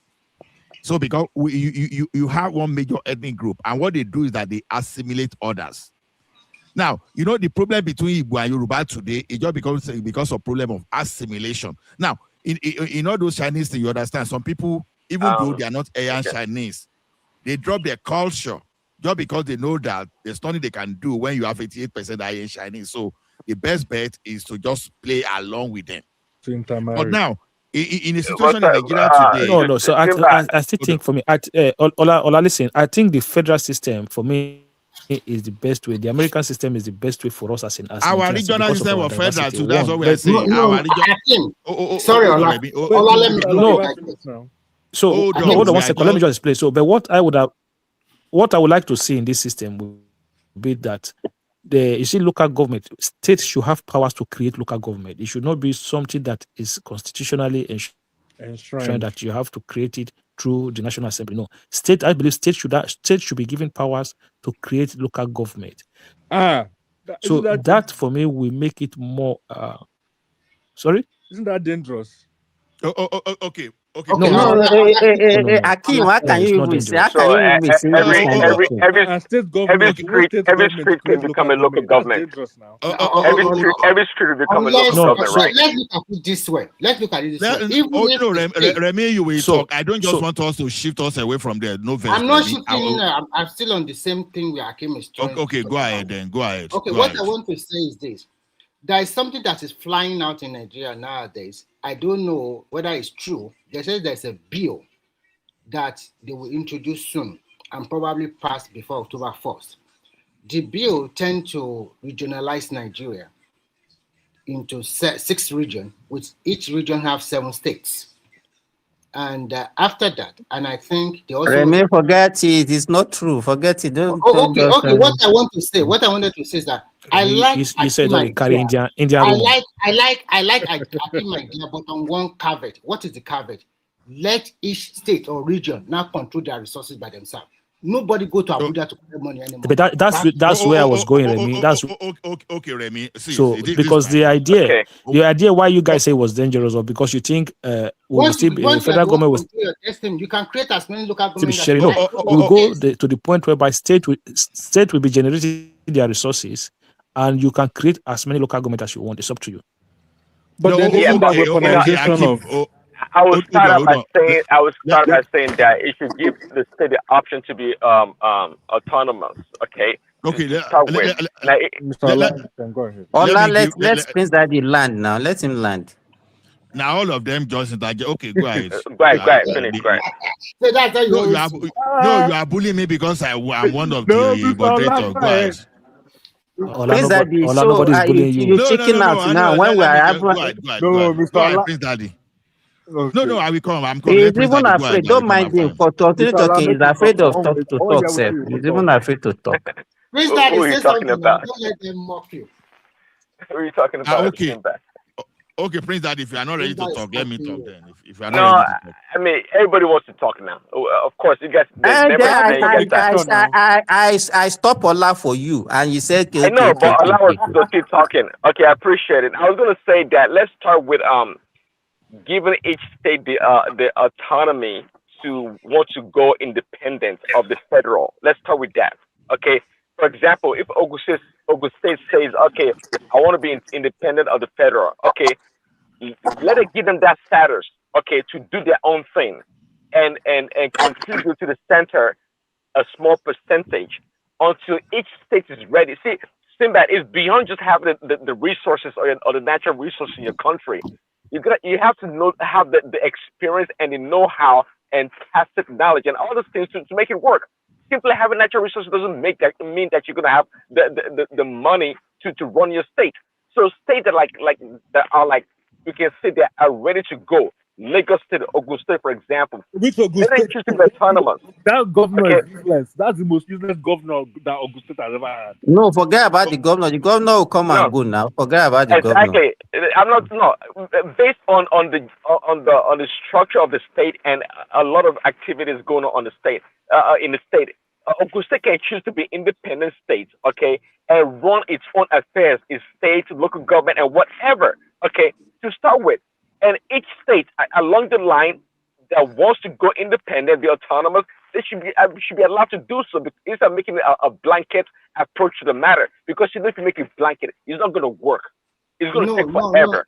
No, Prince Daddy. If you want to make a policy, you cannot just say blah blah blah like that. When they talk about state police, it's okay. But when you are talking about become autonomous, there should be an act or by the constitution. Everybody go autonomous. Because if they don't go autonomous, I'm trying to address the problem at the same time. It's not going to be easy. Let me say it's not going to be easy to do that. Well, I'm just trying to what you are saying. If, for example, Ogun State become autonomous and they were quite successful, you will see more than 50% of Nigeria, they will just rush to Ogun State and then overstretch their resources again. This is not fair. You're correct. Well, if you ever hear me talk on this show, I always talk about immigration or border control. I always say that because I know what you said, of course, is right. See, the ability for each state to regulate its own population in and out is very important. And that's why I always make a point that it does, even right now, why do you think many people leave their state and go to Lagos State to overwhelm the resources and what they have over there? Because they have those amenities and they have those resources to expand. Yeah. Okay, Prince Daddy. You know, we are moving away from even the major structure. Mr. Alam, yes. Now, so let me tell you, progressive. You said this structure we have now is better than what we used to have. That's where I disagree with you. You know that what we used to practice as regional government is what Canada is practicing. Yes. You understand? So we are constitutional democracy and we have federal system. The provinces are their own states. Exactly. So basically. So now let me tell you something. Why will you separate Yoruba people into Ogun states Lagos State, or your state, to the point that we now created, we even want Yoruba state to call it Kwara for the North Central to assimilate. You understand? So now, the Midwest we talk about the other time is this. You are not looking at the agenda there. The agenda, I'm sorry in quotes. No, I will offend AKO now. Okay, don't let me offend AKO. I beg, talk it, Larry. Which one? If you want to talk, talk. If you don't want to talk, keep quiet. Then what is the offend? Okay. The thing now is this. Why they created Midwest was not for the interest of the Midwest. And why they created all it's for the Azikiwe interest of East. So I know that one. So what is in the public domain? That is what you are now free to say.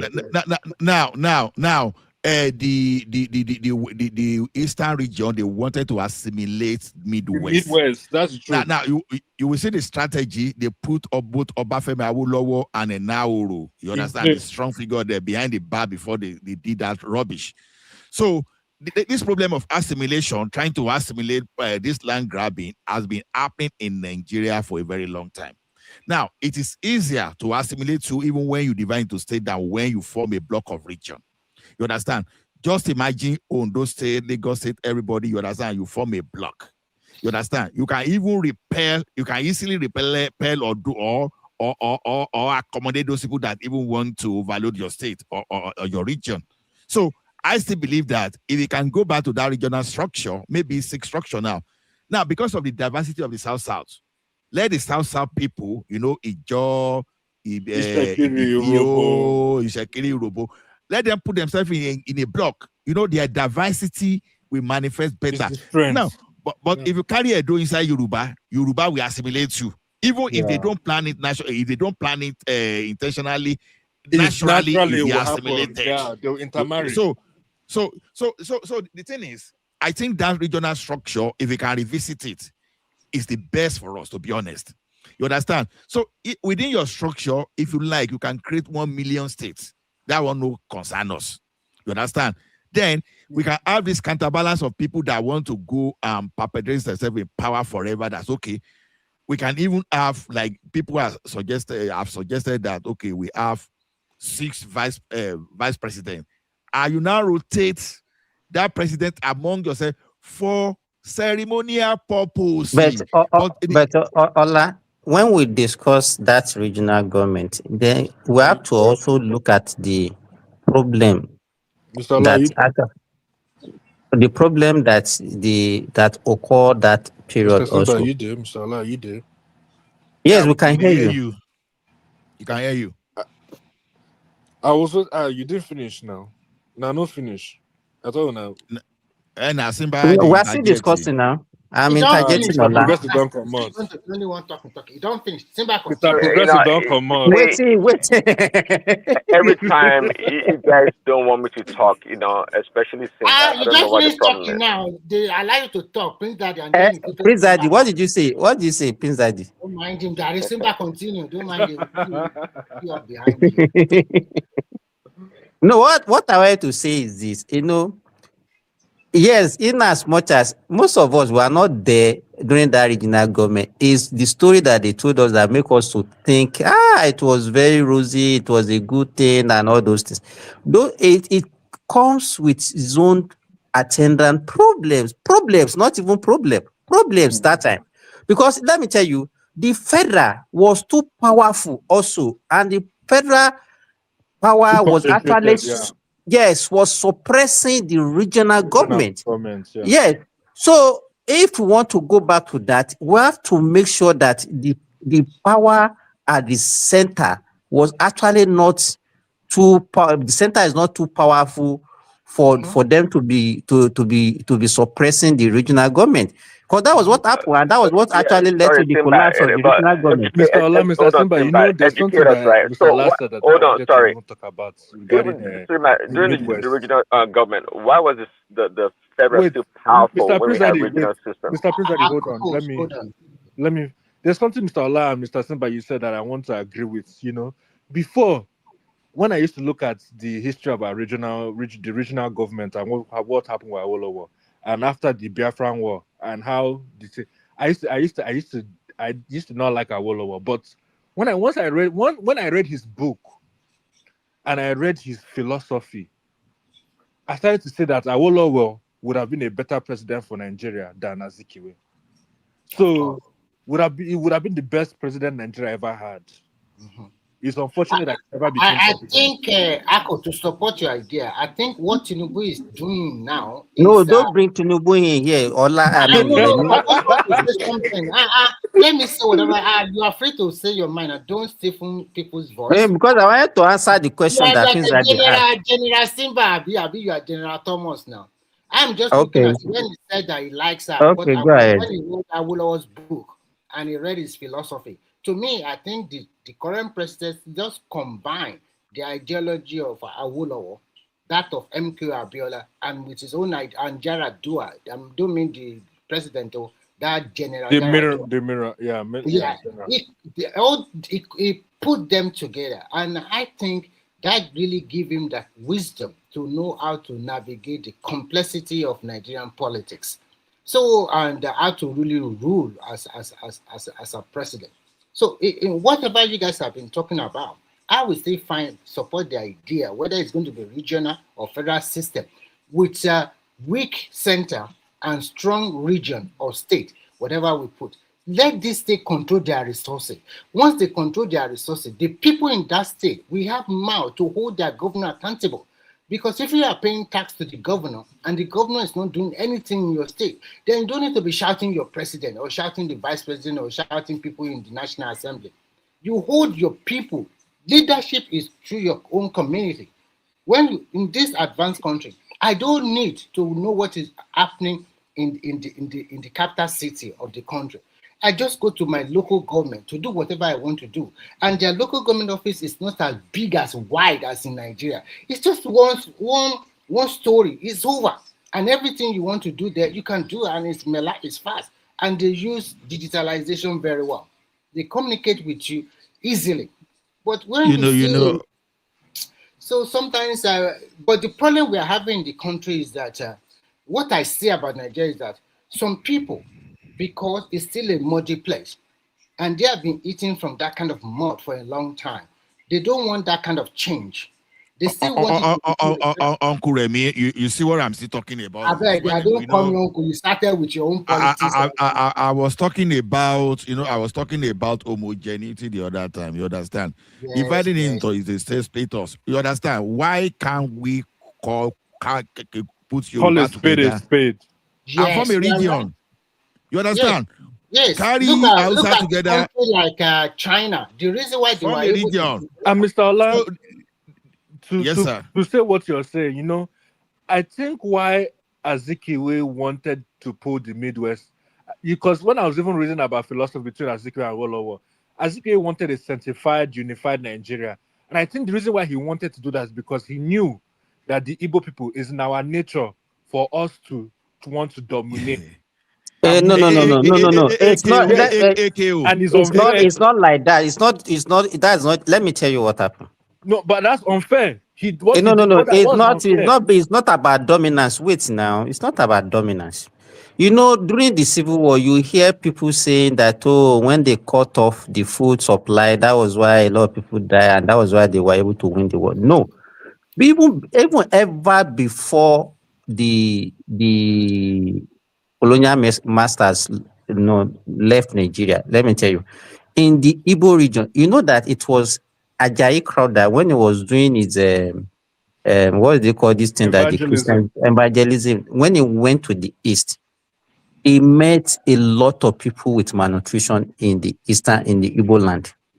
In fact, he was one that introduced cassava and maize to the Igbo land, because that place actually was not too the land was not too, it was not enough for the people to grow food, and they could only grow food only through maybe only a few months during the year.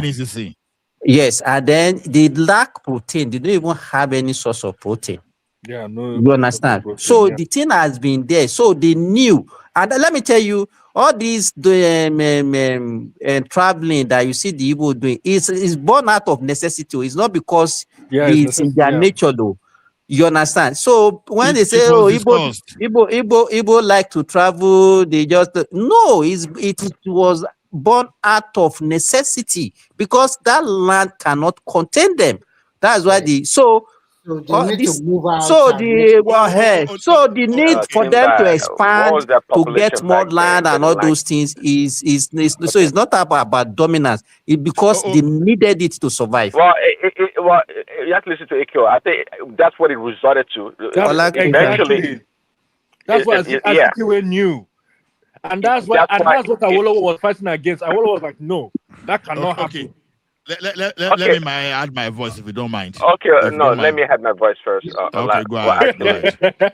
Yeah. Well, actually, the question is for you. So you keep repeating this what you call it, homogeneity in these other countries that we don't have. So I'm trying to get to the bottom of your point, really. So because we're not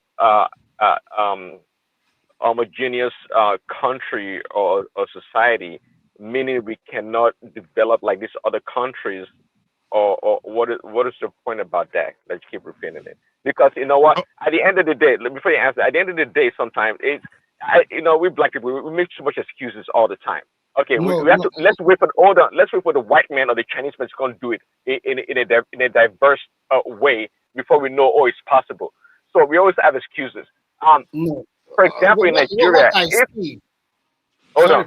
In Nigeria, Remy, let him land now. Let him land now. See, in Nigeria, let's say we have actually, I said, our former leaders, they came from the minority tribe. Is that the case from Gowon to Muritala? They all came from minority tribes. So my point here is that you can even have a minority over the majority if they have a vision and the power to rule. They can rule the country in the right direction.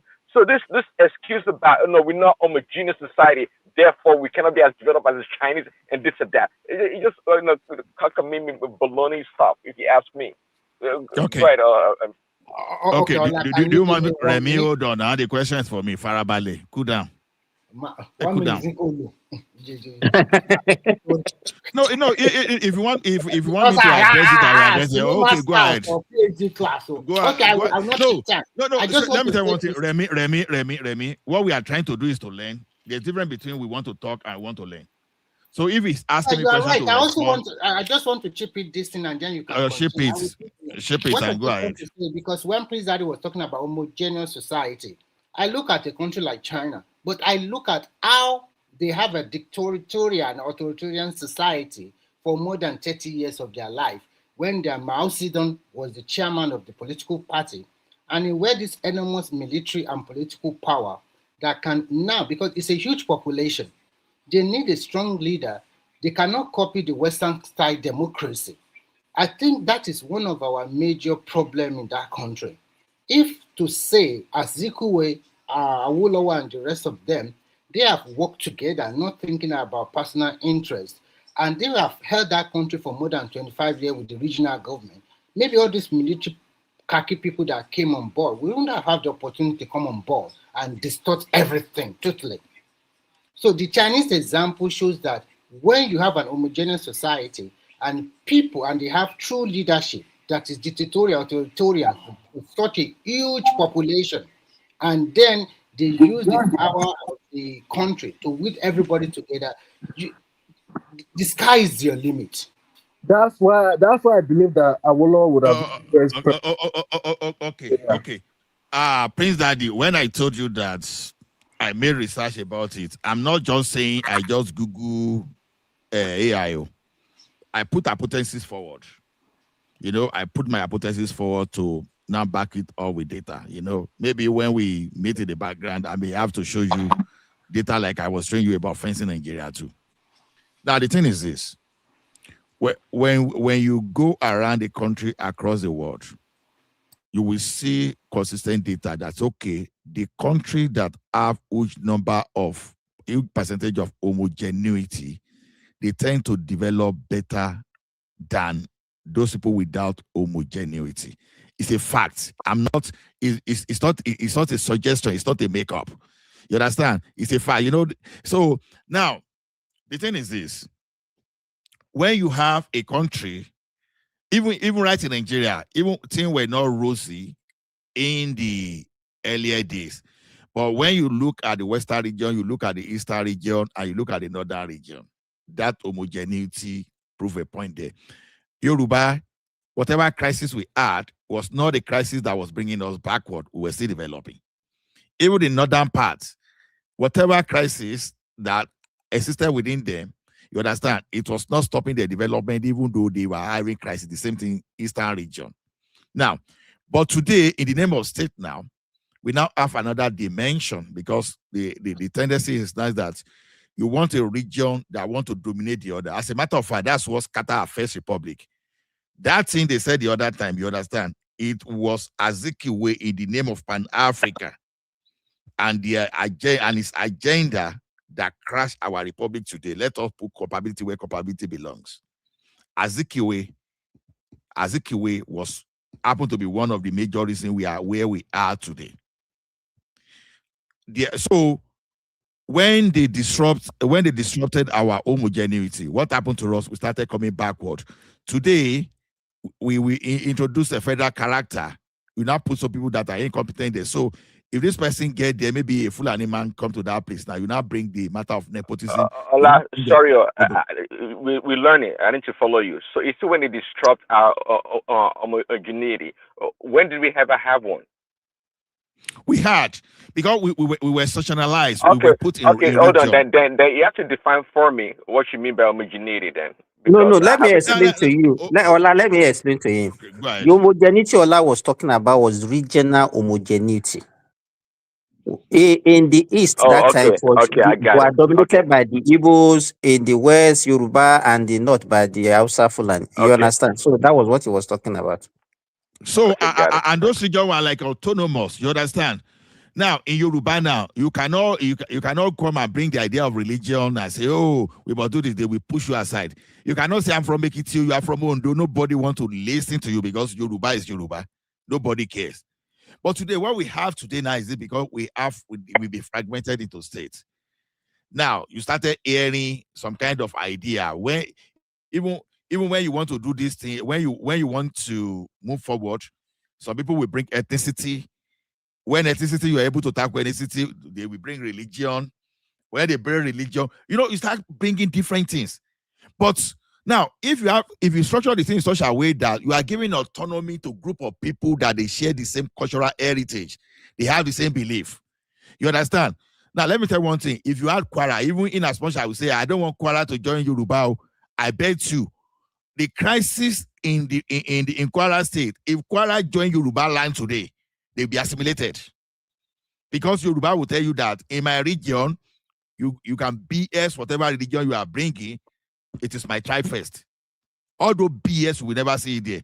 Now, the same thing too, if you go to all those northern people, you understand, the people there, they will naturally overpower the remaining people. The crisis will be less because they will be the one to dominate. And one thing is this, once the people that have the greatest homogeneity when they're in power, you have less crisis. Because already you are giving them, because they are like, let's say they are about 80%, you give them power. They don't have problem with you. Everything is good because the remaining 20% people, they know that they cannot fight you out. So they tend to agree and there will be less crisis. But as we are today, Hausa, Fulani, they are the largest ethnic group when you put them together, followed by Yoruba, followed by this thing. And when you look at how we are big enough to cause crisis because we are countries on our own. Yoruba as a nation is a country on its own. The northern people, Hausa, Fulani, they are country on their own. Then the Igbo people, they are country on their own. So you now put 3 countries together and you want to now assimilate them into what they call Nigeria. As a Yoruba man, I don't want to drop my culture and start, my English is not even good. So you want to take my Yoruba away now and start speaking English that I don't even understand like I understand my Yoruba. It's not going to work. Or you want me now to drop my Christianity now, and all of a sudden now you want to give me the brand of Hausa Islamic. I will not take it. So we now focus more on ethnicity, something that will divide us, both religion and ethnicity. We now fight one another. So we concentrated on what we are not. We concentrate on what we are not supposed to concentrate on. That's the problem. But when you look at Chinese now, probably most of them, they are just 80, they don't care.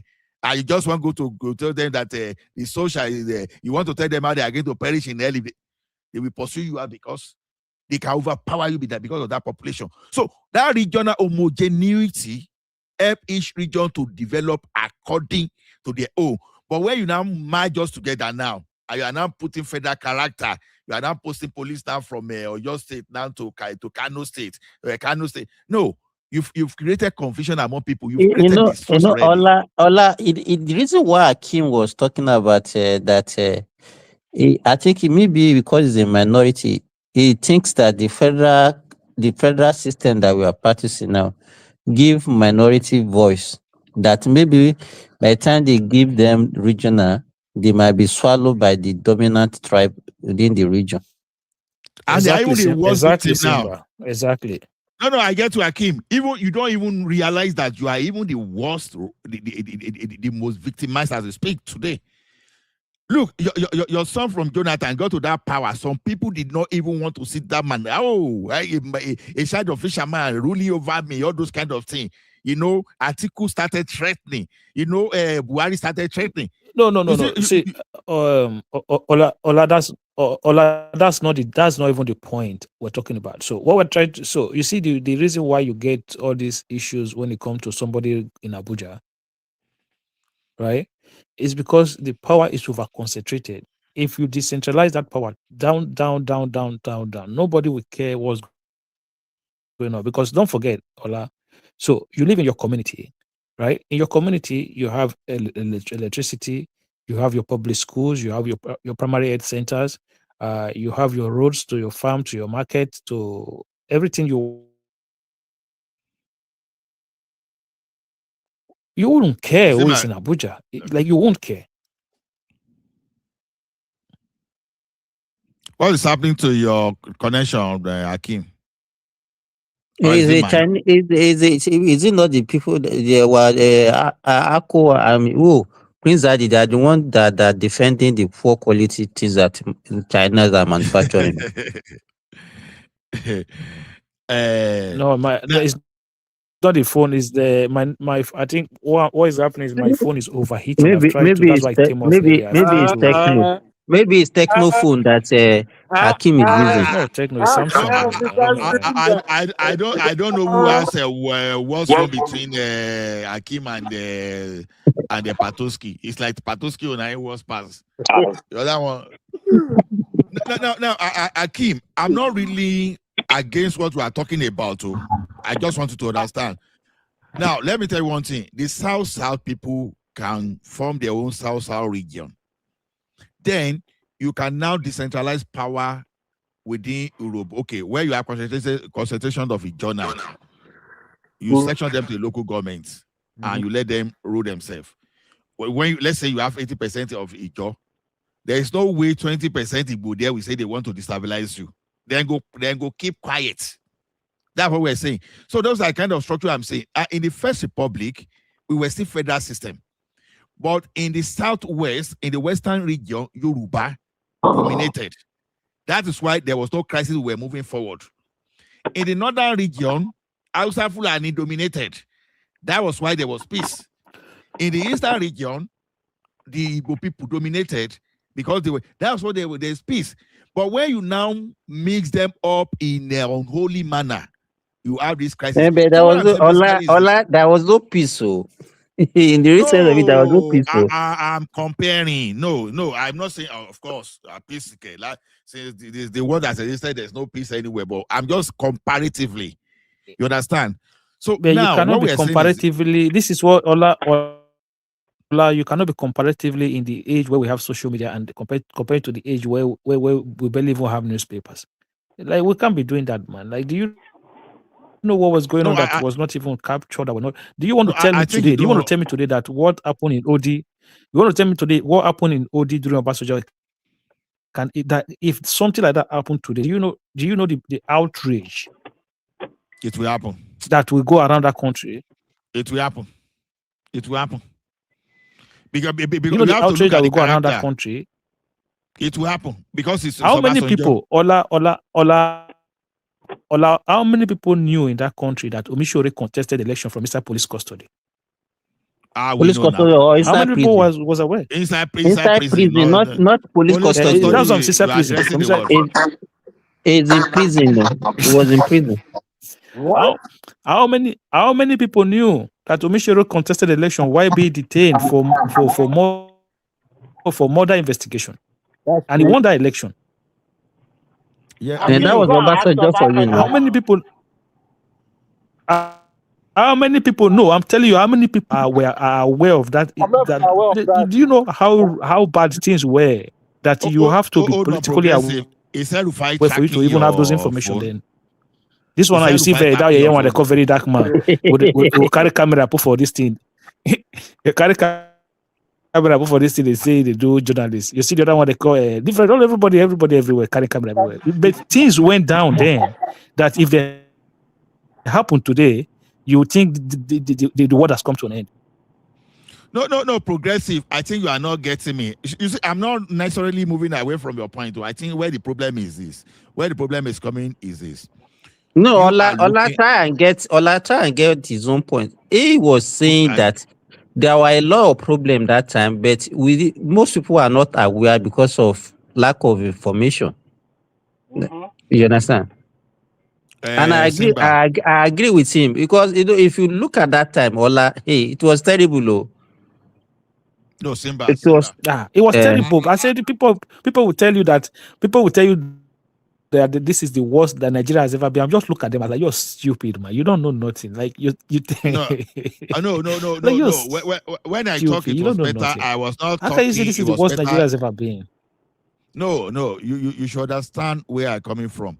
When you segment this thing, when you slice it, when I say it was better then, I'm not necessarily talking about riot and all those things. I think Ola is talking more about economically. God bless you. God bless you. That's exactly what I was talking about when I said it was better. Now, what happened? The two of you reach an agreement, Remy and Ola. Now wow.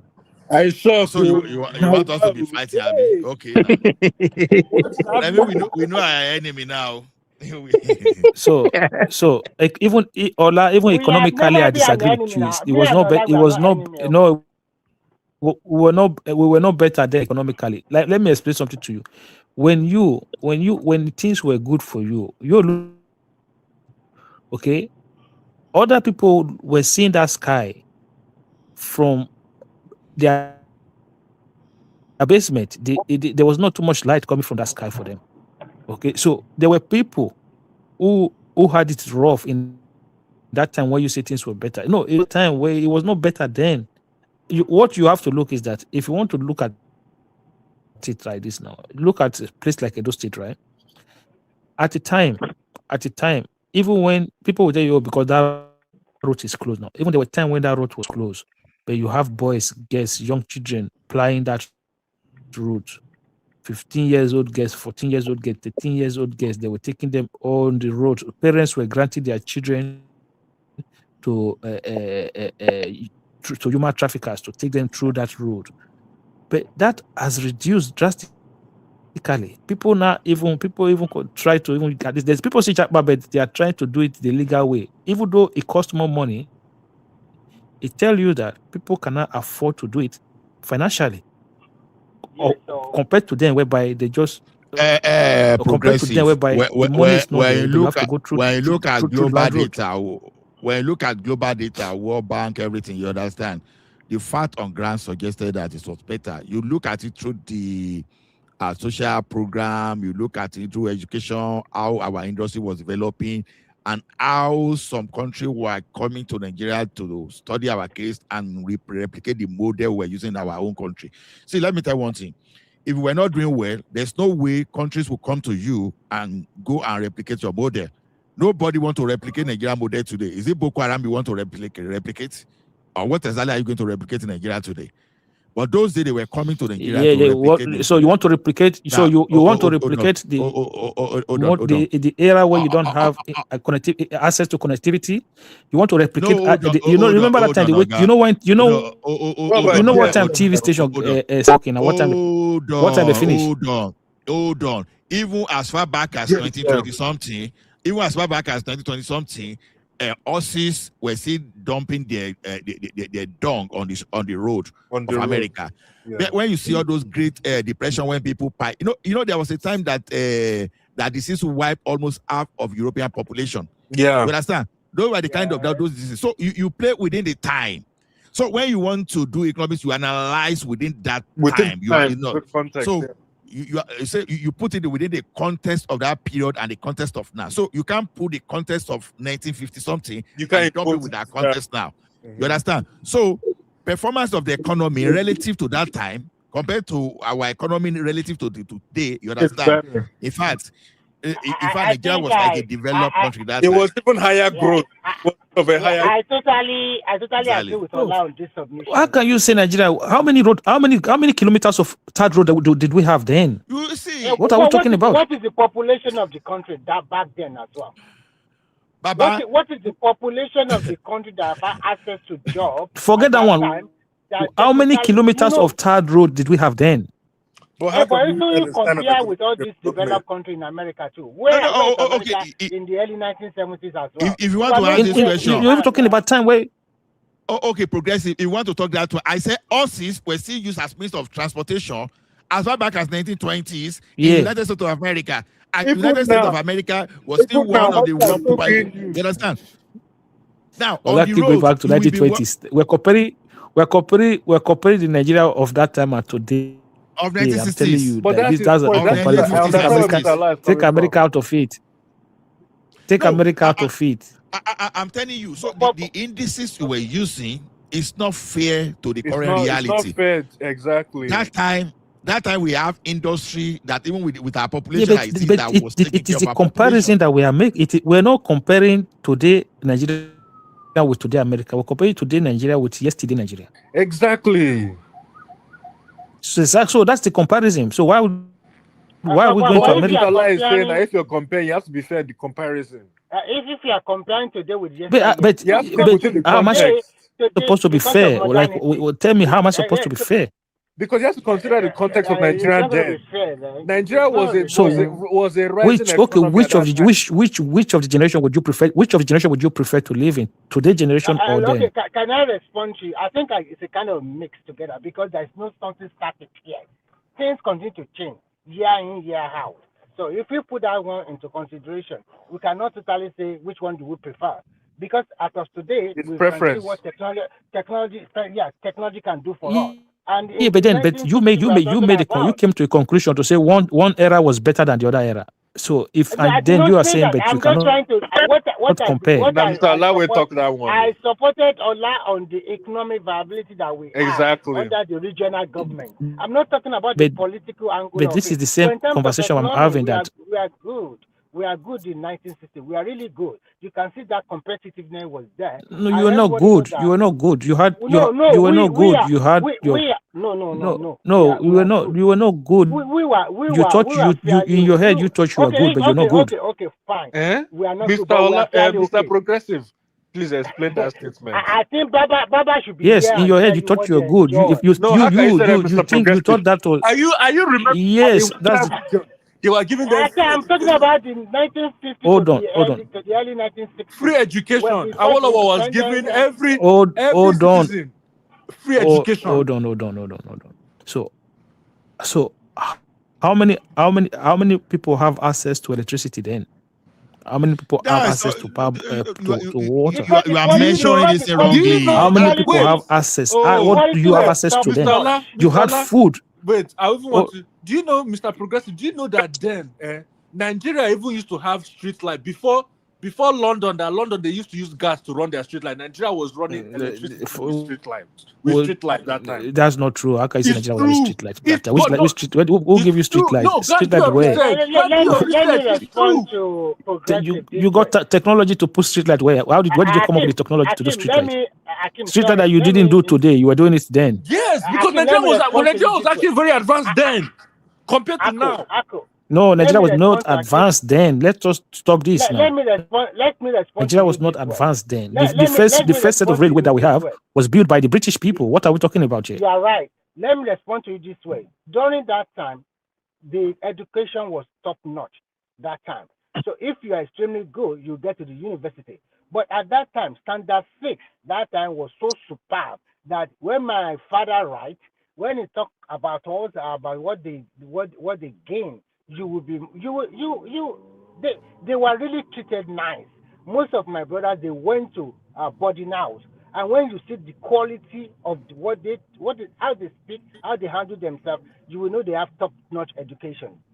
It was so good. But unfortunately, for the time we started having problem is because of this military taking over from Nigeria and the counter coup and the rest. And some of our founding fathers also have their own personal, especially, I'm sorry to say, Azikwe is the architect of all this problem, okay? Because he wanted a unitary government where he can have that absolute power. So let me hold on 1 second. They had top quality education, right? That's what you say now. Top. Yes, So when you have yes, top yes, quality they education, did, hold they on now, did, hold they on, did, hold on, yes. hold on now, hold on. When you have top quality education, it's supposed to result in certain progress within the society. But there's a kind of a So lot of how distortion. many There's a lot of successful research? Hold on now, hold on. Let him talk. How Let him go. many successful researchers came out from those quality education? How many successful That's a very engineers? good question. That's a very good How question. many I will came out He's answer from you. that taking it out quality of education? Let me No, answer you. Remy, you will continue. Remy, you will continue. See, Akim, you are taking this thing out of context, and I will tell you what you are doing now, and this argument will never end. Human being plays within space and time. You understand? Now, today, you can even compare America today to America of 1960. Now, in 1960, we don't have AI, we don't have all these, even the medical services, they are not better in any way. So today, some people may want to say that today America is better than that of yesterday because of capability. But in the recent, if you look at the quality. Exactly. If you want to rate America of yesterday, you The rate quality was higher. within the performance within that time and space, and you rate today within that time and space. It's possible for you not to have road in 1950s, not to have some other thing, but when you look at the index, then you can have like say 95% performance. Now, despite of you having road AI today, you can still measure the index today, and we come to 60%. So, but you cannot go to the time in the past. Yeah, but what are you, Ola, what are you using to measure this? What are you using to measure this index? Let me respond to what you raised. 90% of the people there were farmers. They go to farm, so they were not really having like income in a way. You can see during the early 1960s, there was a lot of research institute in the southwestern part of Nigeria, including Midwest that time. You can see crane functional. Yeah, they were functional, and that is why you see the cocoa revolution and the rubber cocoa revolution in the southwestern part of the country. So they were quite organized. But what killed us is that because of that boys coming into power, it's really destroy everything in that country. Now, let me put this scenario to you. Let me ask you a very good question. Let's assume there was no distortion or there's no from the military khaki boys. If there's none, and then we have Awolowo, Zikwa, and things continue to go. Nigeria would have been far ahead. It will be better off today. All this agitation will not have come into being because everybody was just. Hold on, let me ask you my question. Simba, do you want to move this into the background at 5 hours mark? Okay. Simba is Lamilawon. Me at this time of the day.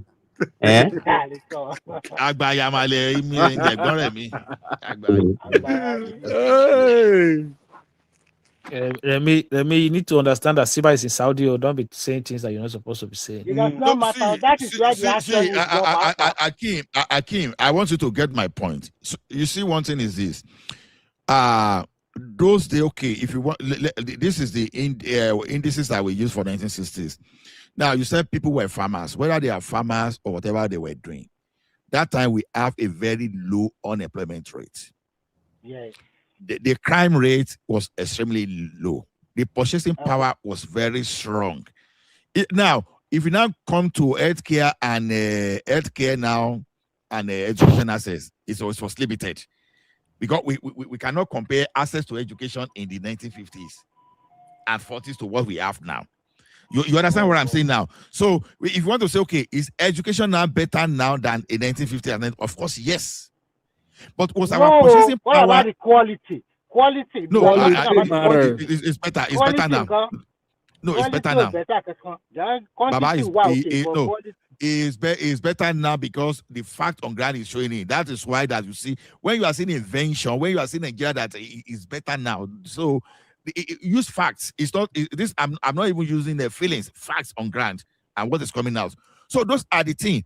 Economy, then our purchasing power, our economic activities was stronger in those days than now, whether we like it or not. $1, yeah. So you find it with the World Bank, you find it with IMF. I'm not the one speaking. What did you purchase? What were you purchasing that you have a purchasing? What were you purchasing? Well, whatever you were purchasing then, whatever you were. See, that time you don't need to purchase by my limousine. Exactly. Yeah, but what were you purchasing? You were buying nothing. You were buying nothing. What Mr. Hakim, you are buying nothing. I think maybe what Ola is trying to tell you is that the what do you call it? The purchasing power of the currency that time was strong enough. How much are they people buying? That were traveling? People that were traveling from Lagos to London. How much? So Ola, please, can you do me a favor, please? Can you tell me, Ola, please, can you do me a favor? Can you tell me from what year to what year you're actually talking about, so that I can know how to bring some conversation into it? I'm talking of late 50 to our first republic. I'm talking that to our first republic. You understand? When we're talking of from economy, 1952 or 1954 to around before 1965. To 1966. So, but at that time there was nothing to. What do you mean purchasing? What were you purchasing at the time? We were purchasing. How many people had income? Okay, have you seen? Hold on, have you seen Adebisi house in Ibadan, for example? Have you seen Adebisi house in Ibadan? That you are calling my in-law. You don't know. You understand? Go and look at his building then. That was hold on now. Go and look at his building even then. when you go to the east too, and you see the quality of buildings. Go and look at the Adebisi house that time. You understand? They call it Adebisi mansion. It has over 30 rooms. And 30 rooms, 50 something rooms. 50 something rooms. 50 something rooms, sorry. So that's 50. So that one is 50 something room. That one is 50 something. So do we want to compare to houses? I want you to get the houses now. No. You compare it to what was obtainable then. Let me say this. You know, when you go to Europe, this is what I'm doing. I'm trying to explain to you. Okay, Ola, let me explain to you. Let me 1 second. I want to tell you something, right? So, growing up, right? I know that I didn't grow up in that era of First Republic, right? I didn't either. But growing up, I grew up in a society whereby in a street, it could be 1 or 2 houses that